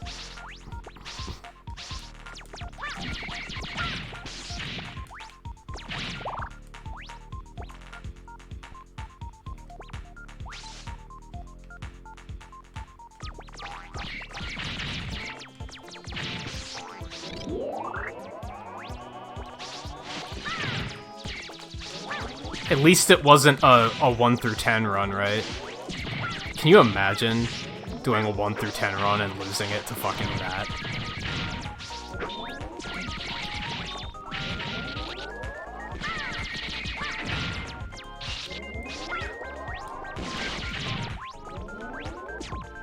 Also, this isn't a stage remix, this is just legit Searchman stage.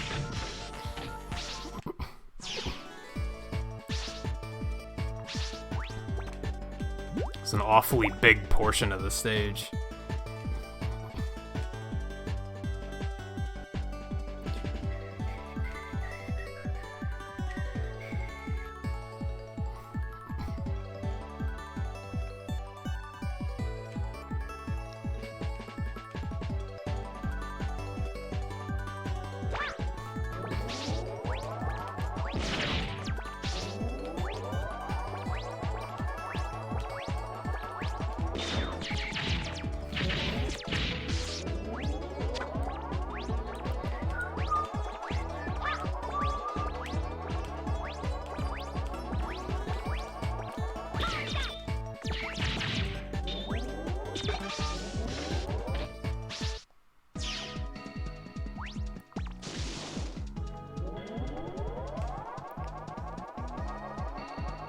What else did I want to test?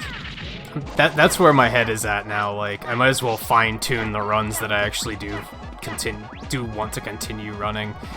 I guess Shade Man's stage was the other thing I wanted to test. I don't know how I could easily set that up without just outright doing another 7 run. Not on Legacy Collection. I have save states on emulator that I could use to figure it out, but...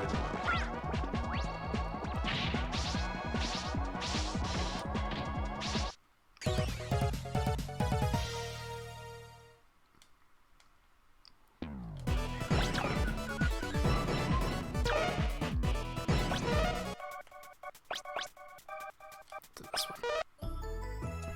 Actually, no. Sub-boss rush will probably be more fun, to be honest.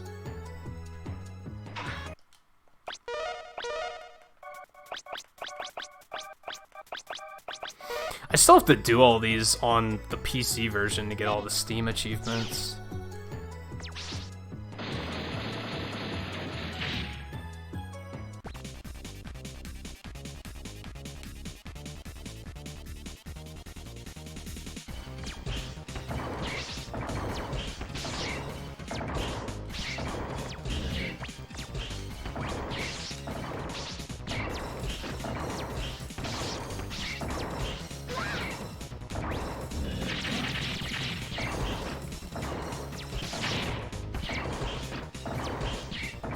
I wonder if this is like the best way to... I feel like there could be a faster way to fight him.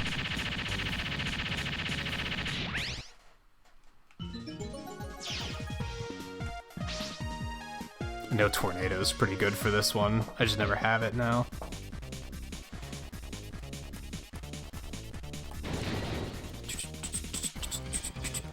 I actually wonder...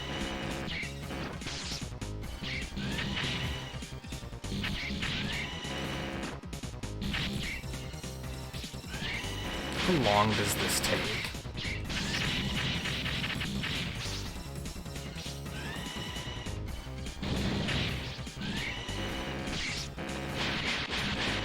Nah, this is about the same amount of time.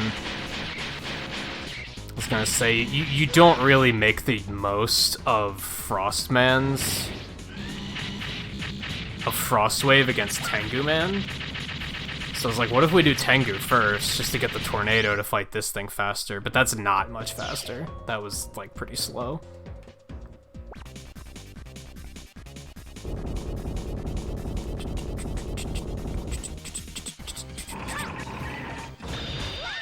Well, that was dumb.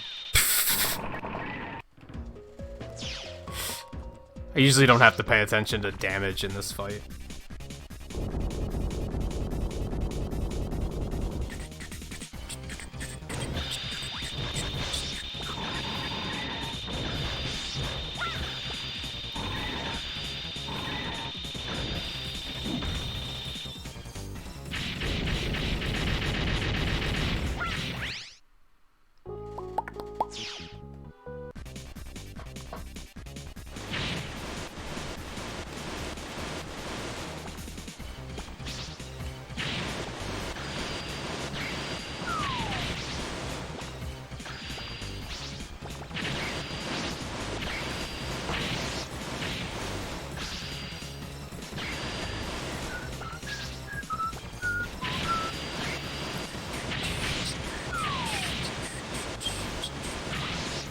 Got to the third phase. Do you know how many phases there are?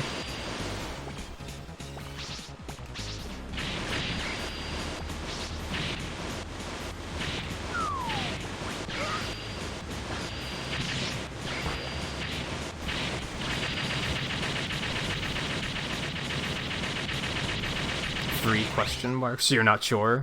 You're just assuming that that's the last one, or are there 3?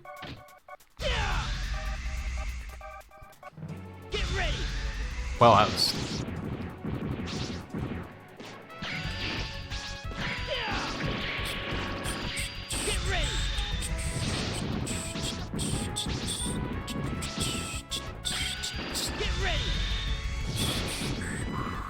Oh, I thought I was fine.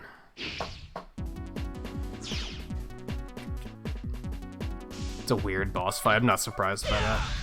I think most final boss fights in Final Fantasy are typically kind of weird. But at least they're not bullshit like fucking Mega Man 9. I'd take weird over poorly designed any day.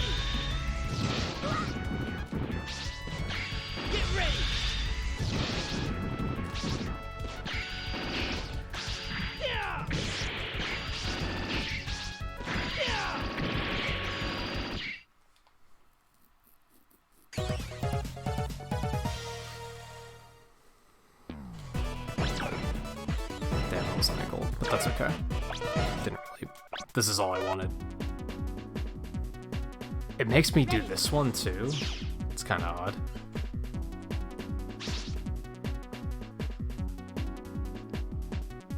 I'd kind of consider this a sub-boss, but okay, whatever. This might not be the best place to practice then, on that note.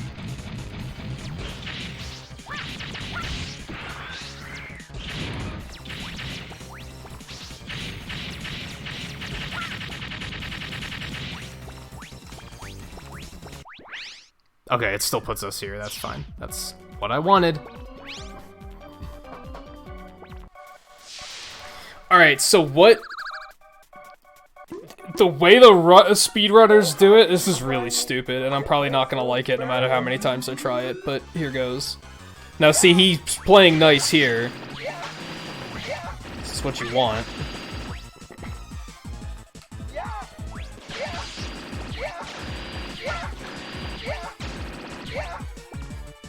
Oh my god, this is perfect.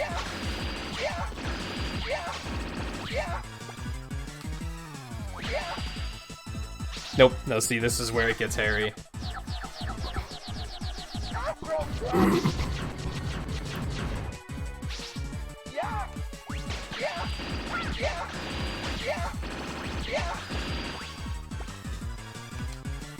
You get the idea. That was probably one of the, like, that's as good as it's gonna get.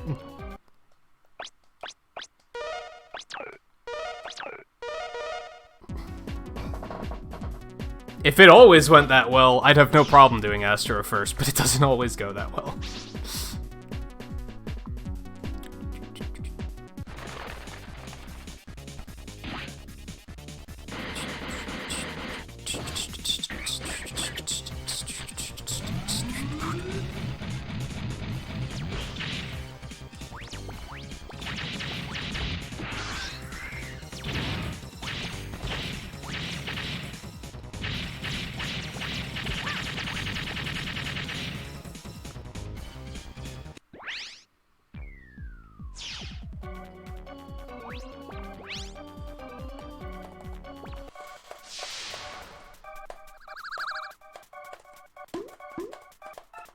Oh, how did you find me?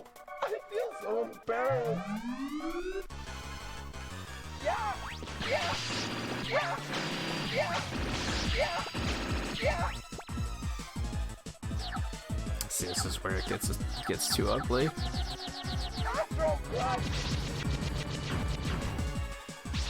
Yeah, yeah, yeah, yeah, yeah, yeah.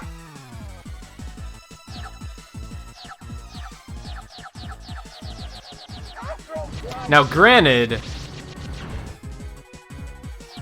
Yeah, see, he could just do this all day. And then what do I do?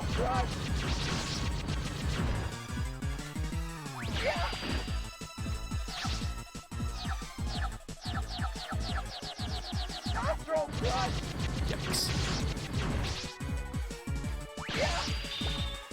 Alright, so this is the example of how it doesn't work. Because you can't stop him from doing this. He could just do that as many times as he wants. You just gotta fucking deal with it. Yeah, that's the example of how this doesn't work.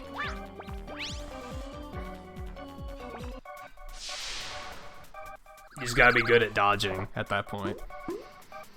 No, it is a little bit easier here. The one time I tried it was on emulator.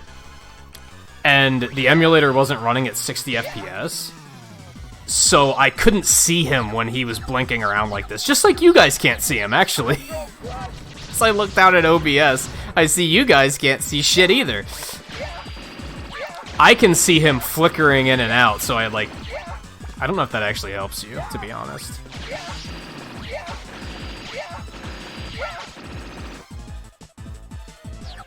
But yeah, once he starts doing that, I think that kind of shows you where they're gonna fall, but also not. That seems pretty random, actually. I don't know.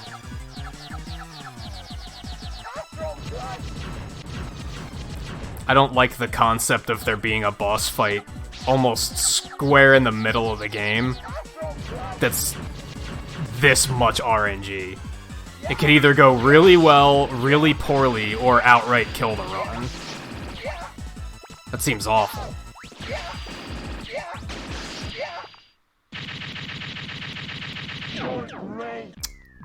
I don't know how I feel about that.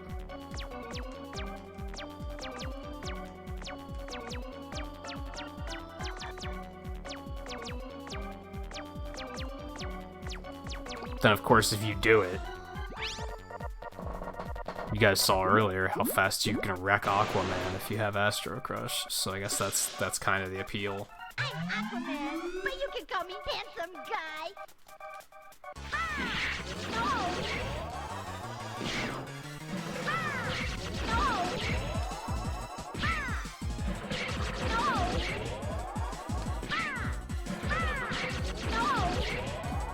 Yeah.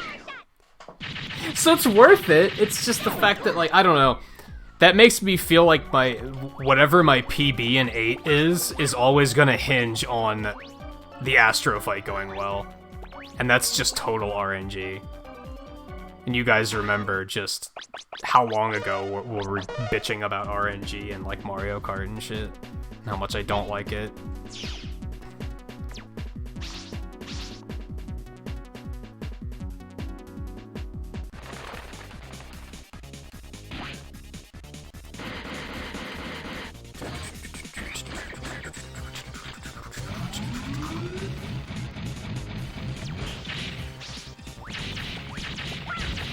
Hey, one second.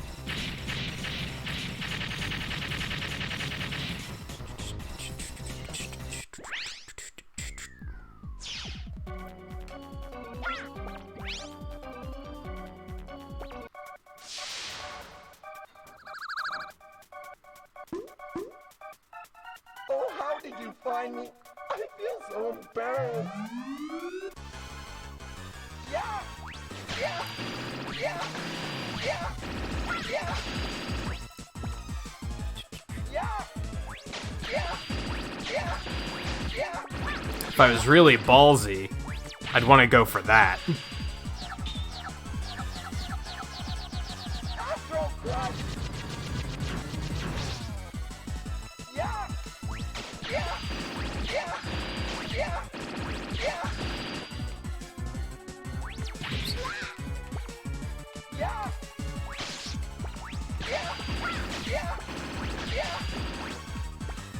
Yeah! Yeah! Yeah! Yeah! Yeah! That was another, like, he's playing really nice. But it's so random.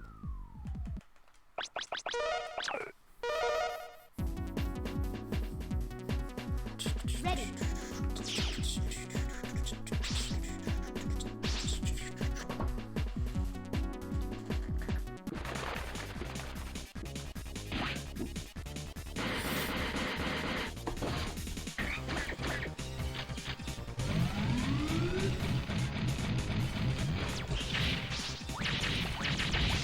Man, I don't really know how you get the one cycle on him, to be honest. I didn't even know you could do that. Fucking...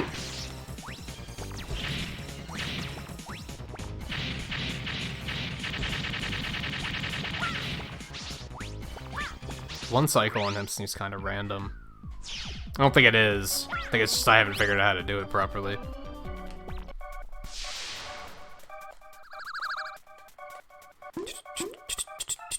Oh, how did you find me?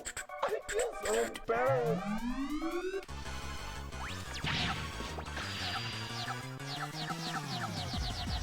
Astro Crush!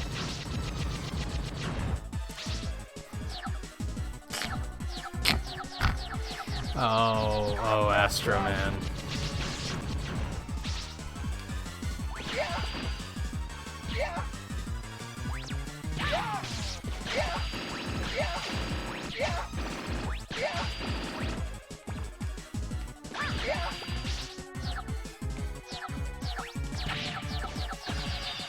It's worth a shot.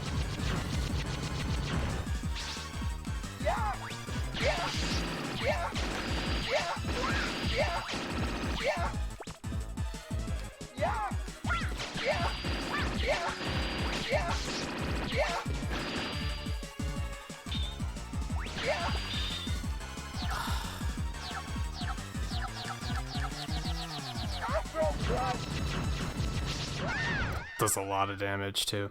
One benefit is that in Mega Man 8, at least, your weapons refill when you die. So you never have to worry about, like, well, now I don't have enough Flash Bomb. But you still have to deal with his RNG. And we're like 50-50 so far, right?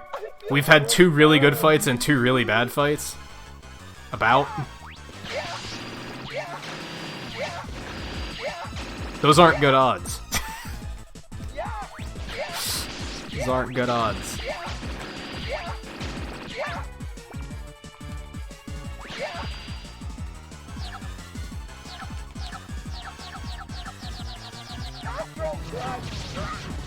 If I could tell where those things were gonna fall, it might be a little bit better, but I don't think you can.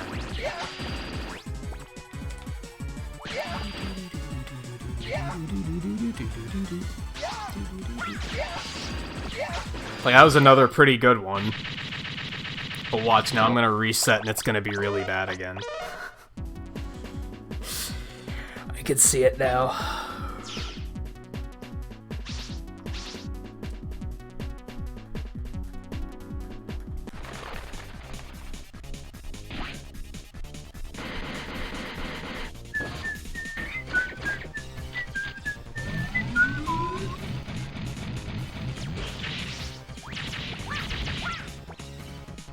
I don't know, sometimes I get it, sometimes I don't. Oops.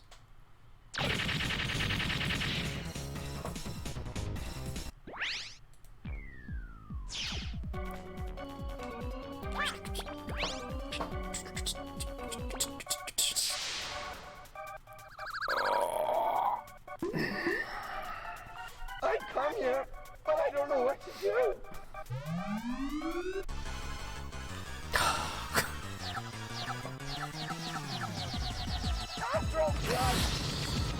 Yep, case in point. I'm actually grateful that he's proving me right. Because that would have sucked if, like, every single fight I was like, oh yeah, this is easy. Because then it would have just looked like I was just making excuses, right? But it's like, no, look at this shit.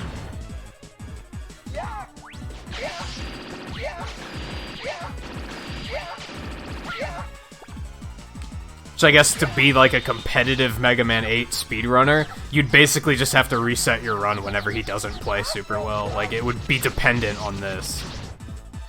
He starts playing like this and you'd have to be like, well, this run's dead. Start over.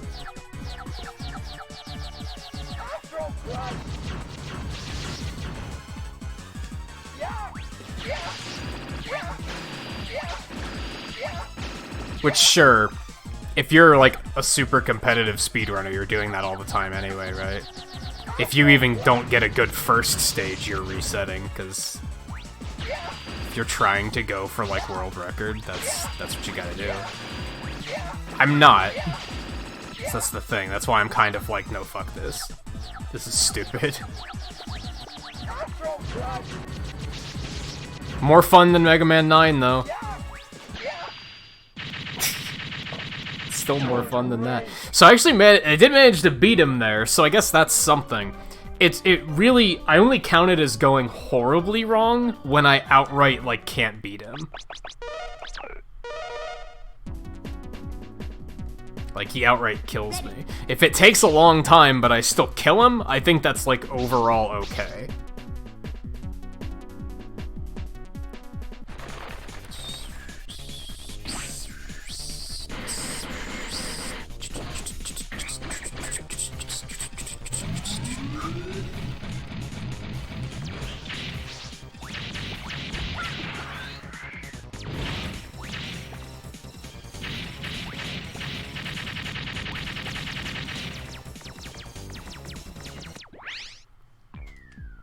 What, like in Mega Man? In, like, any of them? I don't know if I really have a favorite. I come here, but I don't know what to do. Yeah. Yeah. Sigh. Astro Crush. Oh my god. Astro Crush. Yeah. Yeah. Yeah. Yeah. Yeah. Yeah. Yeah. Yeah.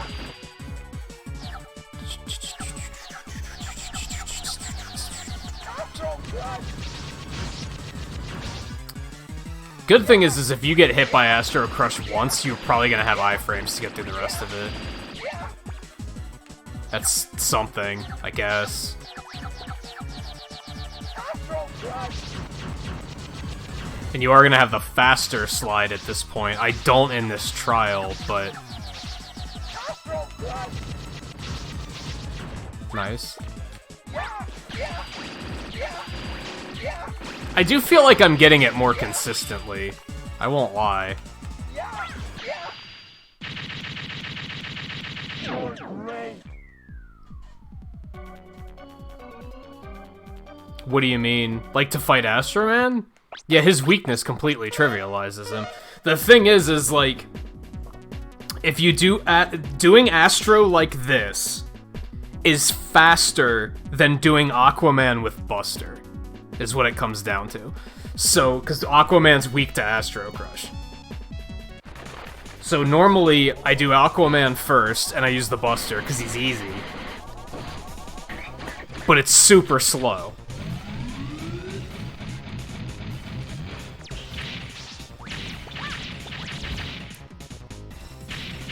And then, once I get to Astro Man, I have his weakness, which completely trivializes him. But the time it takes to do Aquaman with Buster, plus the time it takes to do Astro with Homing Sniper, takes more time than a good Astro fight with Flash Bomb and Aquaman with Astro Crush. The thing is that How did you find me? is that even faster when Astro Man's not playing nice? That's the question. Yeah. Yeah. Yeah. Yeah. Yeah. Yeah. Yeah. Yeah.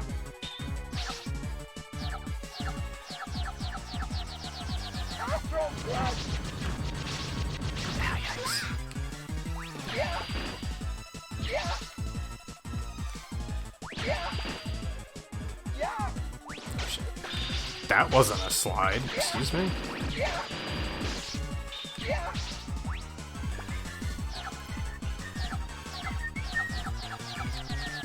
Astro Crush.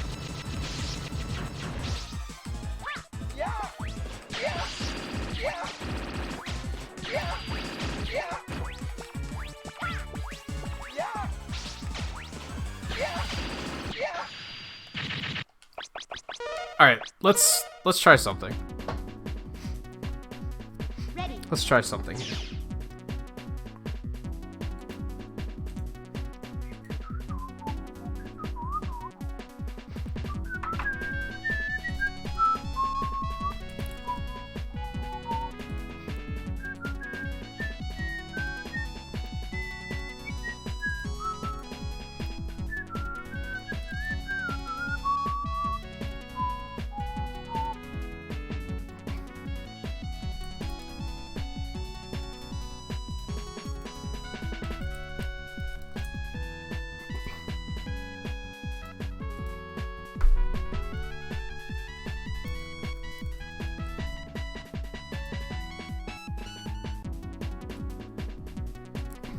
So we're gonna set up splits for just these 3 bosses.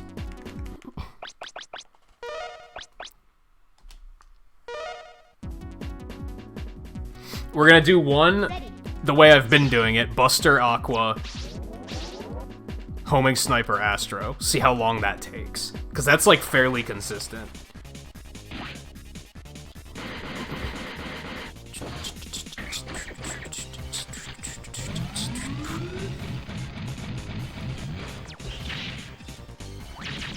And I don't really use either of their weapons in stages, so we can go ahead and time it just based on the fights.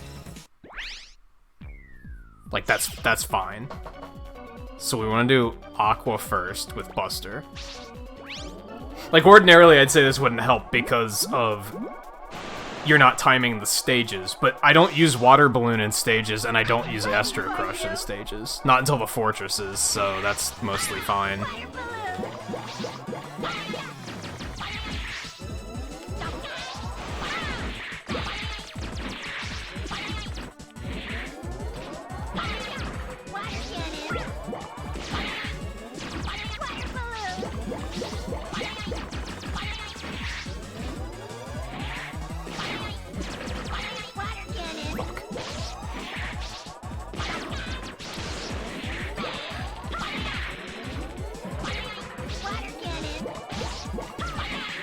Now, there is a chance that this happens and he kind of beats the shit out of me, but, you know.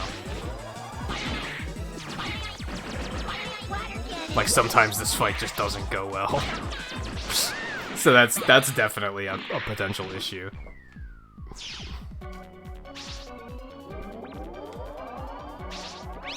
Actually, we'll go ahead and restart that.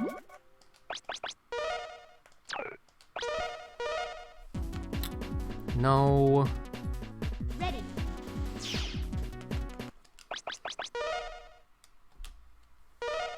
Because we want a relatively smooth Aqua fight. Even if I have to use the rush support, whatever the fuck that's called.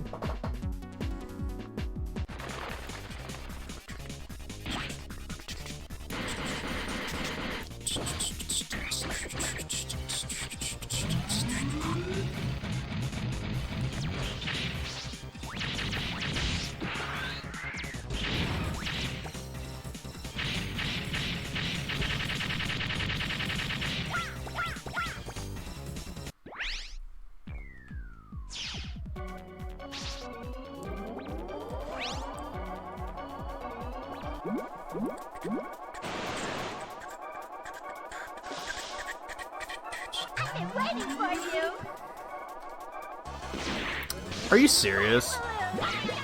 His hitbox is small enough that I missed with that shot, but I still couldn't slide under him. Okay.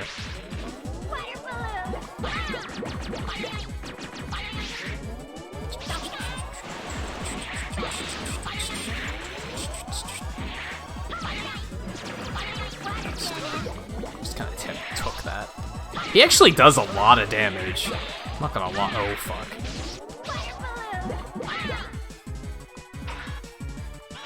Oh, they don't give me the rush. Why wouldn't? Oh, okay, that's fair. Why would I do that? Oh my god. In this context, fighting him with Buster's like even fucking harder. Holy shit.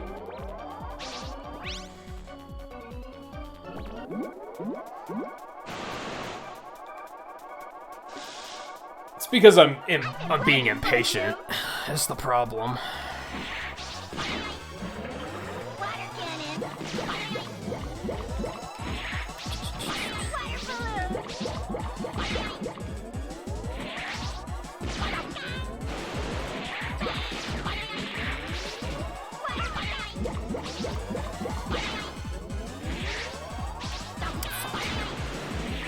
Did that hit me? Should have, but it looked like it didn't.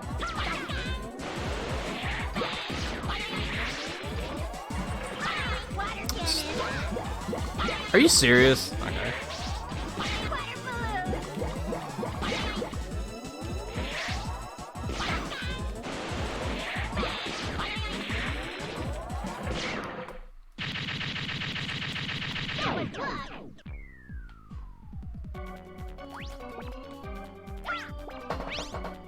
Those 2.5 minutes, but that was with a death.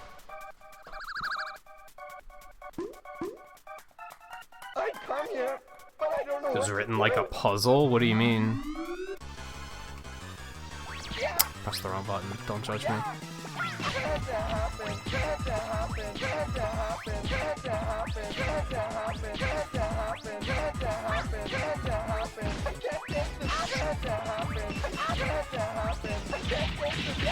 Well, that went awry.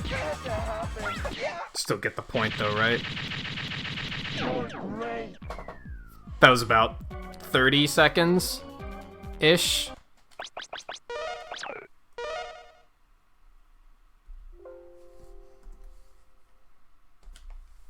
To do it again, because we want a smoother Aqua fight. Ready.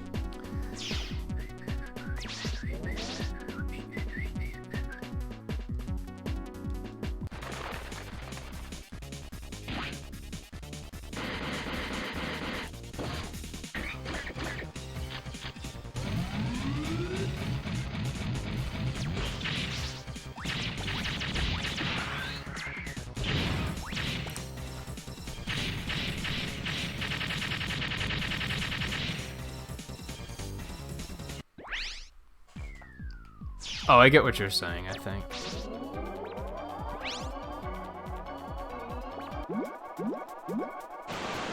Was it intentional? Like, did he intentionally look at it and put it together in a different order, or was that a mistake?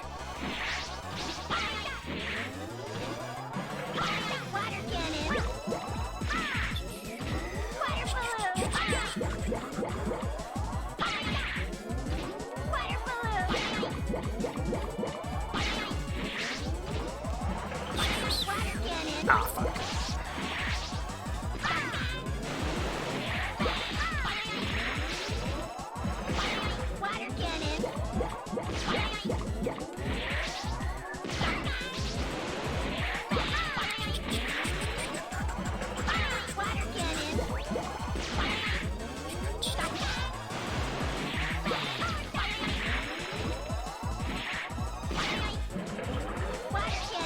Jerk. Oh, I slid the wrong way. That's fine.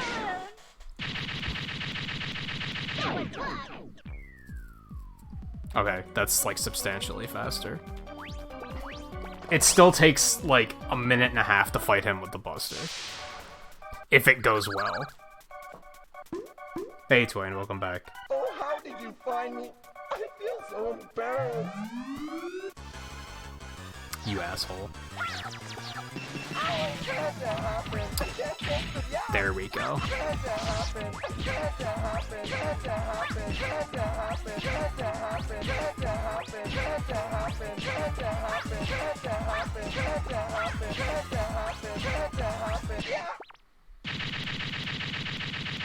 Great. Okay.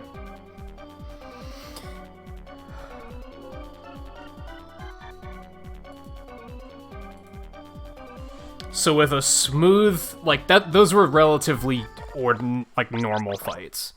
So it's about a minute and a half to beat Aqua with Buster, and then like another 30 seconds to beat Astro Man with Homing Sniper.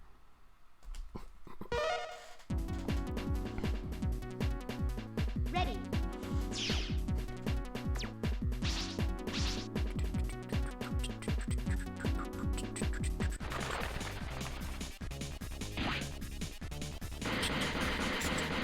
I feel like fighting Astro with Flash Bomb took way longer than that.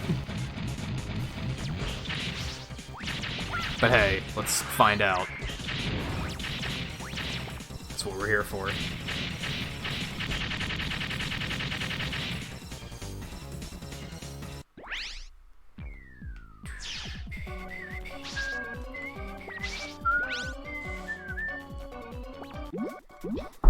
Ow. Aquaman, but you can call me handsome. Oh, it makes you wonder, like, how it was originally going to sound before that.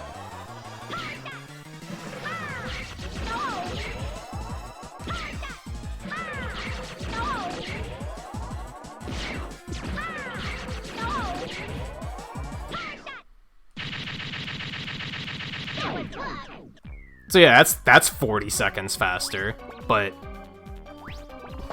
is it worth it?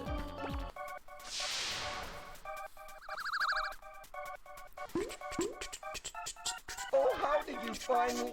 I feel so embarrassed.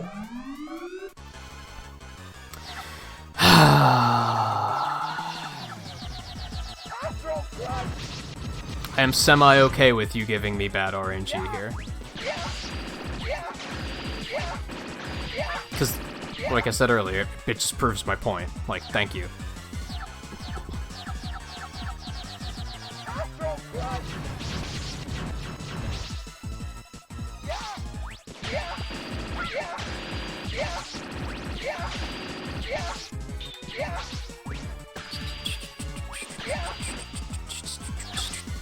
So now I'm gonna die. That's okay, because we kind of want to take a worst case scenario into account here.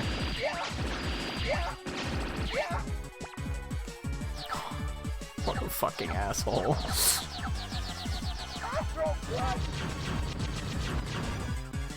Oh my god, I didn't think he was gonna go that way. See, this is absolutely slower.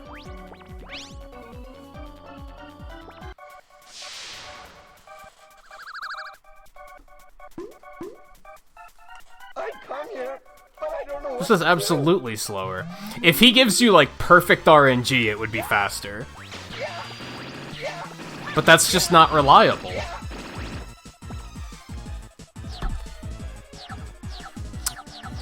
Case in point.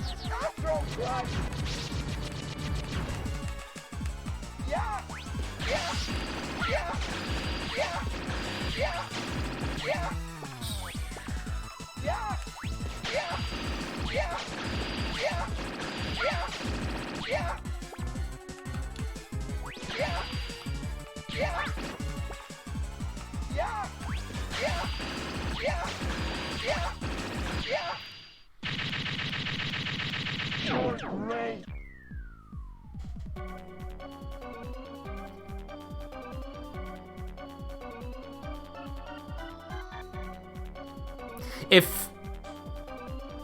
If he would have given me that RNG the first time, I think it would have been about the same amount of time.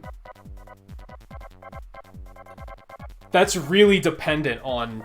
I don't understand why speedrunners think. I mean, when it comes down to it, they're probably just better than I am. And they can secure that better Astro fight to make it reliable. But I feel like consistent would be way better. I think even in a best case scenario, it wouldn't be that much faster.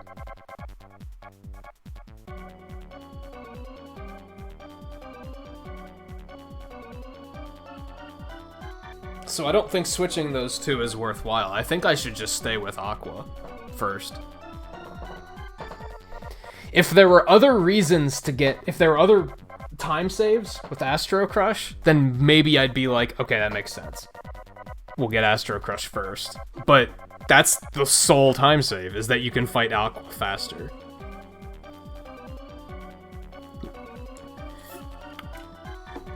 But at what cost? They might use Astro somewhere else, is what it might come down to. They might have something else they use Astro Crush on that makes it worth it. I just don't immediately recall what that is. So yeah, I don't think that's a worthwhile change to make.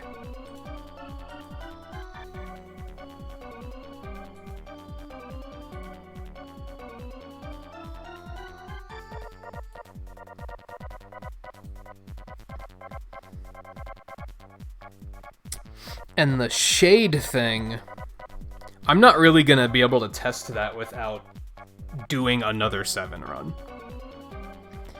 I vaguely remember doing tests at one point where I determined that the lower route through shade was actually faster.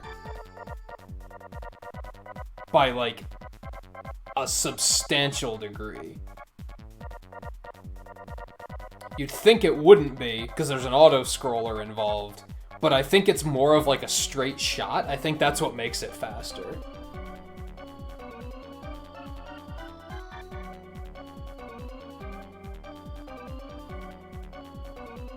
I guess I could research that too. I don't really want to do the Link's Awakening run yet, is the thing. I kind of want to investigate. So, like, some of this stuff that I keep saying, oh, I should figure out how to actually do this, I feel like investigating some of it. We probably will still do a Link's Awakening run. I mean, at this point, it's been about 4 hours, so I guess now is when I should switch over to Link's Awakening, come to think of it.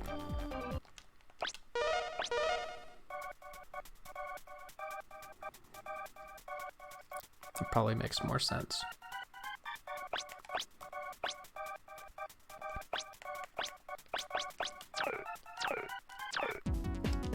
Alright, as I said earlier though, we're gonna take a break first. Then I gotta switch language and all that stuff to set up the run. So let me... Well, here, I'll go ahead and get it all set up now, and then,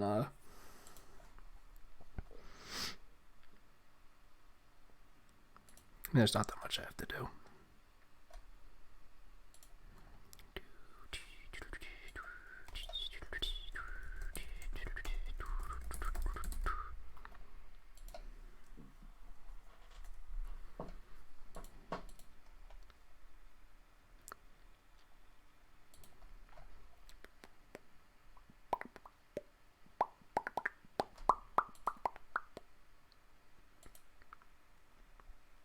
Do I have to do anything else? I don't think so. I mean, I have to do the RNG manipulation, but I have to do that like right before we start. Do it how I have it timed out. All right, so I'm gonna take a quick break. Gonna hit the bathroom, grab another drink, stretch a little bit, and then we'll be back and we'll do a Link's Awakening run. I'm not really like gunning for a PB or anything here. I'm just kind of doing it just because I want to get back into doing it. It's nice and chill and simple. I don't know, I know the route well enough at this point that I don't really have to think about it. I can just kind of go, which is kind of cool. So it'll be a little bit more laid back. So yeah, stay tuned. We'll be back in just a couple minutes, and we'll do that.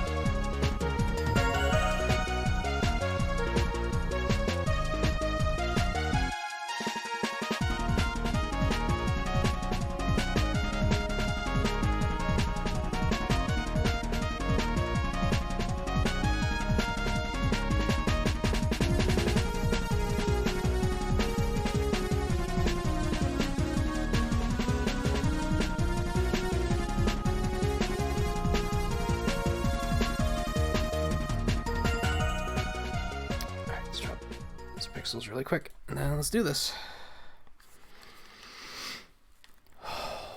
I remember watching you play that, I think. JMT. Or I watched somebody play it. I think it was you. Wasn't that one of the first games you tried to play, like, when you had that glitchy capture card?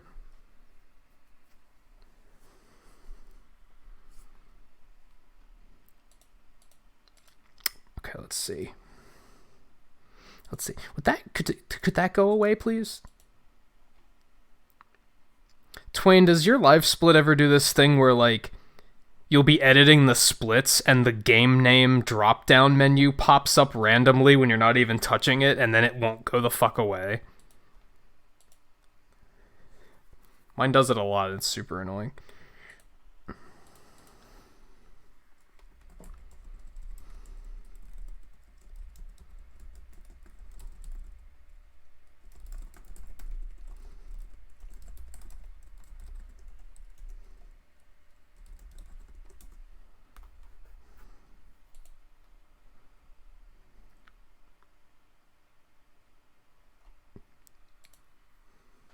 Sometimes you have to, like, let live split crash, which is really unfortunate.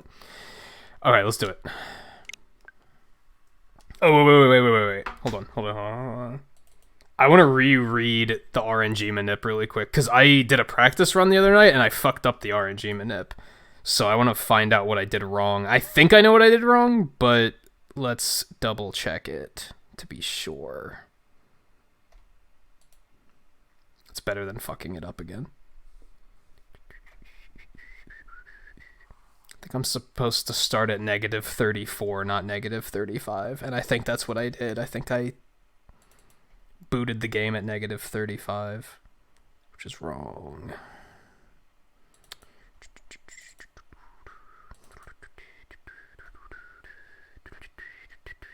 No, it says -35.5. That's what I did. Then confirm file name at 0. Well, confirming file name at 0 doesn't matter. That doesn't actually set the manipulation. That's just so that your splits are... so that the game is properly timed. The only thing that matters is hitting the -35. Just to put that out there for Twain, in case you were curious. In theory, if you had another way to time the RNG manip, all that matters is between when the switch boots up and when you select your file or select your profile and start the game. If you could sync that separately, then you could just start you could sync up the RNG manip before you even start. I could have done that before I took a break. And then I could have started my splits right at 0. You could do that. As far as I know. Might be worth double checking on that, but I'm pretty sure that's how it works.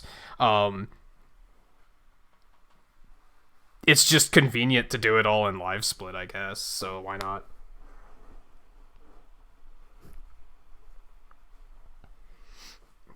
Problems with live split resizing and changing its location on your screen. I haven't had that happen. Okay, anyway, let's do it. The capture's gonna die for a couple seconds, but it'll be right back. And as far as I know, restarting your Switch to set the language, that counts as a reboot. Like, I think that works. You can do that, I'm pretty sure.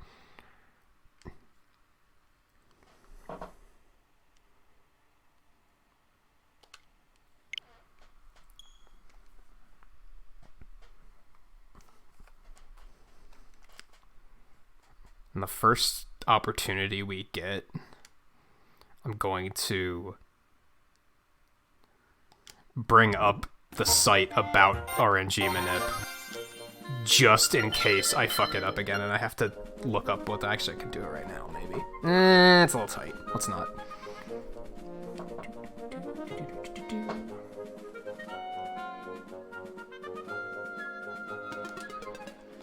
That was maybe like a split second too early, but that's okay.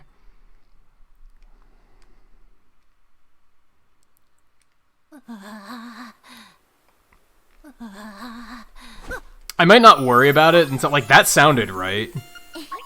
I've pointed out before that, the grunts he makes are also based on RNG, on the same seeds, so that's a bit of an indicator of if you're in the right seed or not. But it sounded right on the run that I messed up, too, so I might not bother checking until we get to Dungeon 4, because then there's, like, a really easy way to check anyway, so...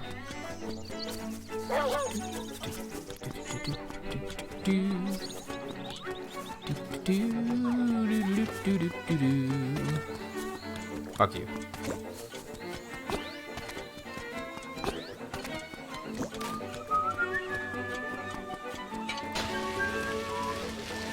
Hello? That wasn't far enough? Okay.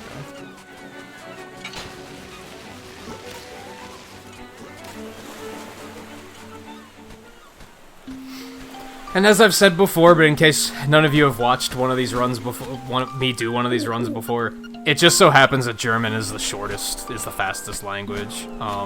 There's a couple reasons why that is. I'll point them out as we come up to them. But what it comes down to in this game is that the dialogue boxes themselves, there's just less of them.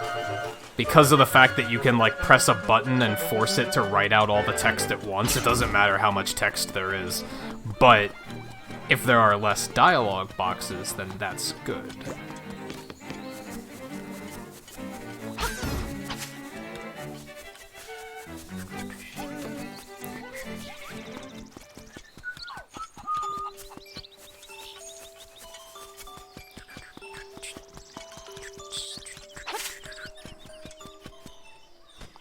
Zauberwald.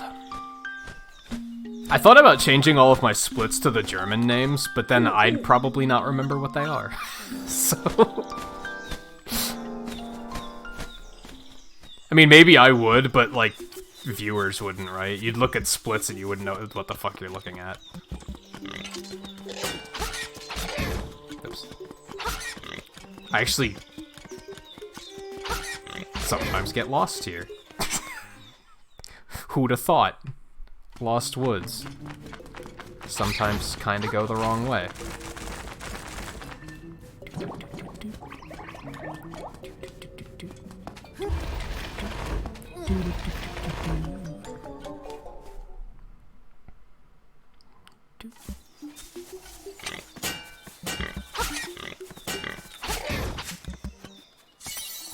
Pills! Pills is German for mushroom? Huh. Bad timing, come on.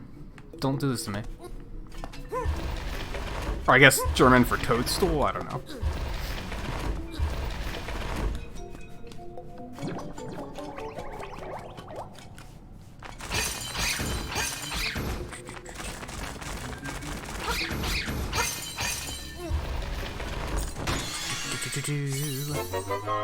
We picked this up for buffer for when we have to buy bombs later. Just make sure that we don't have to, like, intentionally farm rupees. We just have enough.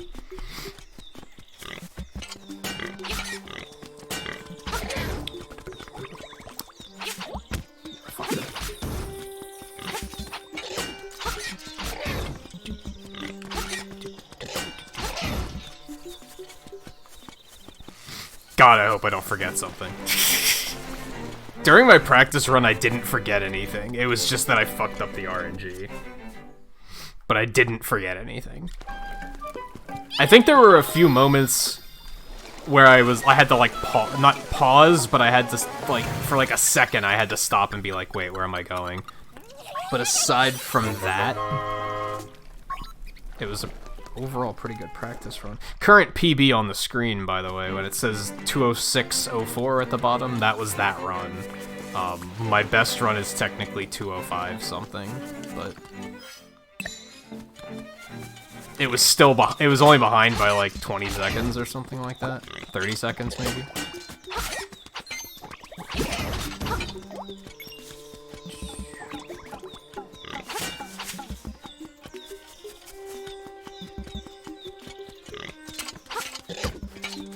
Oh, fuck you.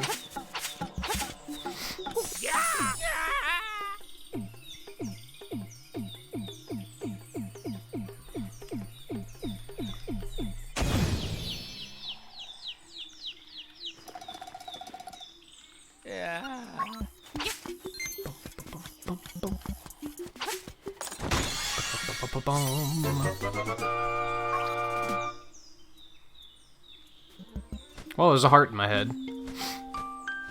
This is a thing.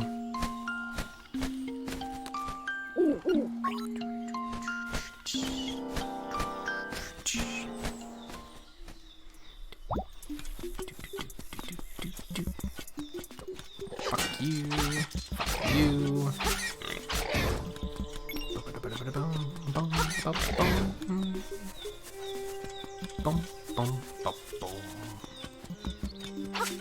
The fucking heat just turn on? I might have to turn the heat like way down or off. It was in the 60s today. Like that shouldn't be a thing.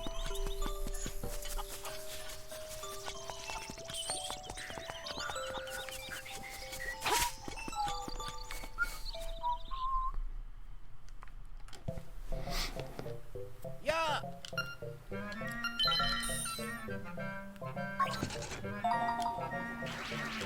By the way, Twain, are there any particular moments of this run that, like, do you want me to, like, say, oh, this is coming up? Like, anything that you want to see in action?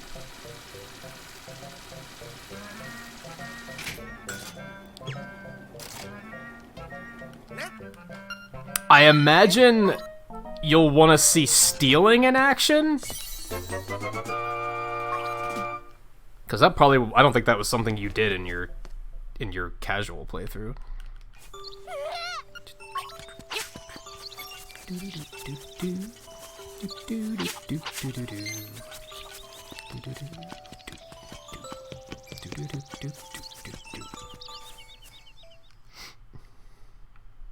Alright, that's not gonna be coming up for a while, but I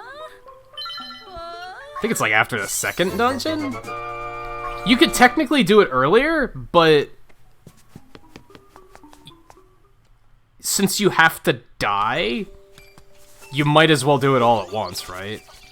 Otherwise, you'd have to die more, if that makes sense. Like, I could steal the shovel now, but then I'm gonna have to die when I go back in to buy bombs.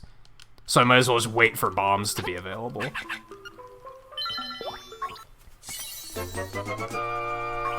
Then I can buy the bombs first, then steal.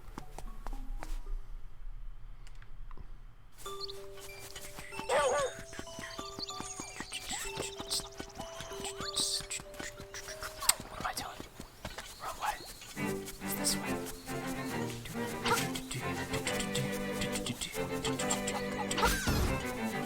It's pretty simple. You just have to go out the door while his back is turned.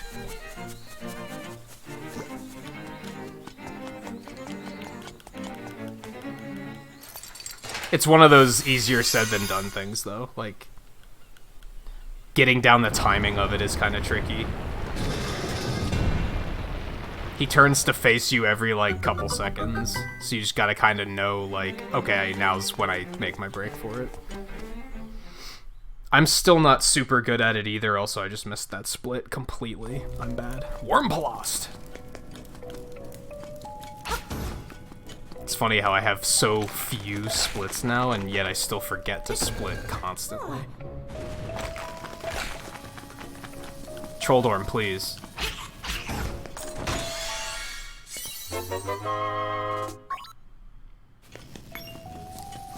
Trolldorm, please.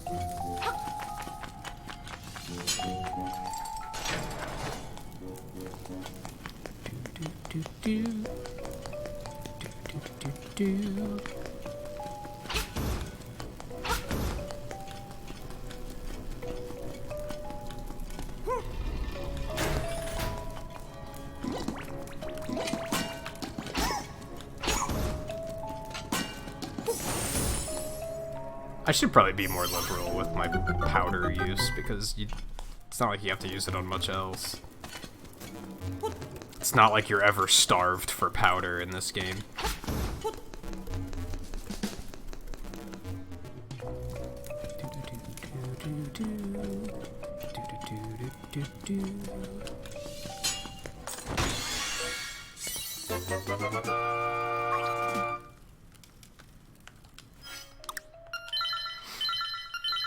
That's an autosave load. Takes you back to the beginning of the dungeon, but with everything you have.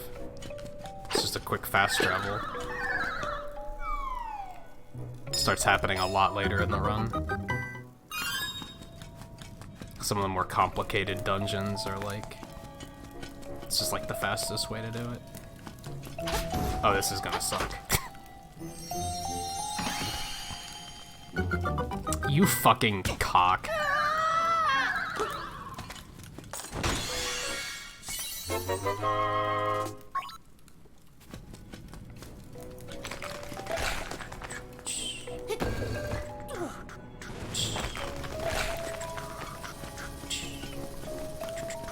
Are you fucking kidding me?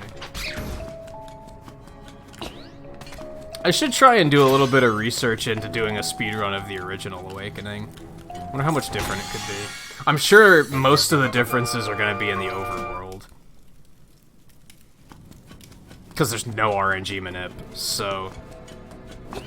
Well, maybe there is, it's just different. Who knows?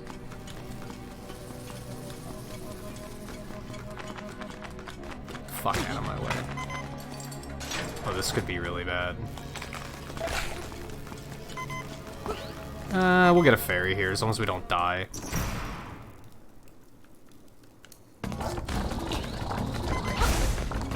So we're gonna baby this and be like super safe.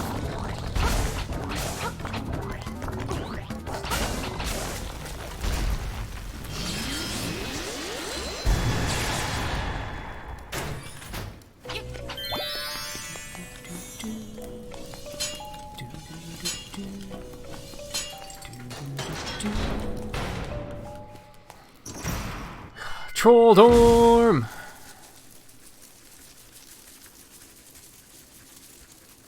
Oh, look at that. It's still just Troll Dorm.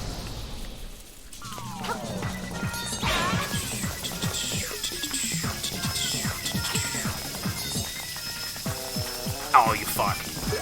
It's alright, it's still not bad.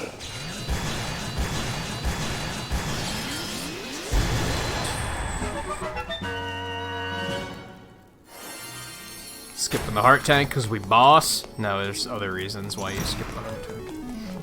10-second Glod. Hypo.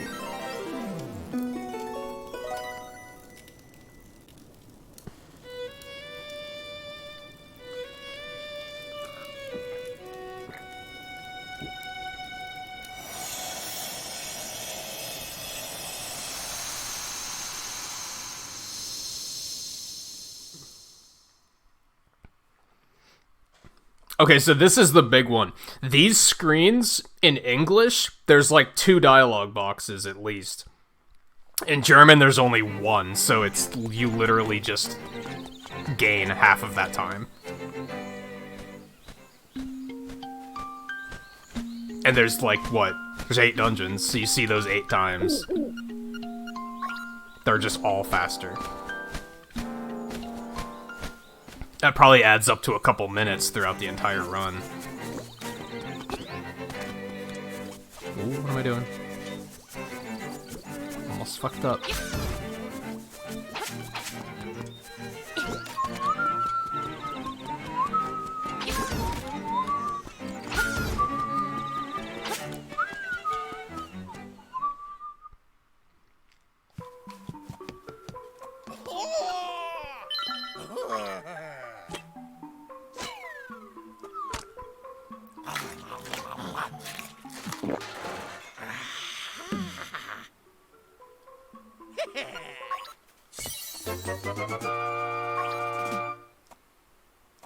Nanners.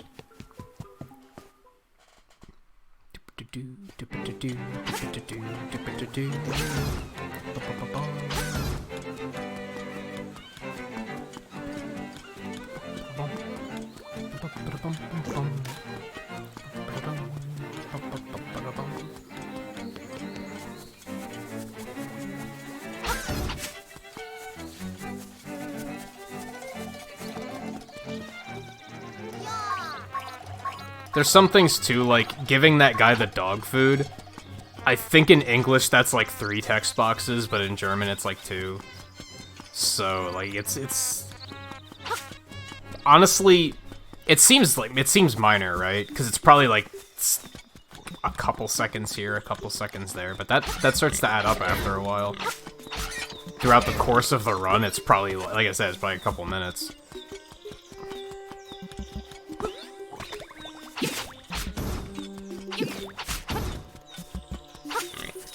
Ooh, no. If anyone wants to keep count of how many pieces of power and acorns I accidentally pick up,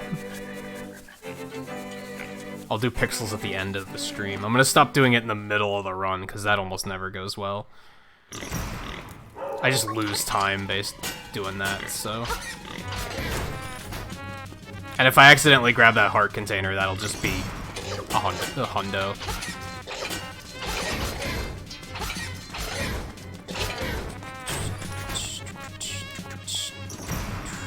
Fortunately, I only have to pass that heart container twice.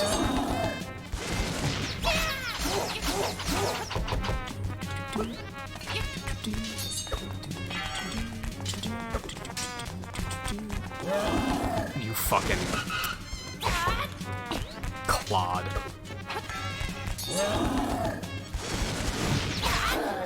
I don't know how to stop him from doing that, to be honest.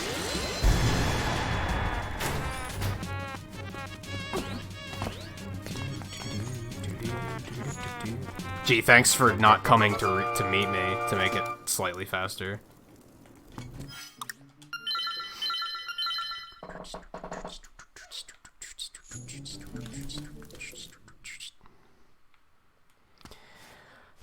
Spoiler owl!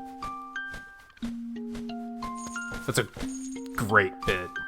If you guys ever want to laugh, you haven't seen it, search for Game Grumps Spoiler Owl.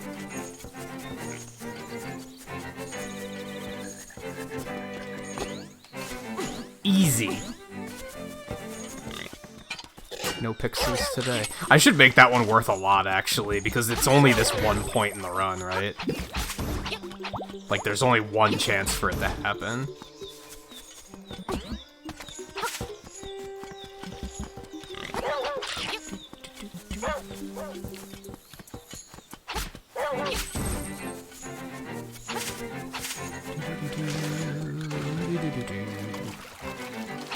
Come on, Bow Wow, work with me.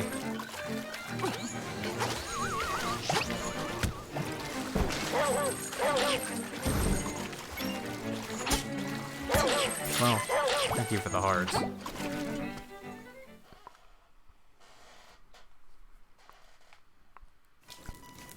Shingrot!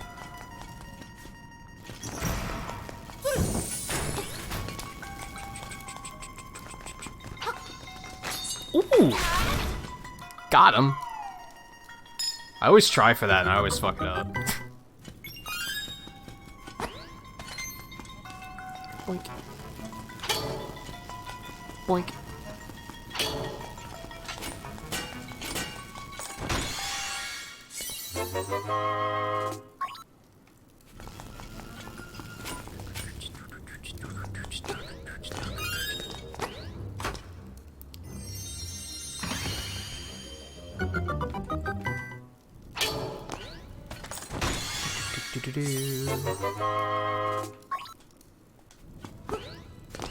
Something that's a little frustrating about this run is, like, I'm getting so close to 2 hours, and I don't know how, like, there's not really a big time save anywhere. I just need overall, like, better movement, which is kind of frustrating. I need to not stop doing shit like that, where I just don't push the block right away. It's just practice, practice, practice. It's not like there's like a strategy for a certain boss where I'm gonna be like, oh, if I learn this, I'll gain like 30 seconds of my time or anything like that.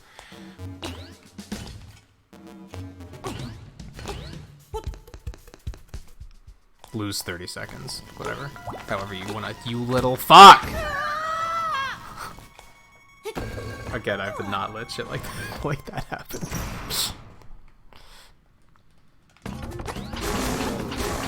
Oh, this is a bad idea. Yeah, this is terrible.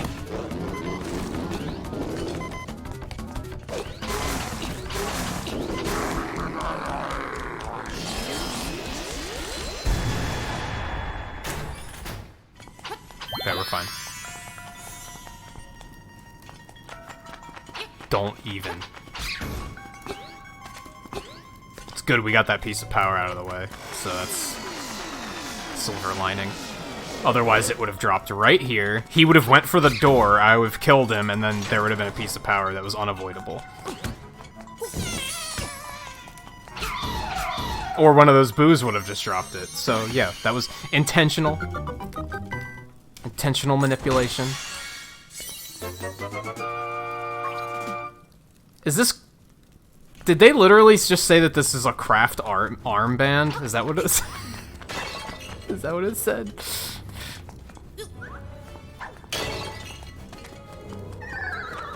Come here! Jesus.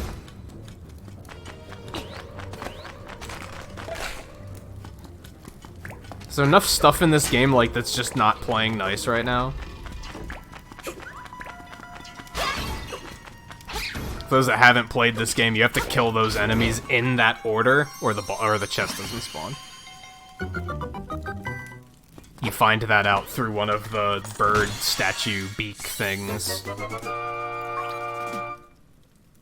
Which fucked me up the first time I played through this game, because I was not paying attention to the beaks, because I was like, fuck you, I know how to play fucking Zelda game, backseater. Then I found out they were actually telling me information that was the only way to find it out. And they were like, got him!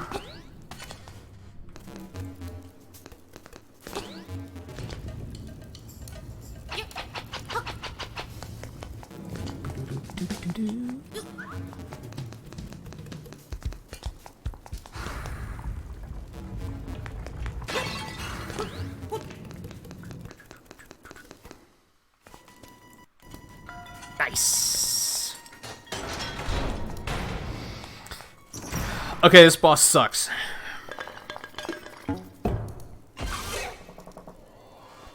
But last time I two-cycled him, which was pretty fucking cool. It would be pretty nice if I could do that again. It's not gonna happen, though, because it's hard to do.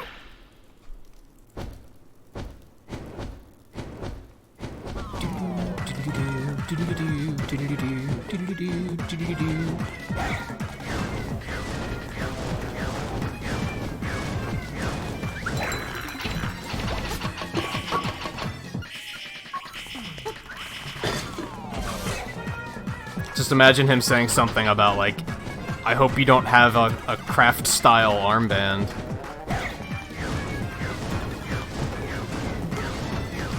Oh shit. You have a craft-style armband. Well, that was potentially stupid. I didn't mean to throw that down. That just kind of happened.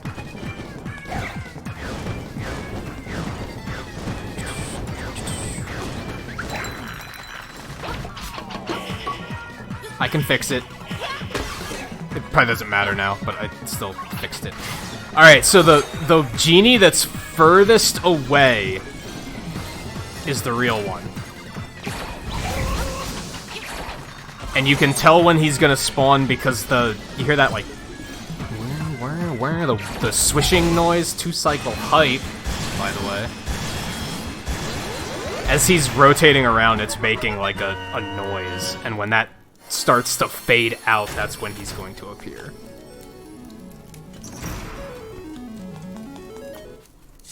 I'm making notes because when I started running this game, I had a lot of trouble with that boss, honestly. Tritonshorn! Is that literally just Triton's horn? Is that where they're going for with that one?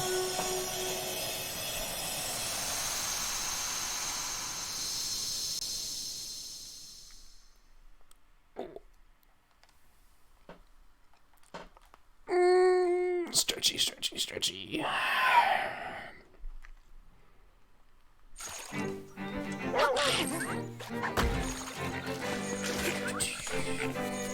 Hi.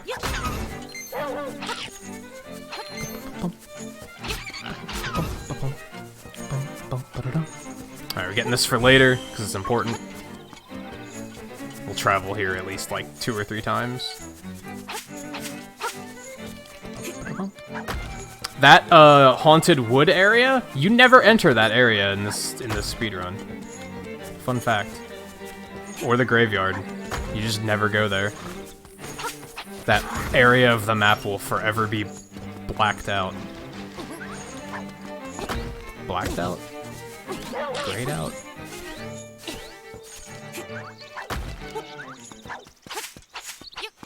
Alright, Twain, we're gonna be stealing here in a couple minutes. We just have to return Bow Wow now.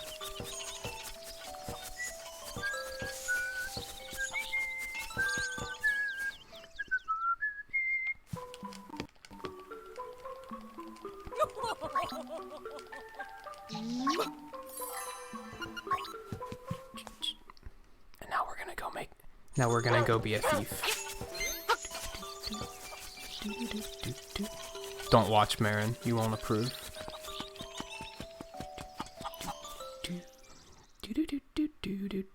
First we're gonna bait and switch. We're gonna make him think we're a legitimate customer. And we're gonna buy his bombs.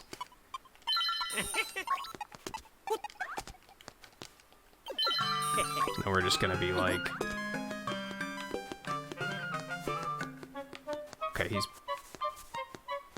okay, that was pretty easy. That one went smoothly. Then the game is like, are you proud of yourself? And I'm like, yes, I saved a lot of time. And frames. And then this guy does that and shows me that that was not the way. That's not the correct way to live your life. And then we're fine. And then we're just gonna take this, and then we're just gonna... Yeah. Later! That went surprisingly smoothly. Man, do you guys remember when it took me, like... It used to take me, like, 10 minutes to steal that shit. It took me a while to get that down.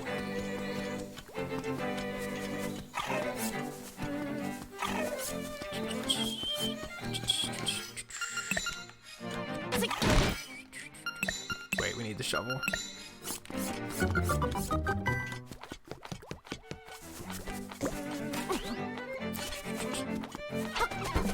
Also, I don't know if you ever figured bomb arrows out. They're kind of important for the run. That's one of those things the game doesn't tell you about.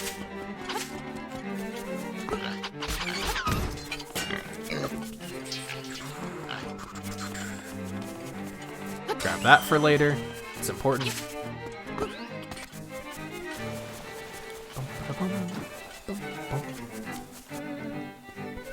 I forgot that I wanted to add a split here.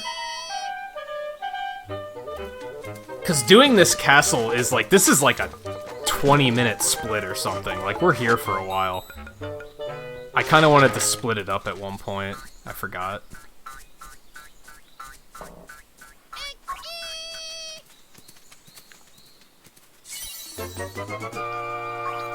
And that's the last part of the trading quest we have to do.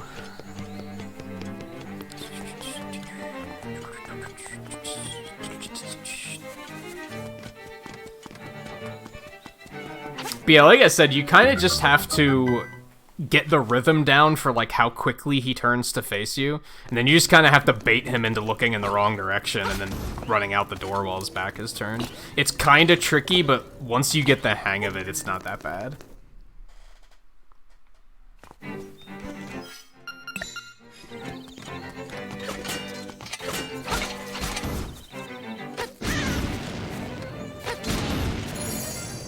Bomb arrows are super good. But if you overuse them, you kind of start having an issue with arrows later. So you kind of have to be careful. But they're super powerful, they're super fast. They're faster than just using bombs in most cases. Probably all cases, actually. Wow, that didn't kill that thing? No shit.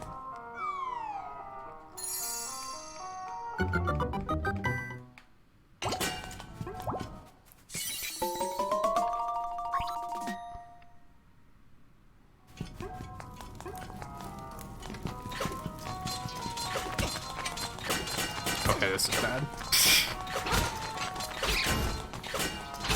Don't forget to hit this switch.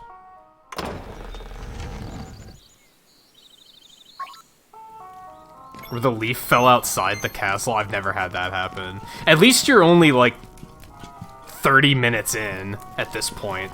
It's not that big of a deal. All things considered.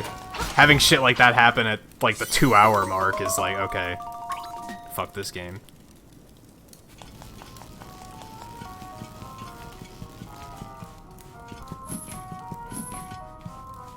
Oh, on top of the I mean, that's still bad. Either way.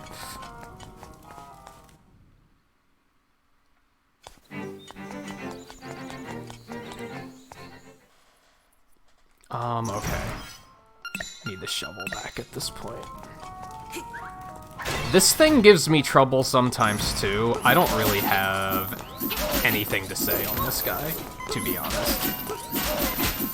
You just kind of have to muscle through him like that.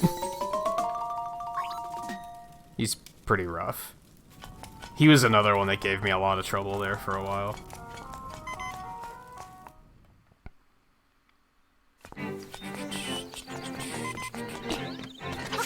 Shit.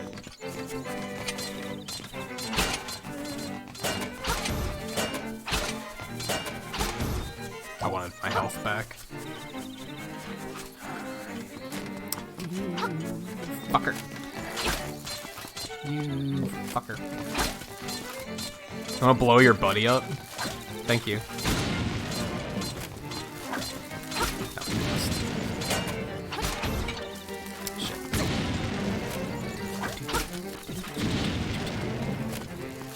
But yeah, like, a lot of this stuff you can do a lot faster with bomb arrows. It's just... I'm under the impression this is a thing in all Zelda games. Your arrow count is, like... Arrows are very valuable. And you don't really get many opportunities to restock them. So you kind of will need to be careful with them. So... Just in case you wanted a little bit of, like, Mega Man 2's Fortress in your Zelda game, then there you go.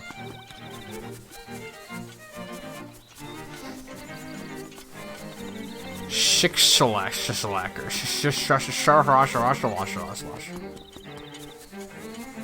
That's how I read that.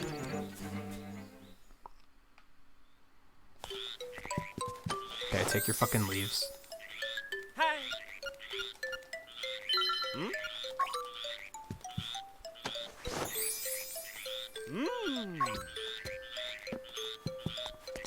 Thank you, bye.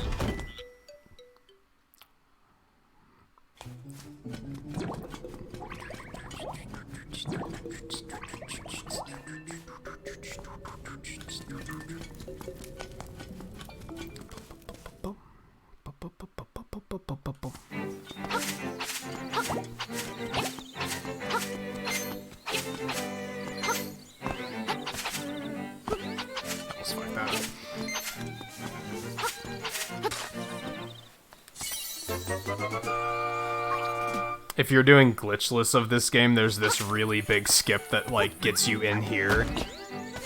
Like, without having... You can skip the entire castle, basically. I'm not super interested in using glitches, but it's a really entertaining one. I've explained it before. Did you guys see, like, a little bit ago, there were those, like, antlion things coming out of the holes? You basically paralyze one of them with magic powder, and then jump in the hole they came out of, and when you fall, when you respawn, you're, like, standing right on top of them. For some reason, they have an active hitbox, and you can just walk up them, and, like, you can just create, like, a bridge. You can just, like, bait them into being a bridge, paralyze them there, and then just walk up them and get on top of walls. It's fucking ridiculous. It's absolutely ridiculous. Teufelsvilla.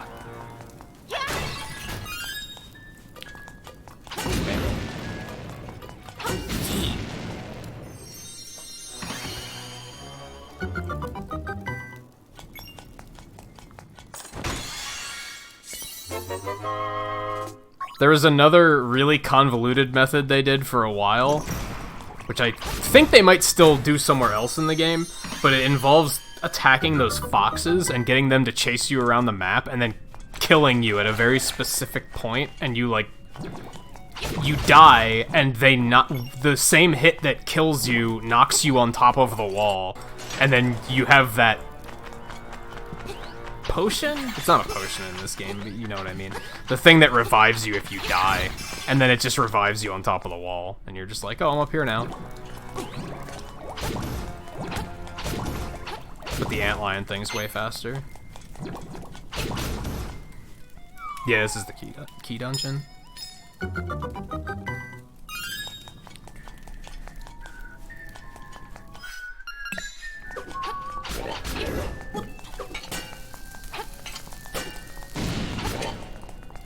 So in this case, we don't need that door blown open until later. So I just drop the bomb there when I'm passing, because I don't need it to be open right away. I can wait for it to explode and continue about my business. What am I doing? We don't need that open until after after this.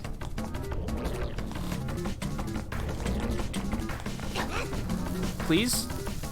Fuck you.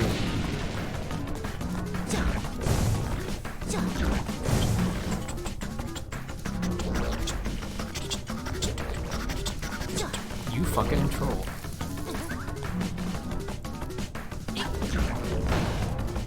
I have no idea which way he's gonna go, so...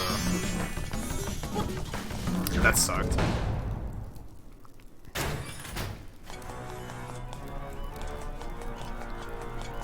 It's so dramatic.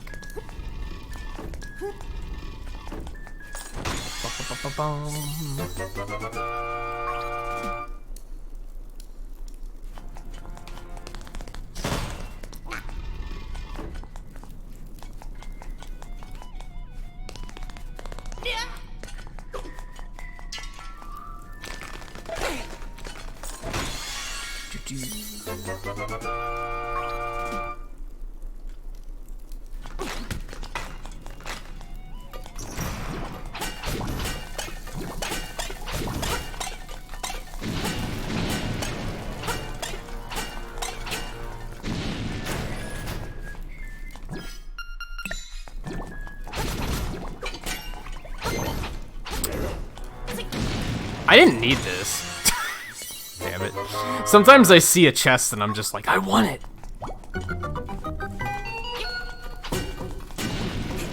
Nice. That's okay. This is now compass percent. It's fine. So again, we're going back to the entrance. We want you back. I think we still want bombs. Motherfucker. I hate this. There we go.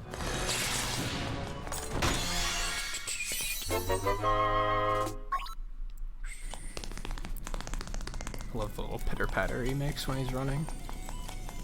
Alright, so now we want to go this way. This is kind of a sidetrack. This isn't something important for the dungeon, but it's important for later.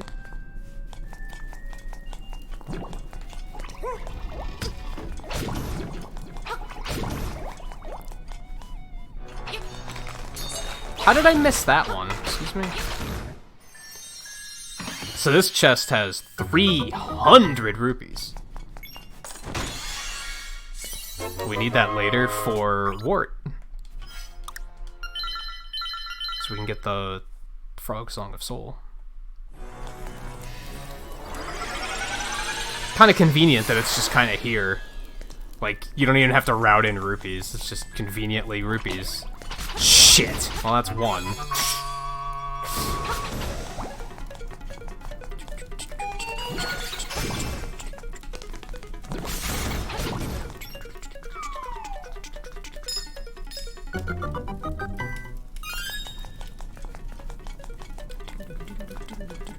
What am I doing?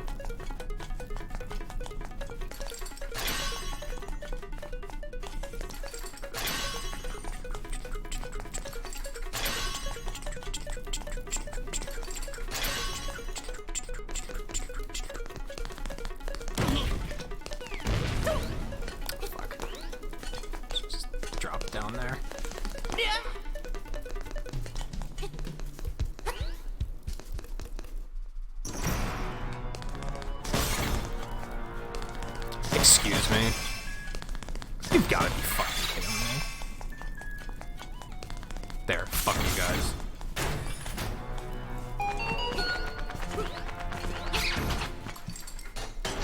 Try to do it the easy way, and they're just like, nah, we like the hard way.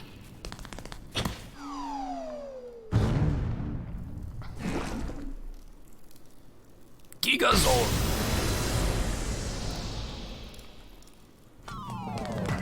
I don't know why I wound up for that. That was kind of unnecessary. Excuse me.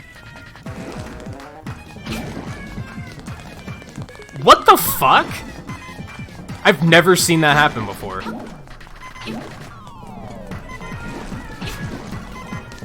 Are you fucking kidding me?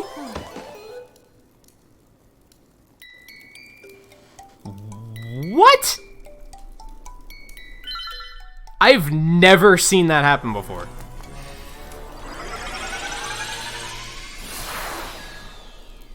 I've had this fight go poorly, but not like that. Get the fuck off of me, are you serious?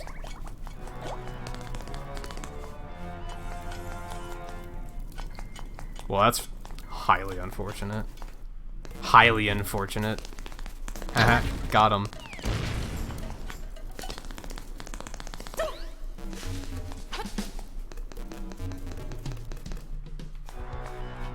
The frustrating thing there is I don't know what I did wrong. So I don't know how to fix it. I don't know how to prevent that from happening again.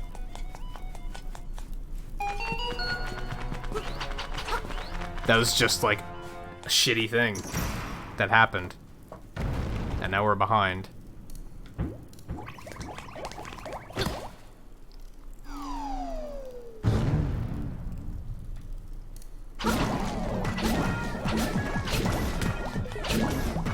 Are you fucking kidding me? I don't know why that didn't work that first time. That was super... Oh my god. Fucking troll ass. Yeah, fuck you, that's what you get.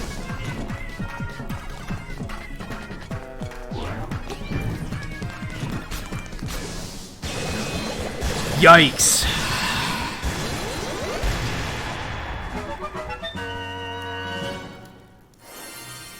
And like I said, the frustrating thing there is I'm not sure how it happened. So I didn't learn anything from that. The only thing I know is that, like...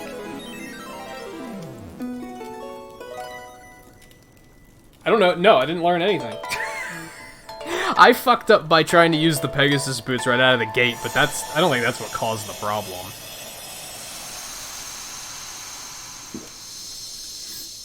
Next dungeon, I'm gonna have to do the drink opening thing.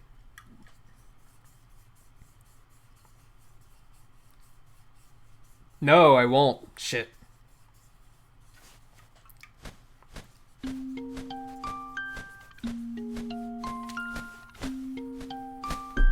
Because the next dungeon, we won't be getting the instrument.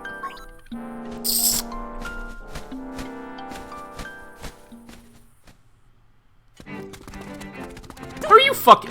I saw him land on the platform. Like, I 100% saw him land. I heard him land. Then he was just like, nah, water. Lel.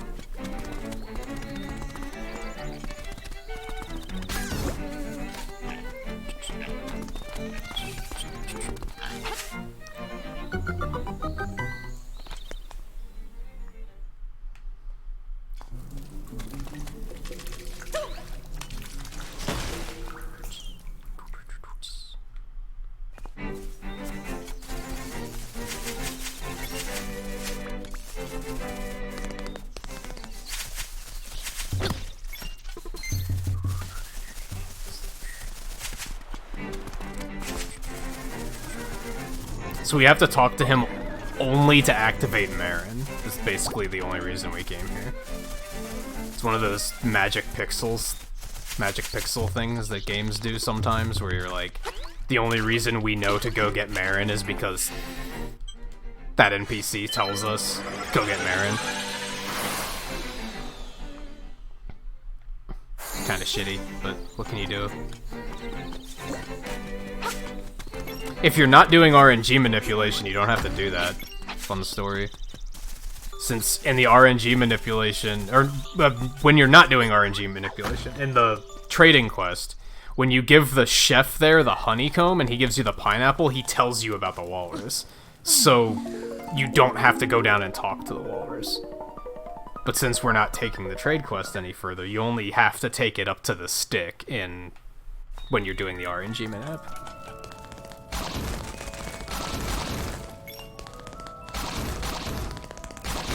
Which has to be faster. I'm very suddenly wondering that if it is, like, because the walrus is kind of out of the way, but if to get the honeycomb, you have to sit there for like through a pretty lengthy cutscene of Terran being an idiot to get the honeycomb. So I'm pretty sure this is faster.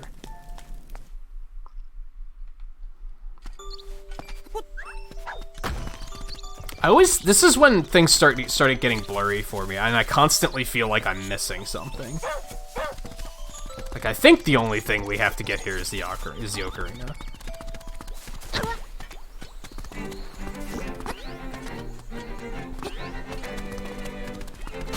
That's a close one.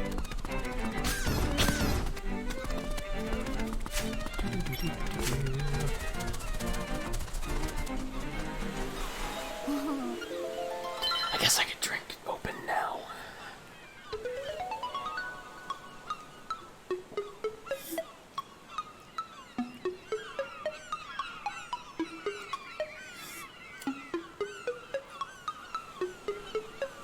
I know now what those are. Those things in the ground. They're coconuts growing into palm trees. Thanks to Animal Crossing, I now know what that is. I never knew what it was. I was just like, what the fuck is that? I just never really thought about it.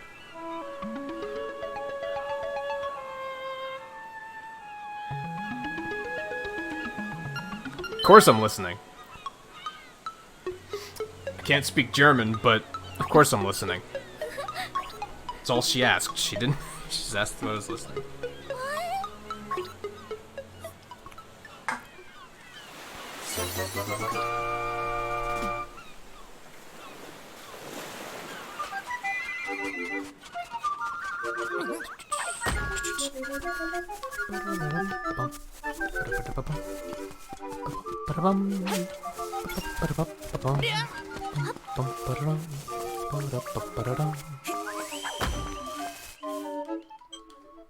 Zoodorf.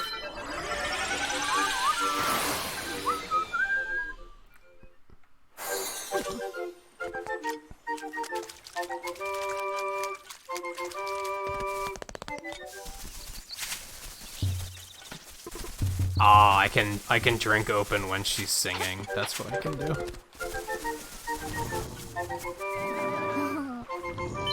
Not this one. When she's teaching us the song, that'll be a good opportunity. That's a big, unskippable couple minutes, if I recall. Maybe not.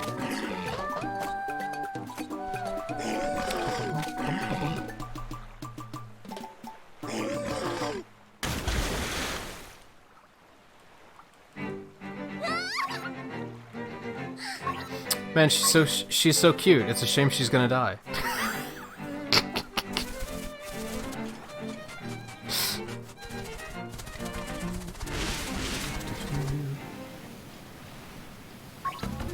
I fucking hate this boss.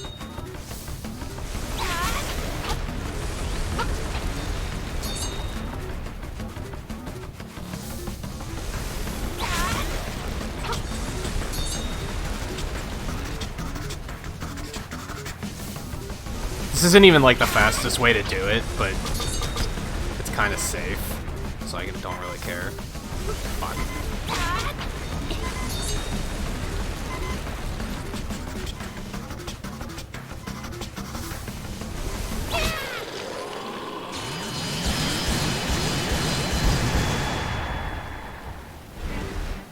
Yeah, it's an annoying fight, for sure.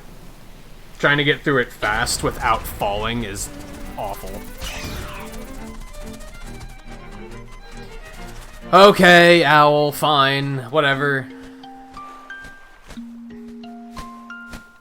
Blah blah blah blah blah blah blah blah blah. Is Blathers in Animal Crossing a reference to this asshole? I only just put that together. Is he a reference to the fact that owls in Zelda never shut the fuck up? Is that why they picked Owl? Huh. I feel like we're learning things tonight.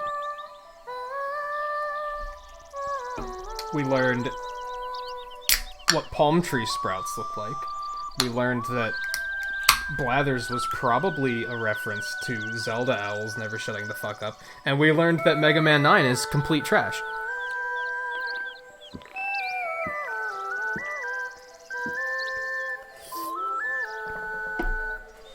And that Astro Man First is fucking batshit insane nonsense.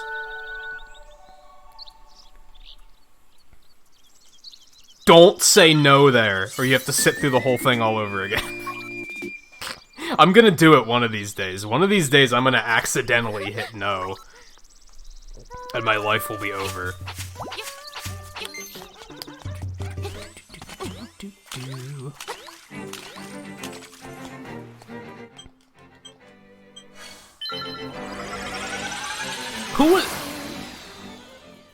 Who was the one that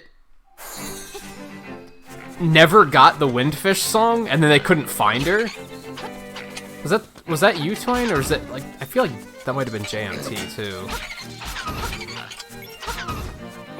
Like you missed the opportunity to get it and then couldn't figure out where she went.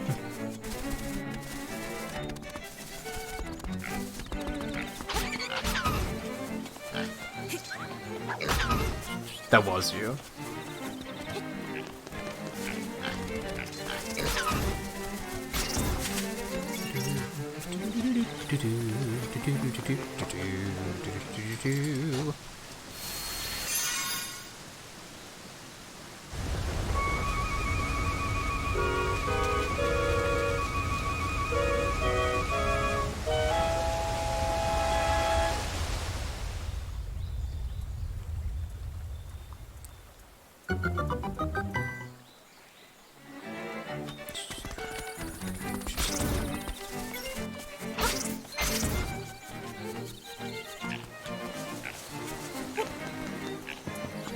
I'm so salty that I'm far behind now because of that.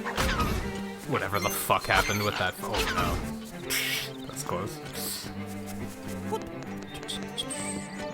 What am I doing? Why do I always do that?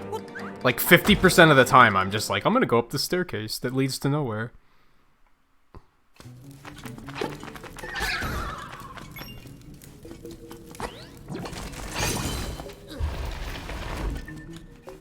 That's the sort of shit I gotta stop doing to, like, get sub 2 hours, I think. Just, like, weird shit like that. Where I just black out and go in the wrong direction for a second.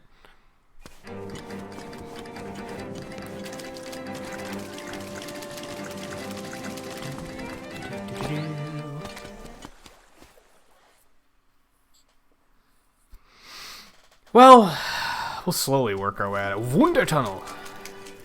Slowly work our way out of that hole, I guess.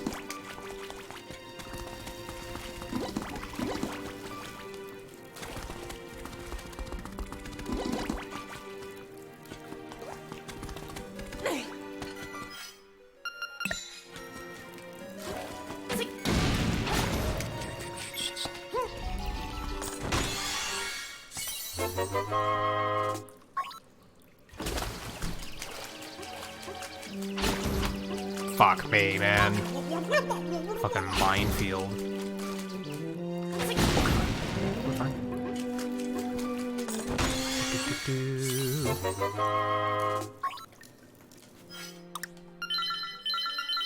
Alright, so as I said a bit ago, we're not actually finishing this dungeon. A reason for that is when you finish this dungeon, it activates a sequence with a ghost following you around the map. That sequence is super slow. It takes, like, actual minutes. Like, I want to say, like, at least 5 minutes, and it might be even slower than that, to escort this ghost around the map. It's a complete nightmare. So, to avoid that from happening, we just don't complete this dungeon until the end of the game. We get the flippers and then we leave. Because you technically don't have to finish the dungeon, you just have to get the flippers so you can go to the other dungeons.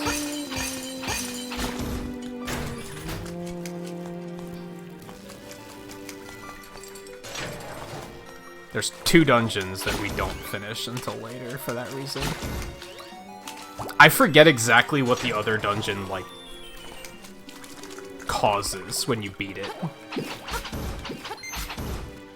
Everyone always says it's some sequence with Marin. I legit just don't remember it. So I'm just kind of like, okay, sure. It's some sequence with Marin. Like, I don't fucking know.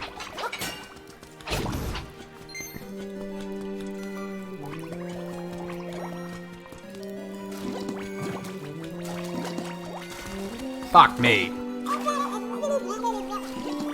Why am I bad all of a sudden?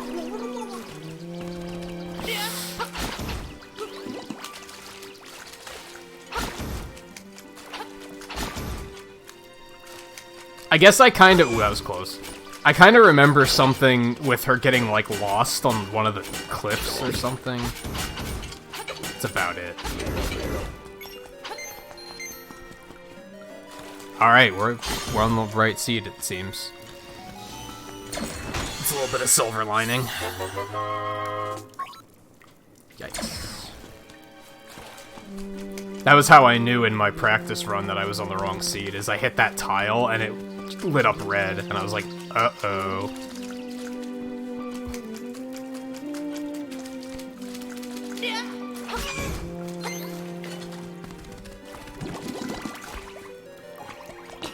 Fuck you.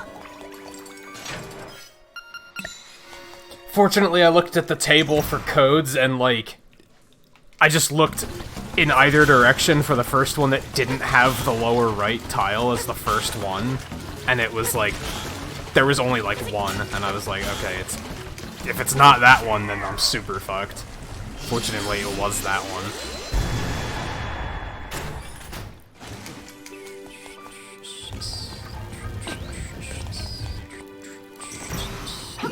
How the fuck did I not kill that thing? This fucking game.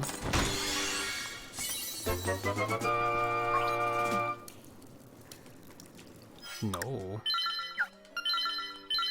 Take my inputs correctly, please. Lost a little bit of time there. Okay.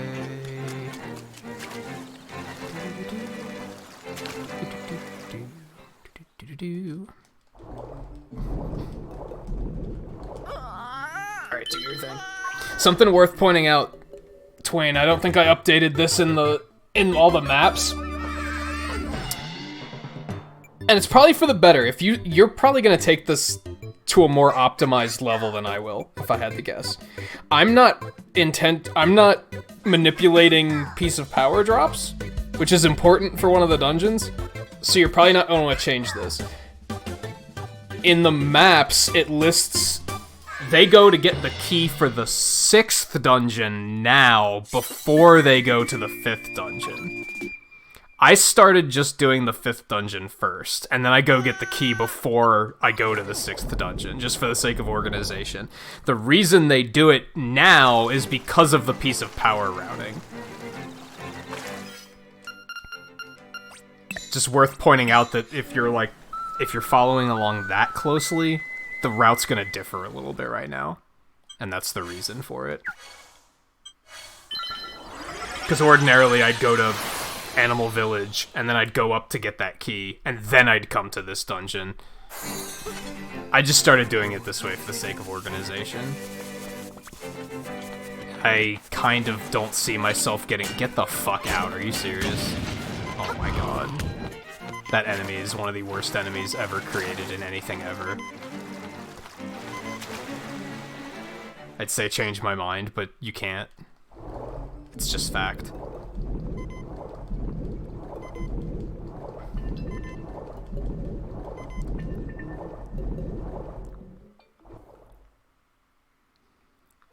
But yeah, I asked a runner once why they do it like this, and that's what their answer was it's for piece of power routing. You want to try to time it so fishmal, so you get a piece of power before you get to this boss. Because this boss is fucking trash. It's very RNG heavy. So if you can get a piece of power, you can one-cycle him.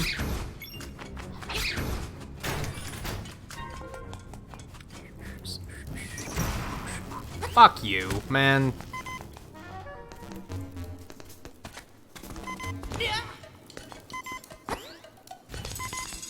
Okay. That's not bad. I usually fuck up that section a lot.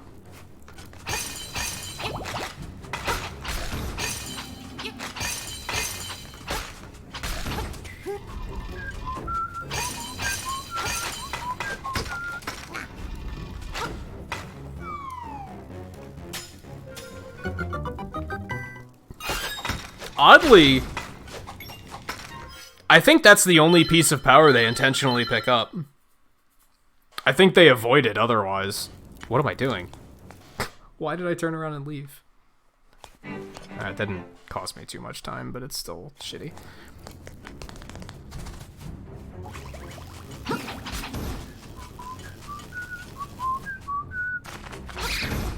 I guess it probably doesn't make enough of a difference on other fights.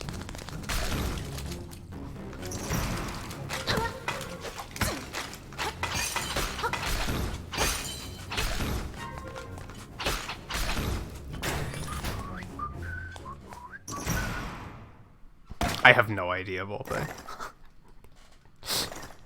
I just say them because they sound cool.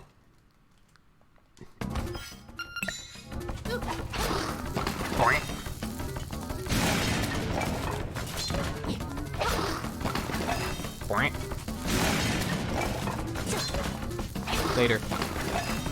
I can't beat you, I'm out of here. Something, something, something. He's a skeleton, so he must be an Undertale character. Something, something, something. I hate memes.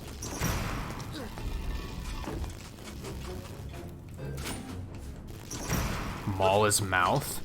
Well, what do you know? The English name is Catfish's Maw. You might have nailed it.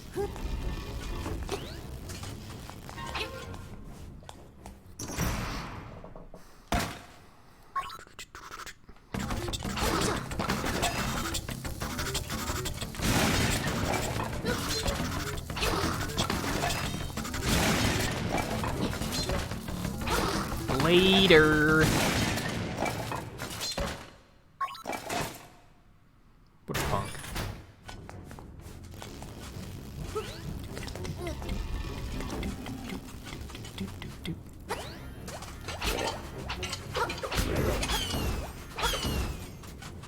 I'm just gonna not. Just gonna not with you.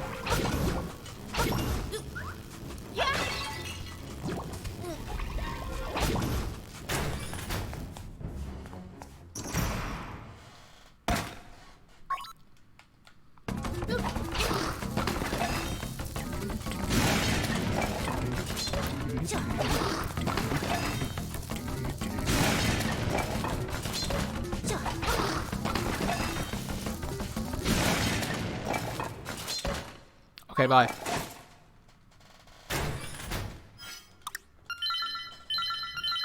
Okay, how about don't turn around and walk out the dungeon this time, jackass. Good work.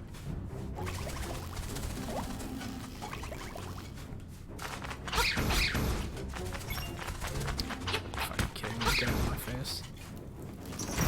Oh my god. I'm surprised he didn't hit me. See if I can not fuck this up this time. Nice, nice, nice. I'm getting better at that, slowly. That's, like, kind of tricky to get through, I think.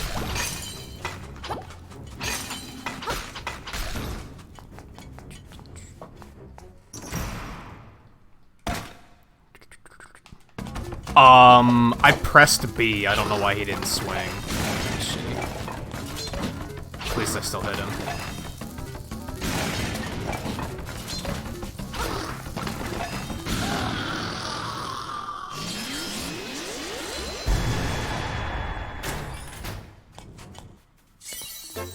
Interhaken? Sure, why not? Interhaken.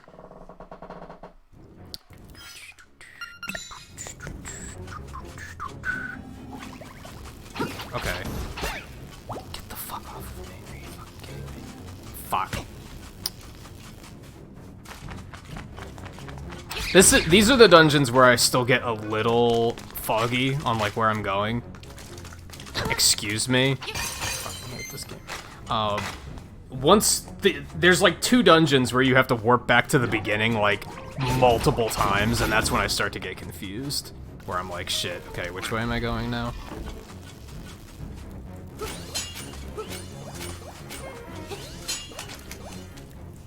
Hey, thank you for not all converging on the submerged spot like you did last time. During the practice run, I went into that room and they all like went right on top of the pool, and I was like, oh, okay. It seems fair.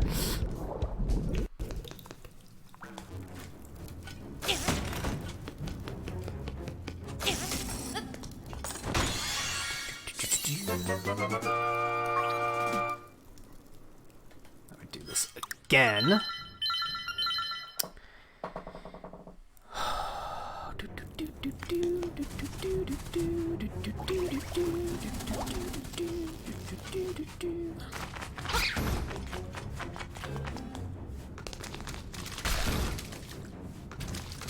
Why? Why does that not work? What the fuck?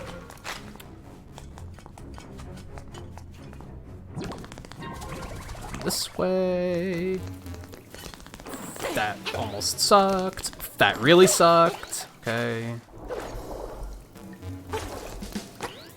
Looked snazzy, but it lost a lot of time. Oh yeah. Oh yeah, Twain, hookshot skew. This, you're probably gonna want to see this. Try to explain it. As soon as I get rid of this fucking clown.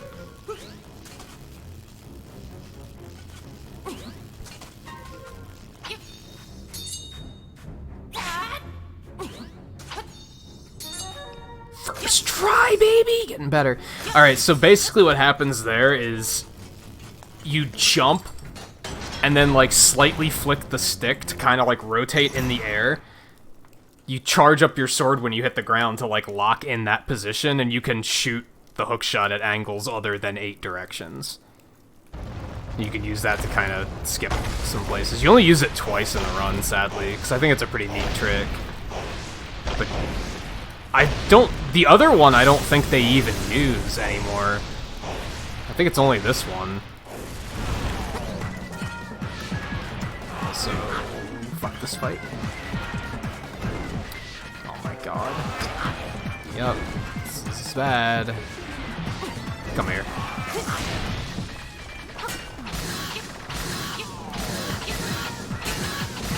It does take a bit of practice until you, like, really figure it out. And then you're like, oh. Like, once I got it, I got it. It was one of those things. It's kind of like you have to feel it.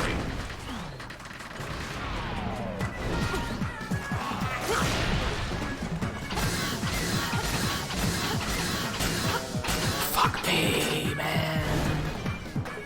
This is not okay. I don't even know what happens if you hook the wrong one.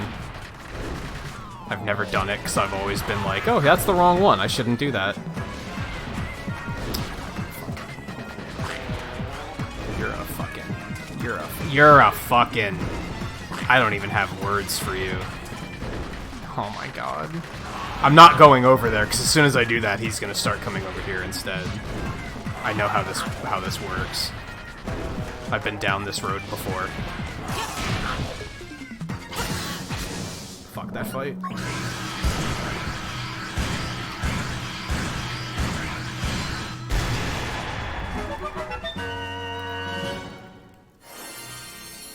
If I had more time, like if I wasn't in the middle of a run, I probably would have slowed down and like demonstrated it a little bit more and explained it.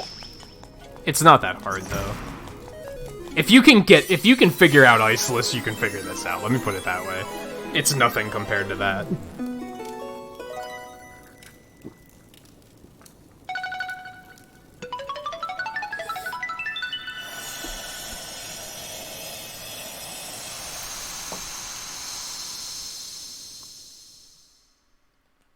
The big key is that when you jump and you kind of adjust your angle, if you hold your sword charge, you're locked at that angle.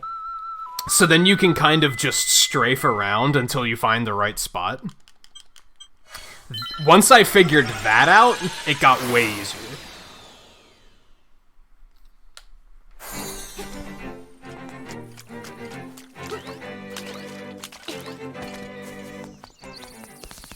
Alright, now we gotta get the key from this bullshit fight. I'm kidding, I finally kind of figured it out. Get the fuck out of here. Don't even.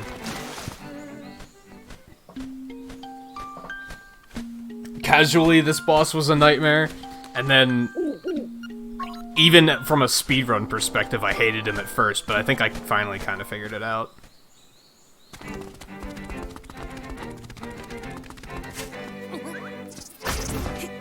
I pressed to the right, not left. Okay, whatever you say.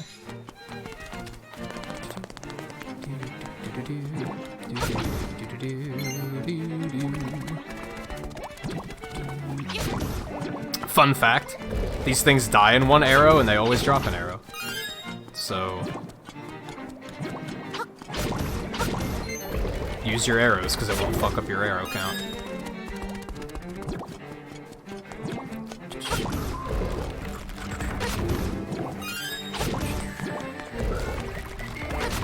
Fuck me. Okay, that's 2. That dropped like right on my head. What was I gonna do?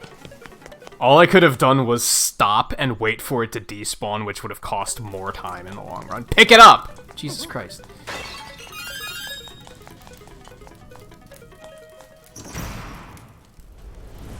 Is there a more consistent setup? I know you've mentioned that there's 2 different ways to do it.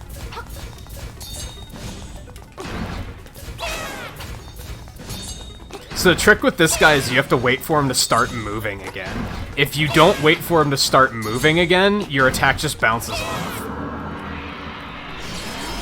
Like, he just has iframes. It's really dumb.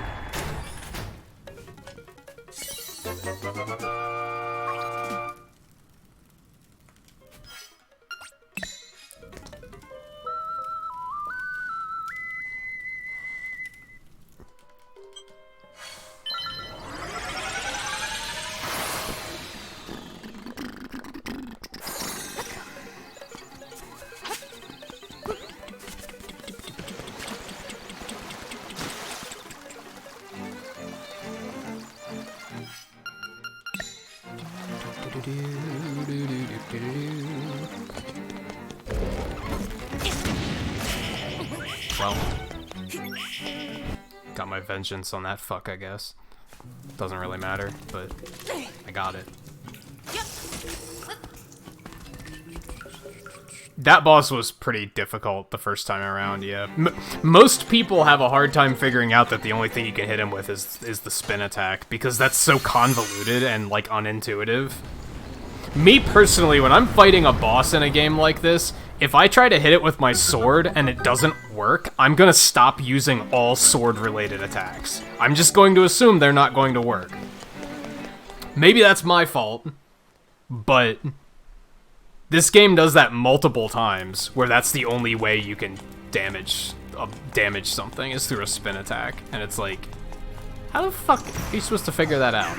It's like not very like the game never tells you like, oh, your spin attack is super strong or anything like that. And I don't think that's a thing in like all other Zelda games or anything like that. I always thought the spin attack was more for show than it was for functionality.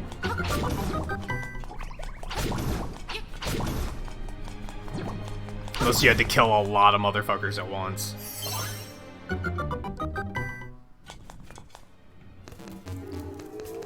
Fuck. Oh, that actually worked out. For some reason, sometimes he pinches me in there.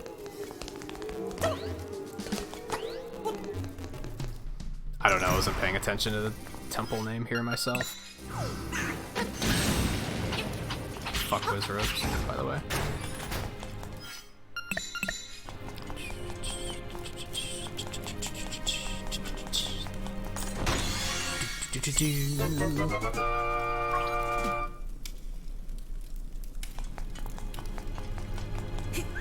I didn't read what that was. Was that Uber craft armband or something?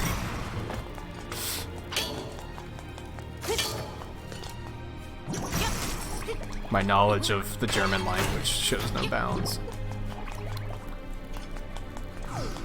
Free restock. Not gonna bother fighting those fucks though, because why would we?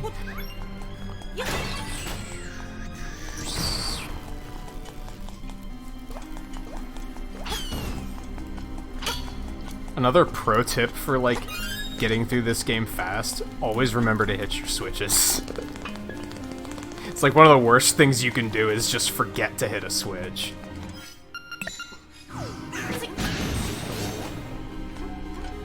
Oh fuck me, you gotta be kidding me. Okay.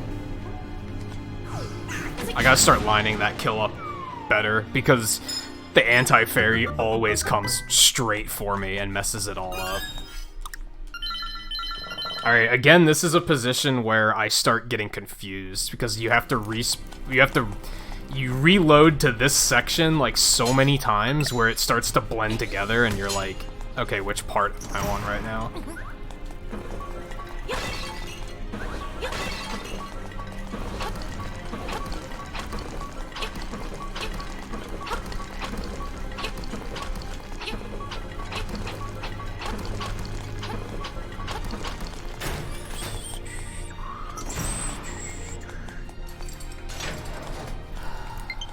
Another update for Animal Crossing? God, they're like not fucking around with updates for that game. Like, people are finding problems and they're like, we'll fix it by the end of the day. Like, they are not fucking around. It's pretty great, really. No, that's... what kind of fucking trash was that? Oh my god.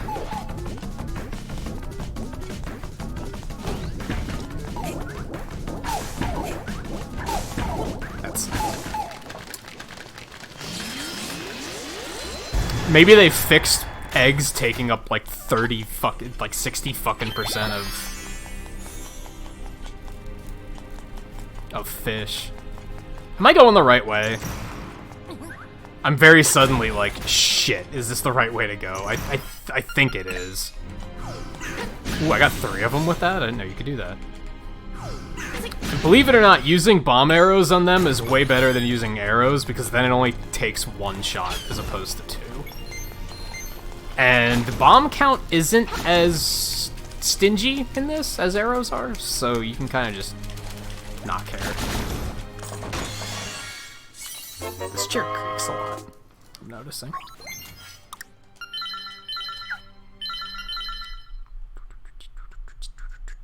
Okay, now we go back this way.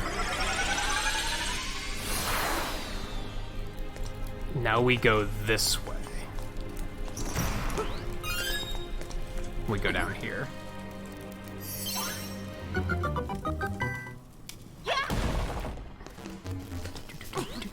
It's probably just because it's a new chair and I still haven't used it a lot yet, especially properly. Fucked myself here once because I unlocked, like, we're going up here next, right? Through this locked block. And we have a key, so one time I got here and I was like, I'll just use the key I have and I'll come back and kill these later. And then guess what? I needed this key, and, like, at that moment. So I had to do a bunch of backtrack, it was bad. So yeah, don't be a me.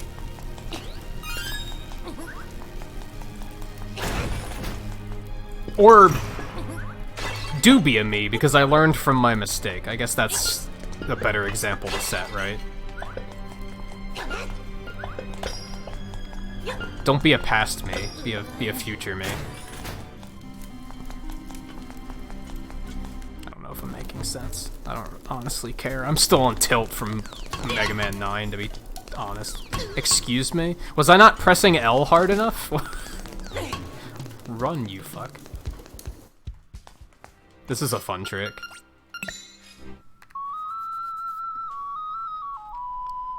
Splat!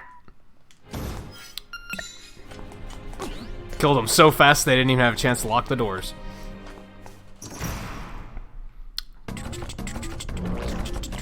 Fuck. Troll ass. Oh, you can't just put it down, can you? Son of a... Ooh! How did he get that? This is some supreme luck.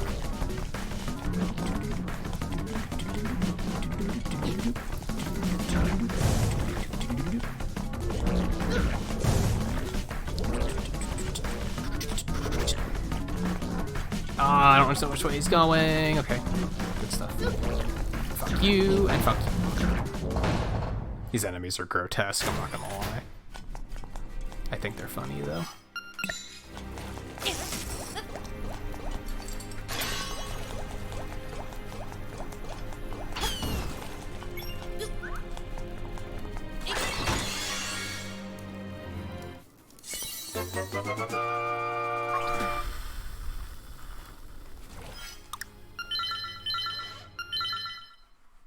Okay, now Maskin Temple. By the way, now we go here. Grab these because we need bombs. So fuck it.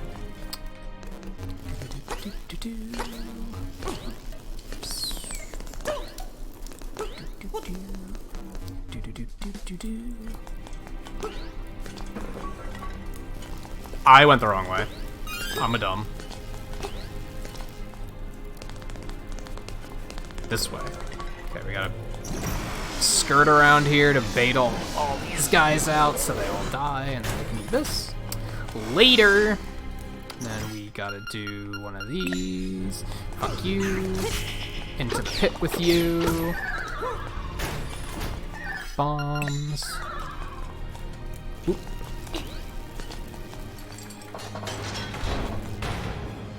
Try to come up with meme alerts for specific donation amounts. I've thought about doing that. The thing that sucks, and I think we've kind of talked about this before. I know I've talked to View about it before too. The thing that sucks is that's only Streamlabs, right?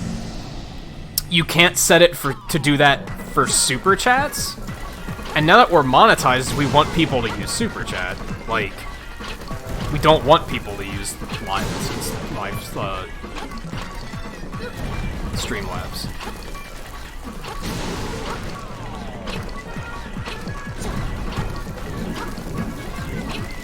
This fight's pretty decently.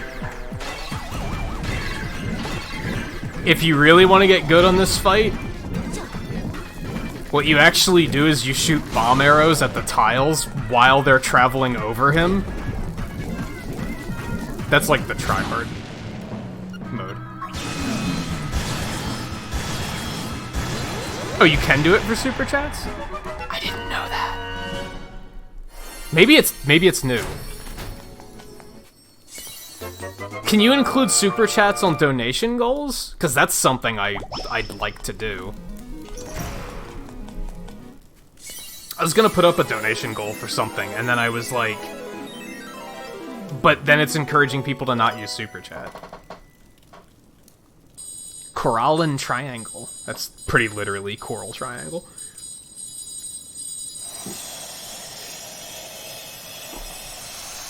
Anyway, the problem with meme alerts is that I have no idea as to whether they're hit on mark. Yeah. That's the issue with, like, meme emotes, too. It's pretty easy to just be like, I'm just gonna make all my emotes memes. But yeah, you question, are people gonna get it? Or are they just gonna, or is it just gonna cause people questioning what the fuck does that mean all the time?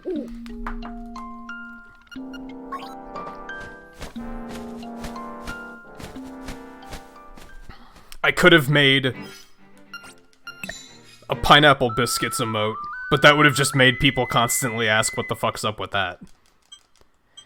And I don't think that's what emotes should be. I don't think they should be things that are just gonna make people ask questions. Especially the same question over and over again, because then you're gonna get tired of answering it.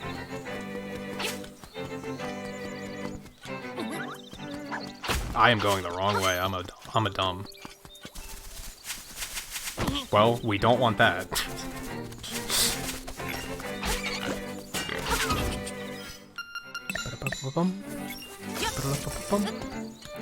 Hate this part a lot. Because you have to not know the way, you just have to do this shit over and over, and it's really slow. You can't just go to the end, which I know exactly where it is. It's super annoying.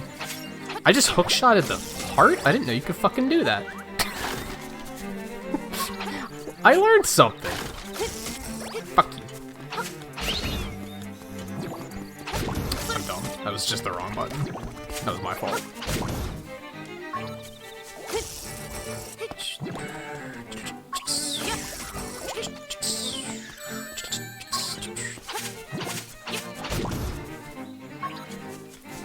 Well, that was not okay.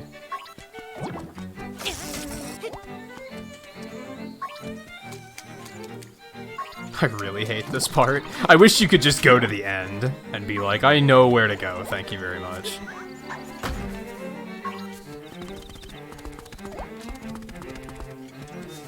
But no, you have to do every fucking thing.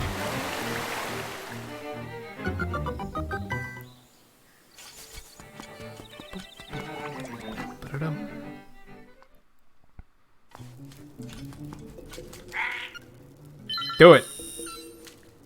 Banger alert. And JMT, thank you for the donation, by the way. Cheesy GDQ donation voice here.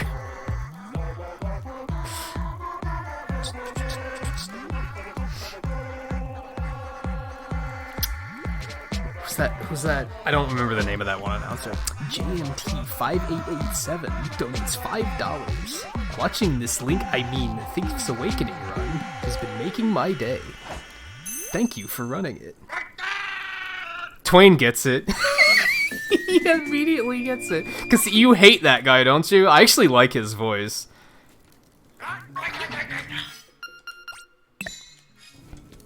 But I think he's the one you can't stand.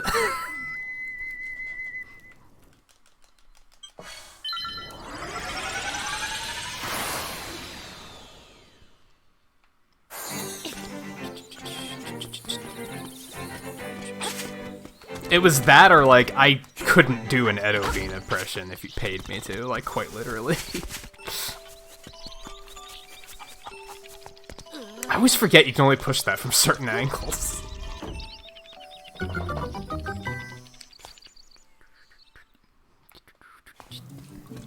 Whoa.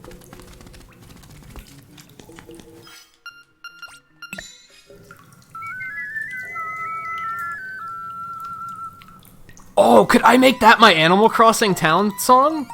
Holy shit, I gotta look that up. That would be sick. Or just make it the Windfish tune. That would also be really cool. I think we found it. I think we found it.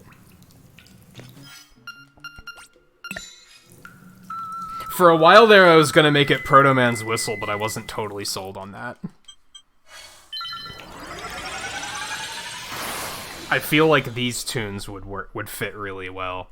I'm gonna have to look it up after this, see if someone else has already done it, and then just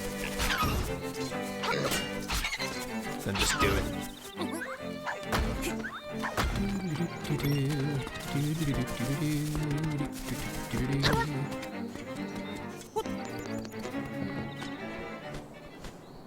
I don't know.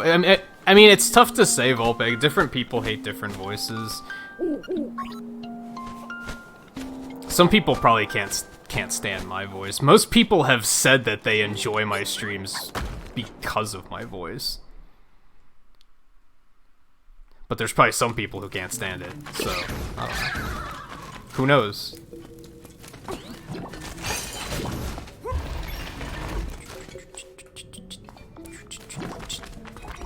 Oh, fuck me. There's another one. Alright, well, that's 3.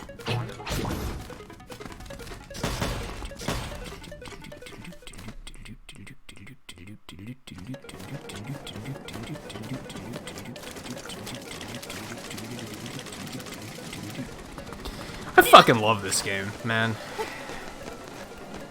I don't even necessarily want to have, like, an amazing time for this game or anything, for the speedrun.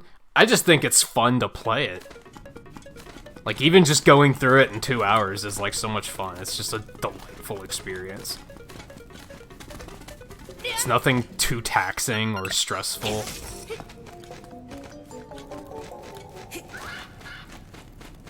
There's a few parts where I'm like, I hate this, but for the most part, it's great.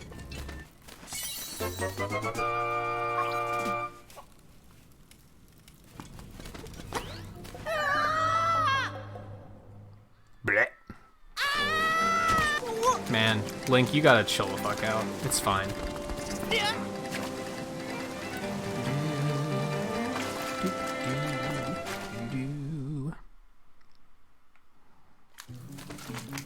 Also, Tao Heights hype. Great track. It's a shame we don't really get to hear it more in this run.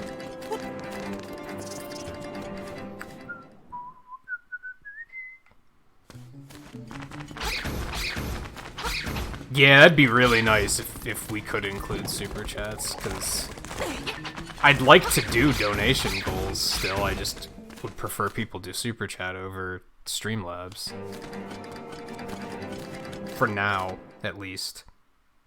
It's kind of like... I guess for those that don't know, I feel like most people here probably do know this, but the way YouTube works is like... You get paid once a month, and like it's always on the same-ish day. It's always like around, well, I don't know, it might be different for different people. For me, it's like the 20th. Also 69 rupees, nice. But that's only if you meet a certain threshold. It's only if you like have so much in your balance, if you want to look at it like that. Like YouTube, when they pay you, they put it into like a YouTube balance. If you want to call it that. It's not very technical, but it makes sense, right? And then when that reaches a certain amount, it gets paid out. So basically, even though Streamlabs donations are technically better because they take less of a cut than YouTube does, it's not ideal, because if we're not hitting that threshold on YouTube, we're not getting paid that month. So until we begin consistently hitting that threshold, we want everything to go into, like, that. Alderfestung! That's a name. Oh, fuck. We want everything to go into that source. And that's everything. That's ad revenue, that's memberships, that's donations. It all goes into the same pool.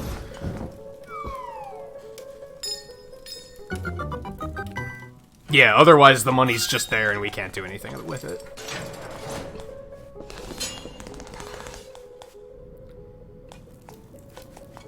Also, oh man.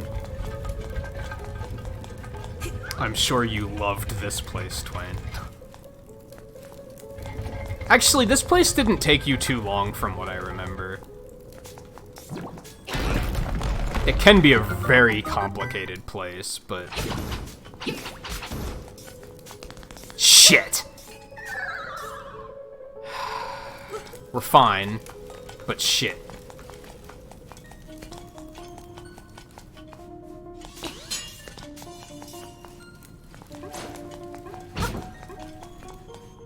It can be super long, because it's really big and complicated.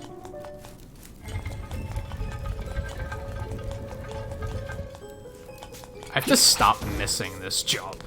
Oh my god, are you serious? I missed that jump way more than I should. It's not that difficult of a jump. I've never missed it twice in a row before, though. That's a new one. Why can't it just be a regular fucking pit?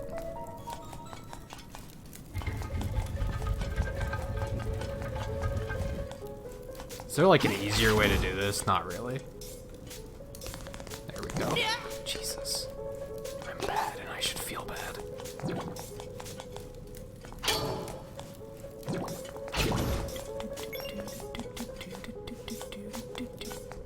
You can really only push it the other direction? Of course. Of course you can.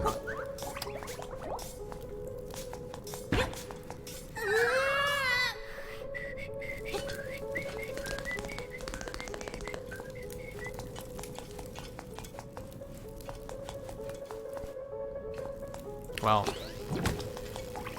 one thing that does really tilt me with this game is the sound effect that it makes when an enemy hits Link. It's such a condescending, like, tap noise. It doesn't even sound like you're getting struck, it just sounds like you're being thwapped in the back of the head. It's super condescending and I hate it. Like, keep an ear out for the next time it happens. And again, like the one before, I don't need that door yet, but I might as well bomb it now so I don't have to do it later, because I can just drop a bomb and go about my business.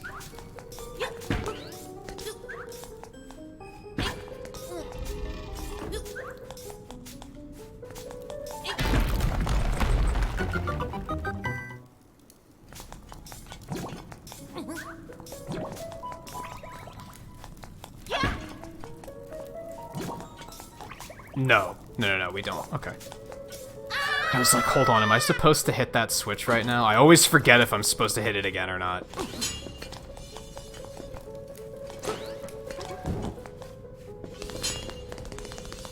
But you are not. Mirror shield, which we never use in this run. Except for once.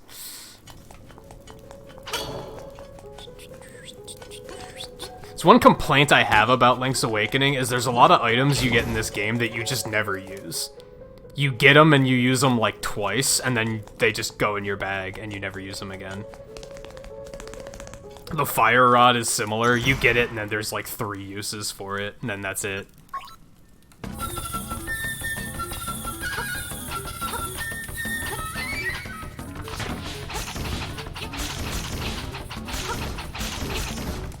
Also, don't fuck that up, because you have to just sit through the same thing over and over and over and over and over and over until you get it right, so...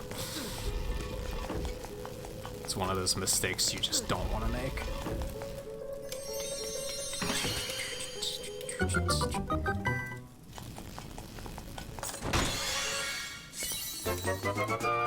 Grobenschlausen. Slouchel. The GDQ run that they did of this game was really funny, because they started donating to get the runner to go to the library and read some of the books there in German. And he didn't know German.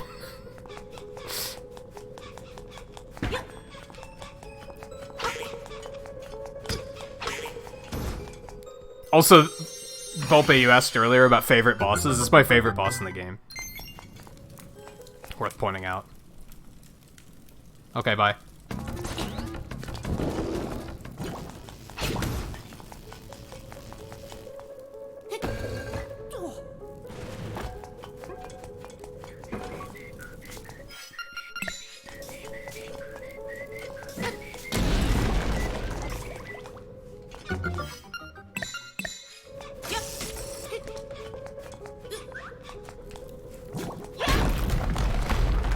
Whew. Man, where did I lose time? Well, I fell twice, never mind. The fact that I didn't lose more time than that is actually, like, pretty impressive. It's not bad. I wish there was a faster way out of this place, but I don't think there is. Creek. Alright, as I said earlier, we don't finish that dungeon yet, because that's the one that opens the Marin event, encounter, however you want to put it. So we just finish that, and then when we come back later, we can just walk in, kill the boss, and leave. Technically, we only need the mirror shield, and then we can leave, but it probably just makes more sense from an organizational standpoint to, like, just get all the pillars out of the way.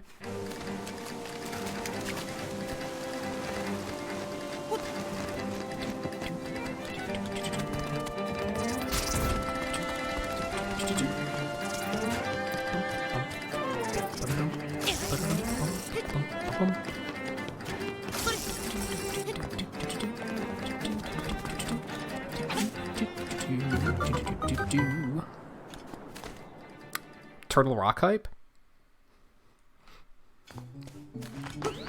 No?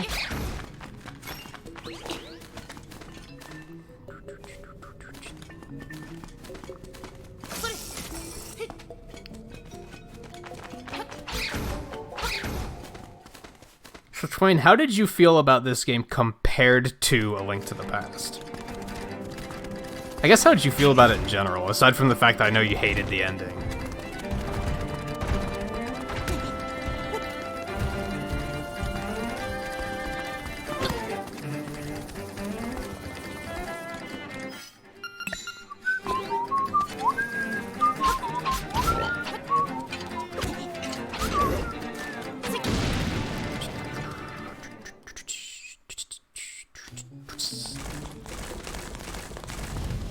Basically the only time you use the mirror shield. You can actually dash with your shield up, which I didn't know until like semi-recently. I think I accidentally discovered it, but it doesn't really work very well there. It's kind of weird.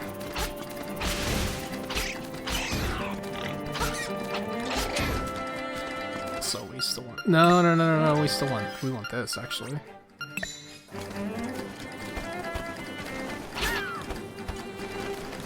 If you're lucky, sometimes you can fight this thing without that pterodactyl coming after you, but I don't trust it.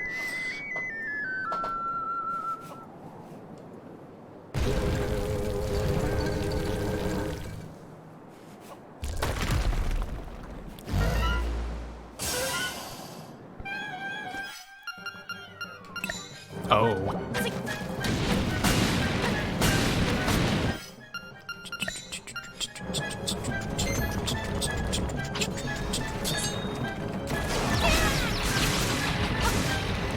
What?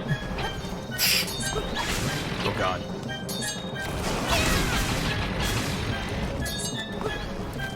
Are you fucking kidding me? Alright, that's why I should not go for that. Fortunately, the checkpoint's like right here, so we didn't lose too much, but still, fuck.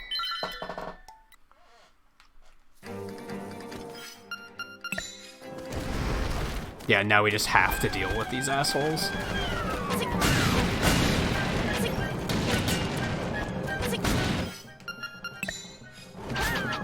Are you fucking serious? Get out of here.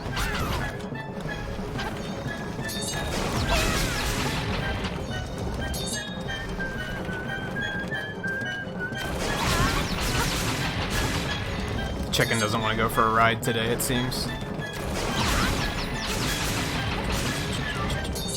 Oh god. Wow, I'm doing very poorly on this fight.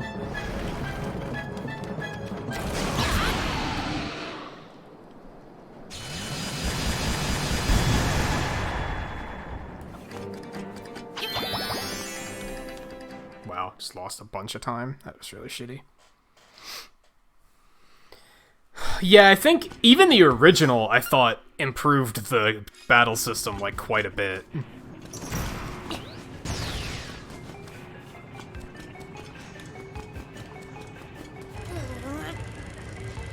And then this one takes it even further. I don't remember the original having this whole thing of, like, kind of blocking to counter, and then it stuns them so you can get a hit in. I think that's new. I like it, though. I like the, like, rhythm of combat.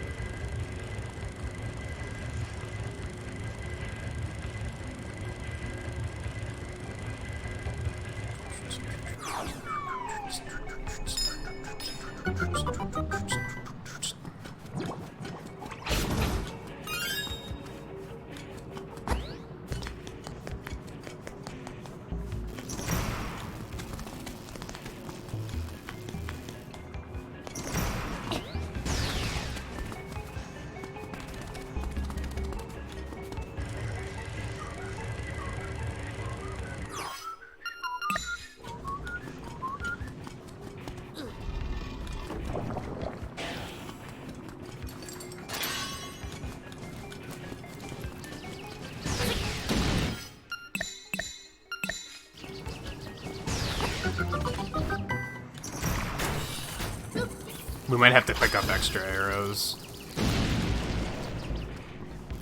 Yeah, I have 6. That's not super comfortable. I got a little bit more free with my use of bomb arrows in this one.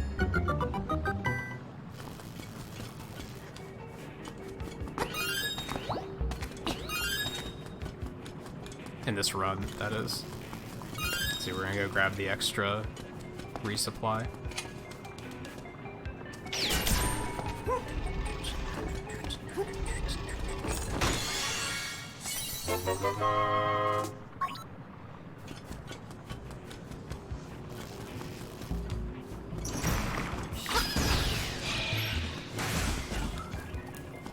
Yeah, I think I've seen people that, like, didn't put it together that that was something they had to do. Just fill in the gaps.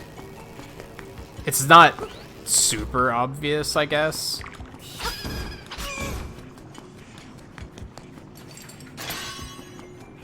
I think for me it was one of those things where I was like, I wonder if something happens if you do that. Oh god, how did I not take damage?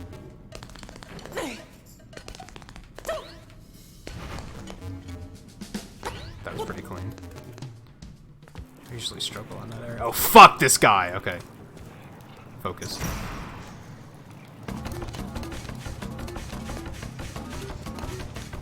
Okay, asshole. Yeah, you're funny. Oh my god. He's being a real fuck right now.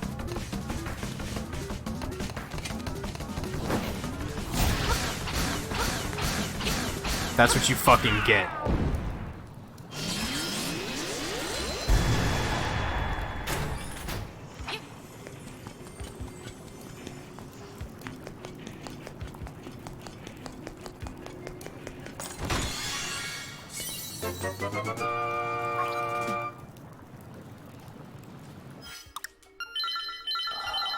And this is one of the coolest things that I remember seeing from the speedrun. I remember having it being such an ordeal killing these guys. Now I know you can just do that. Magic powder of all fucking things.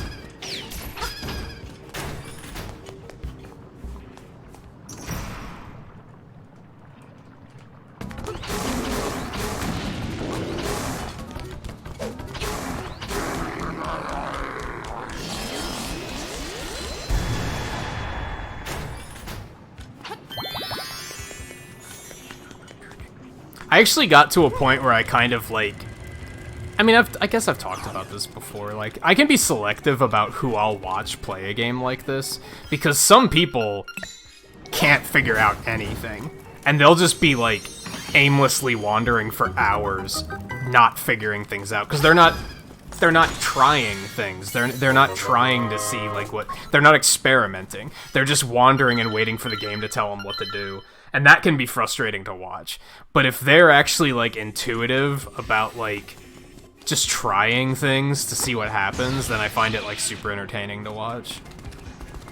Both View and Twain are good at that. Like, they don't really need the game to tell them what to do, right? They can actually figure things out. Fuck me. Well, that's 4. So, like, I guess what I'm saying is I kind of understand why backseaters do what they do, because sometimes it's really frustrating to watch somebody just not figure it out for hours on end. My issue with backseaters is that they usually don't give you that chance. They usually just... you get there and they're like, here's what you have to do. They just assume you're not gonna figure it out and that you need their help. That's the shitty thing.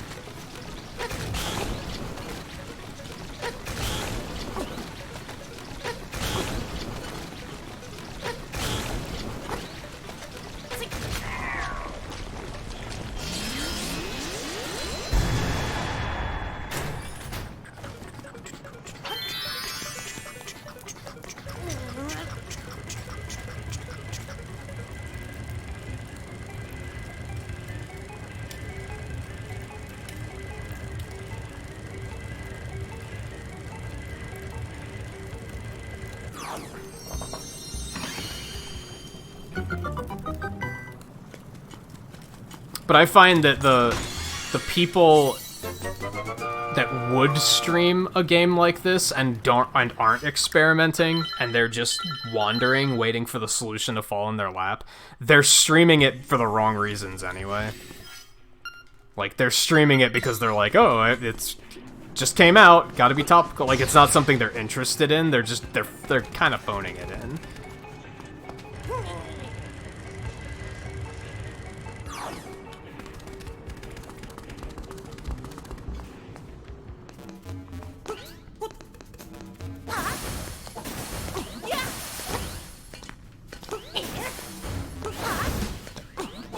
Now, I will say I can't remember the last time I watched somebody that had that problem, but... So it's not like I even have anybody specific in mind or anything. Even if I did, you think I'd fucking say the name on stream? Like, come on. Who do you take me for?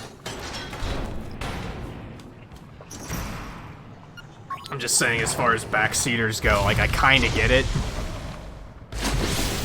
Hit scarf.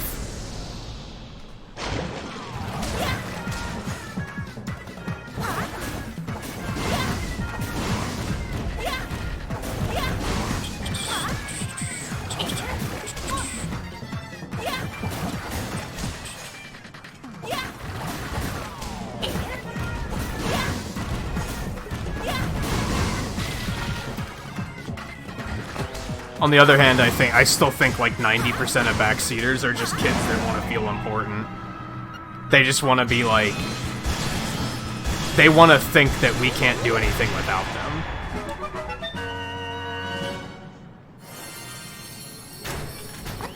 It's not necessarily that they see someone lost and think, man, I should give them a hand so that they're not frustrated by the fact that they're stuck right now. I think 90% of them are just like, no, they want us to stop and, like, grovel at their feet and be like, oh, we never would have been able to do this without you.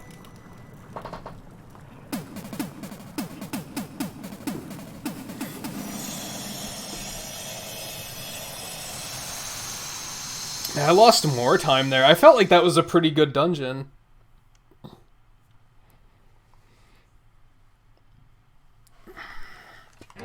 Okay. Now we just gotta clean up. So we're gonna go back to Eagle's Tower.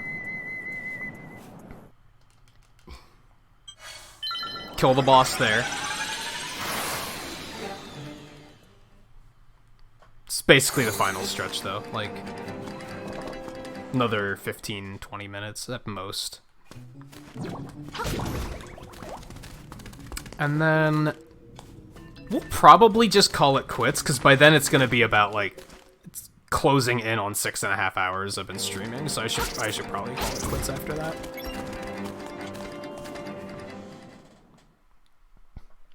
It's a shame that this run kind of turned out to not be that great. I mean, I guess it's still pretty good, right? It's still, like, gonna be sub 2.5 hours, like, I should still be proud with that. I wasn't expecting to get sub 2 or anything like that, so...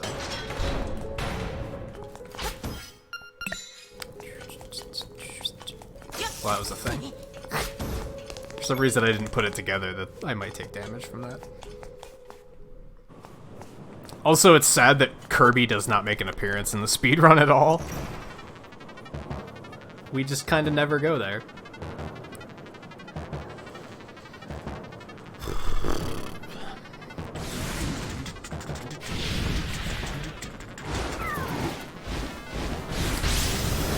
Kufel Saddler.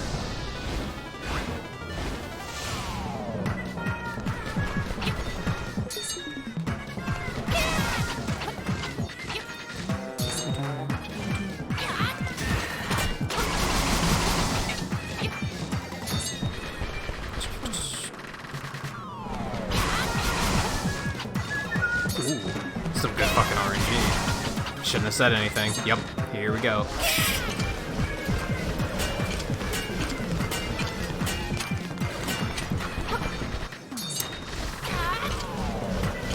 You fucking nightmare.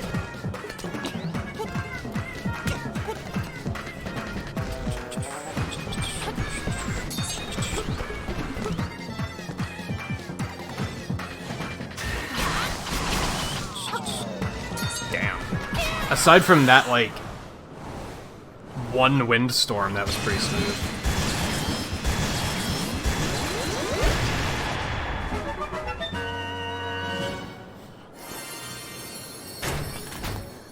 And this is the last heart container we're gonna pick up, too, by the way.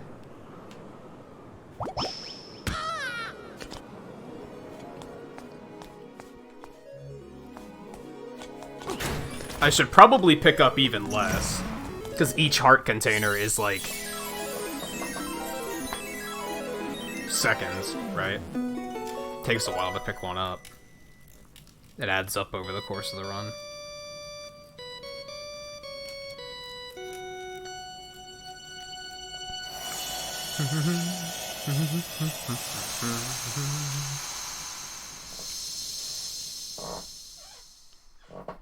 I forgot that I started late, too. It's 4 a.m. already? Jesus. That sucks. I'm not going to have much time to play any Animal Crossing before the day resets. Which I'm probably going to try not to play after 5, just due to the fact that I'm planning to stream it tomorrow, so I'm probably just going to wait, and I'll do everything on stream.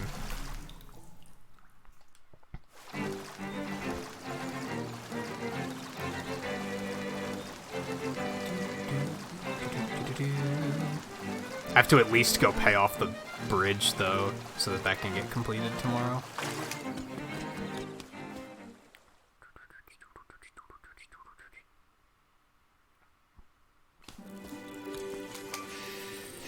We very suddenly have an issue. Hold on. It's been long enough that I don't immediately recall what the combinations to all this shit are.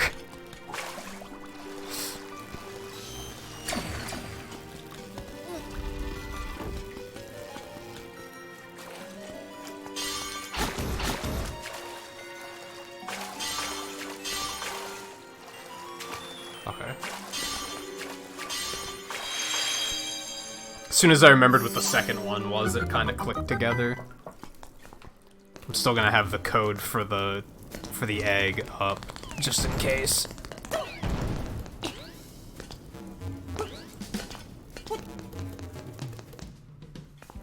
Actually, if I just look at it now, I'll probably remember it, no problem. Left, left, left, up, right, right, up, up. Right, right, up, up. Yeah, yeah. Okay, should be fine. So this is the other hookshot skew. You can technically Pegasus Boots jump over there. It's kind of hard.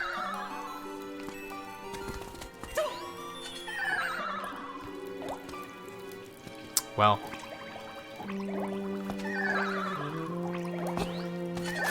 And honestly, that's pretty easy to do. I'm just gonna continue doing that.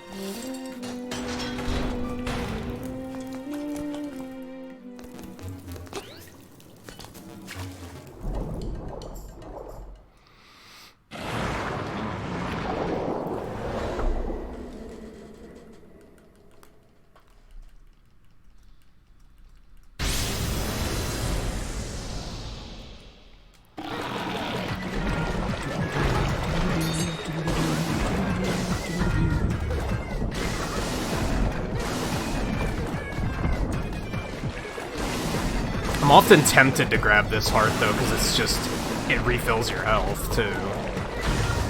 We're about to go for the windfish, so... I probably should start grabbing this one, especially because I'm taking a lot of damage.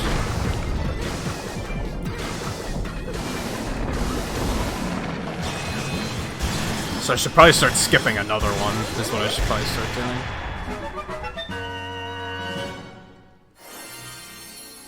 Yeah, let's go ahead and grab this. I want to refill my health.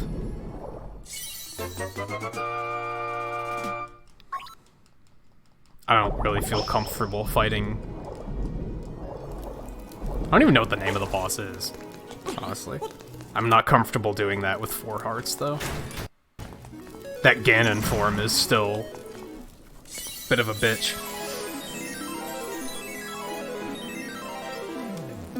Neptune Harfa. Huh, I wonder what that means.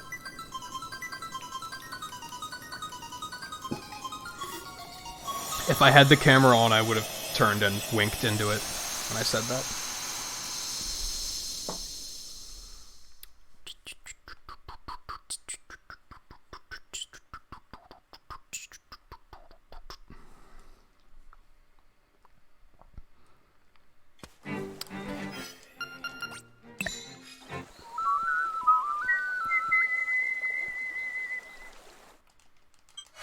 Boris is hot.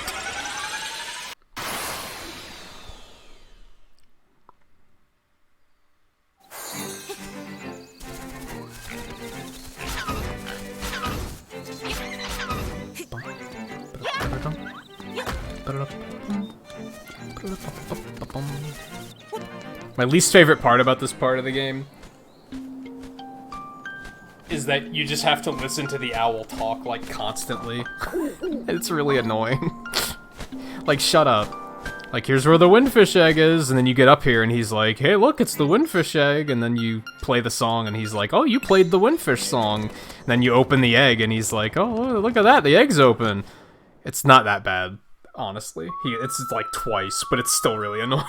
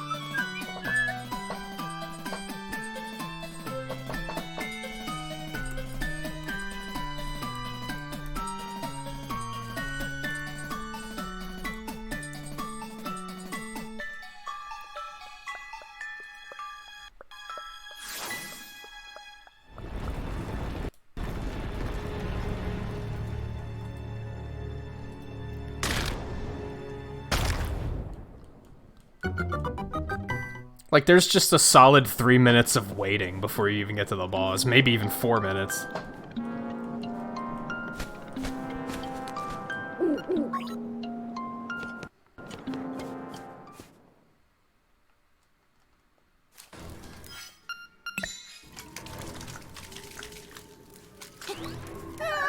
Pop quiz, what was the combo?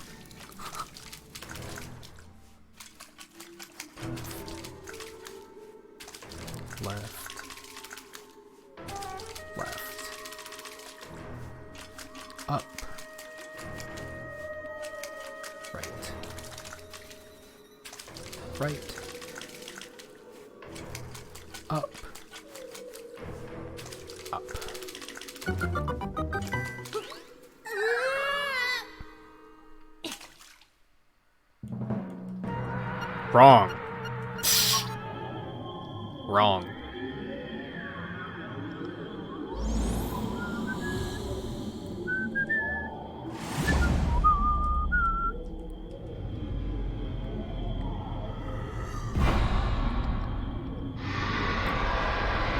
Something kind of interesting with this run is you could almost customize it. Like, you could just look at the RNG and just pick a different seed if you wanted to, and just be like, oh, this is the run I'm gonna do, just to keep people on their toes. But that might cause time differences, so that's maybe not a great idea. But there might be a faster one, on that note. We don't even know, like, this might not even be the fastest seed. They've probably tested it a lot, but you never know. So if you jump and slash when he shoots, it's like a cure-all. The blue one will miss you, and you'll still hit the fireball if it's a fireball.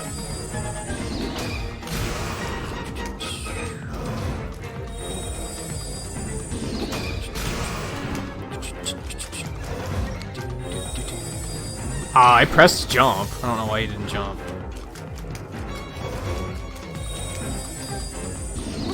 I must have hit B like a split second before I hit Y.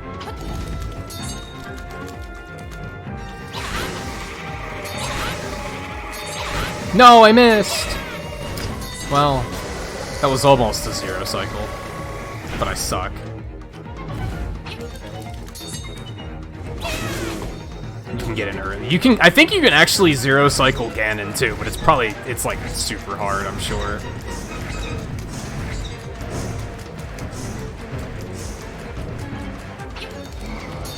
You fucking. Alright, so managed to hit him.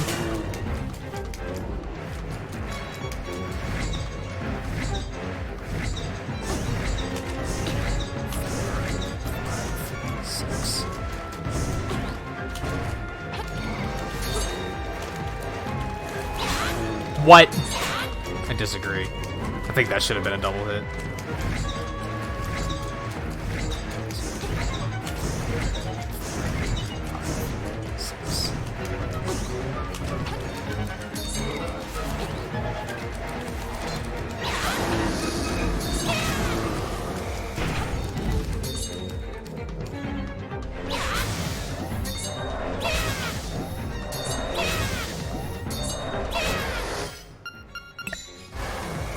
Something really weird happened with the final phase during my practice run. I doubt it's gonna happen again, but it was very peculiar. I backed him up like too far into the wall or something, and the arms got like super desynced. It was really weird.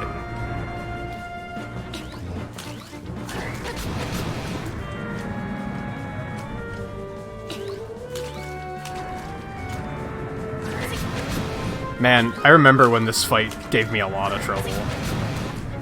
Now I'm just like, whatever. Easy peasy. That was overall a pretty good fight. I'm fairly happy with that. This whole fight used to give me a lot of trouble. So I feel like I've come a long way.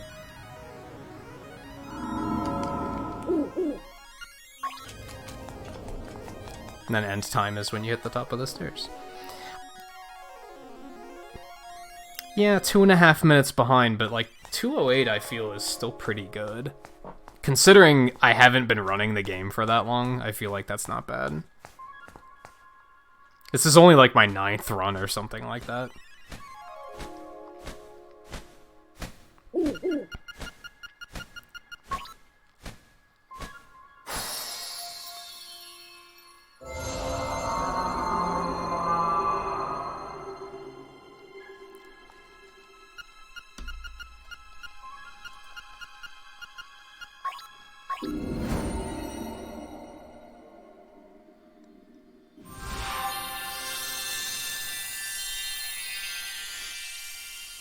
How's it compare to averages? That's probably not going to look super good because I've only done like 3 runs on these splits. Yeah, I don't even have averages for these splits yet.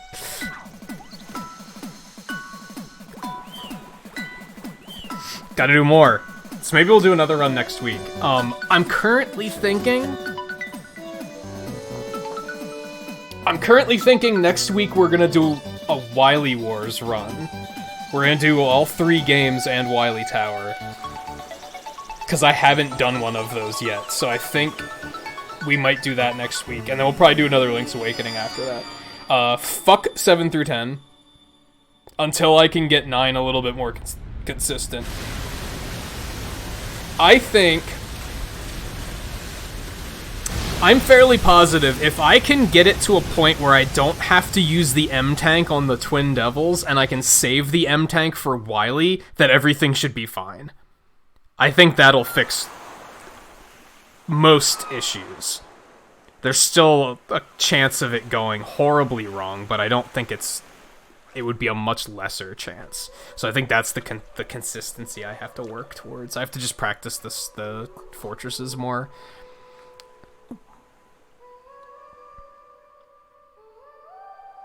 All I have to do is make sure that Black Hole Bomb is full before I get to the Twin Devils. It doesn't even necessarily have to be full, but I'd prefer that it is full just to be safe.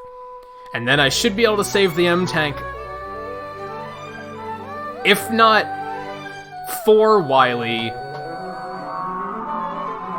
just before Wily, which I'd rather not do that either.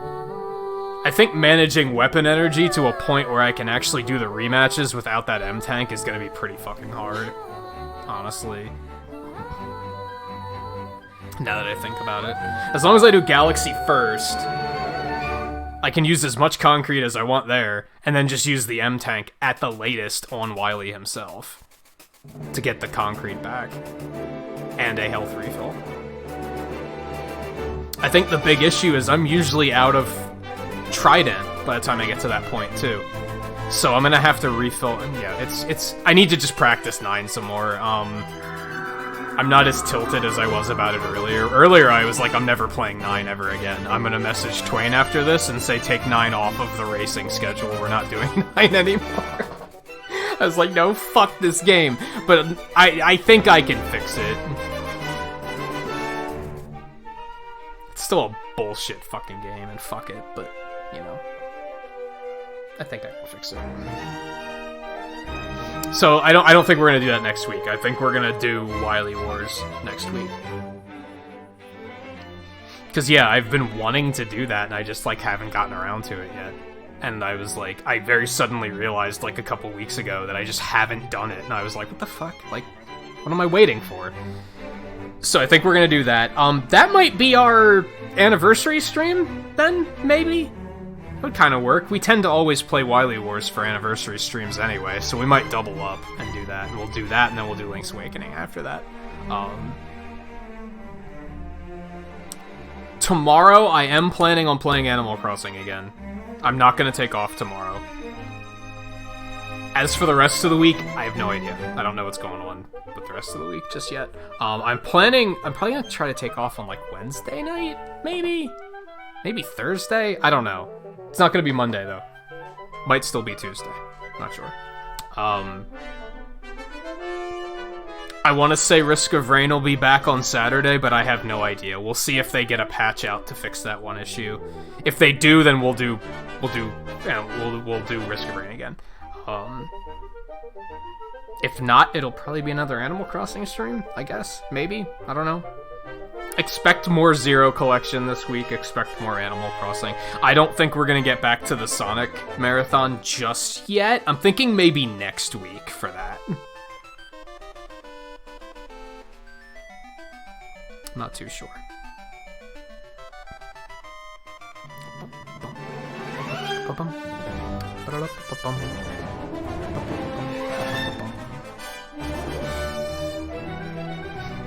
This is such cheerful music for the fact that everybody just died.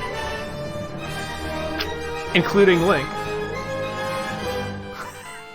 If you believe Twain said canon.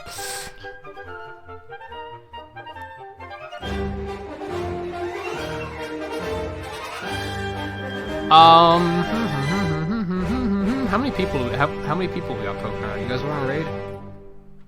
I think we can raid. If you guys want to raid, I think we can raid. I know we have Twain and probably Volpe and probably JMT at the least, and maybe Coulter's still poking around because I just saw he booted up Stardew Valley again. Yeah, everybody's dead. Everybody's dead. Alright, we're gonna go ahead and delete this so that I don't have to do it at some other point. 3 deaths, that, like, really sucks. That really sucks. That should only be 1. It should only be 1.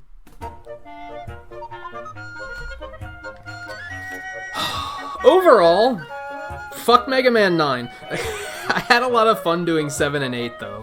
I enjoy running those games. I didn't think I would ever enjoy running 8, but I am at a point where I kind of enjoy it. So, yeah, it'll be a small raid, but let's do it. I have a good target we can go hit. Man, I've been trying to like find new people that we can raid at some point. And of course, like whenever they're live, they're playing like fucking Mario Maker or something. Or something where I'm like, nope, that's not the one. But we'll get there sooner or later. That's okay, I don't think we've stopped in over here in a while either, so it works. Although my YouTube is buffering crazy. I don't know if that's their stream or if that's just my YouTube. Being weird. Oh, hold on.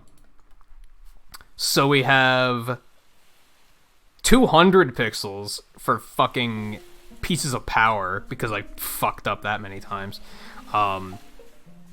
It was not a PB, but you get the pixels for the pieces of power at least. Trying to think if I should change that to 25 per instead of 50 per, but I think I'll leave it at 50 just because like I really shouldn't be picking them up anyway. Maybe that'll encourage me to. It encourages people to watch, and it encourages me to actually keep track of that shit, so that they don't just fall in my head away like that. But then there's another 50 for the end of the stream, so let's do it really quick. And then yeah, right.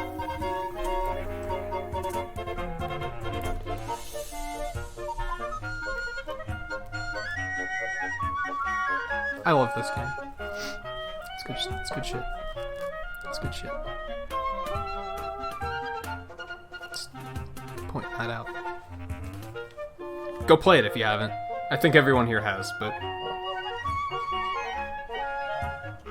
my only criticism is that $60 is fucking steep, to be totally honest. $60 for this title is kind of crazy. Like, it's good, but I don't know about $60 good. If there was another game mode, like a randomized dungeon game mode or something, then I'd probably be like, fuck yeah, do it. But anyway, yeah, raid. We're gonna go see how Zombie's doing. He's playing Doom Eternal tonight. I've only seen View play some of this, and it looked like a pretty fucking metal time, let me tell you. So I'm eager to see a little bit more. I'll see you guys over there for that. Thank you everyone for hanging out tonight, whether you're hanging out and chatting or lurking or watching offline after the fact. It's all appreciated. Thank you JMT for the donation. Thank you Gold Coastin for the raid yesterday, by the way. I forgot to say something at the end of the stream yesterday about that. As I said, I'll be back tomorrow with some Animal Crossing. I want to do some more Animal Crossing tomorrow. So I'll see you guys for that.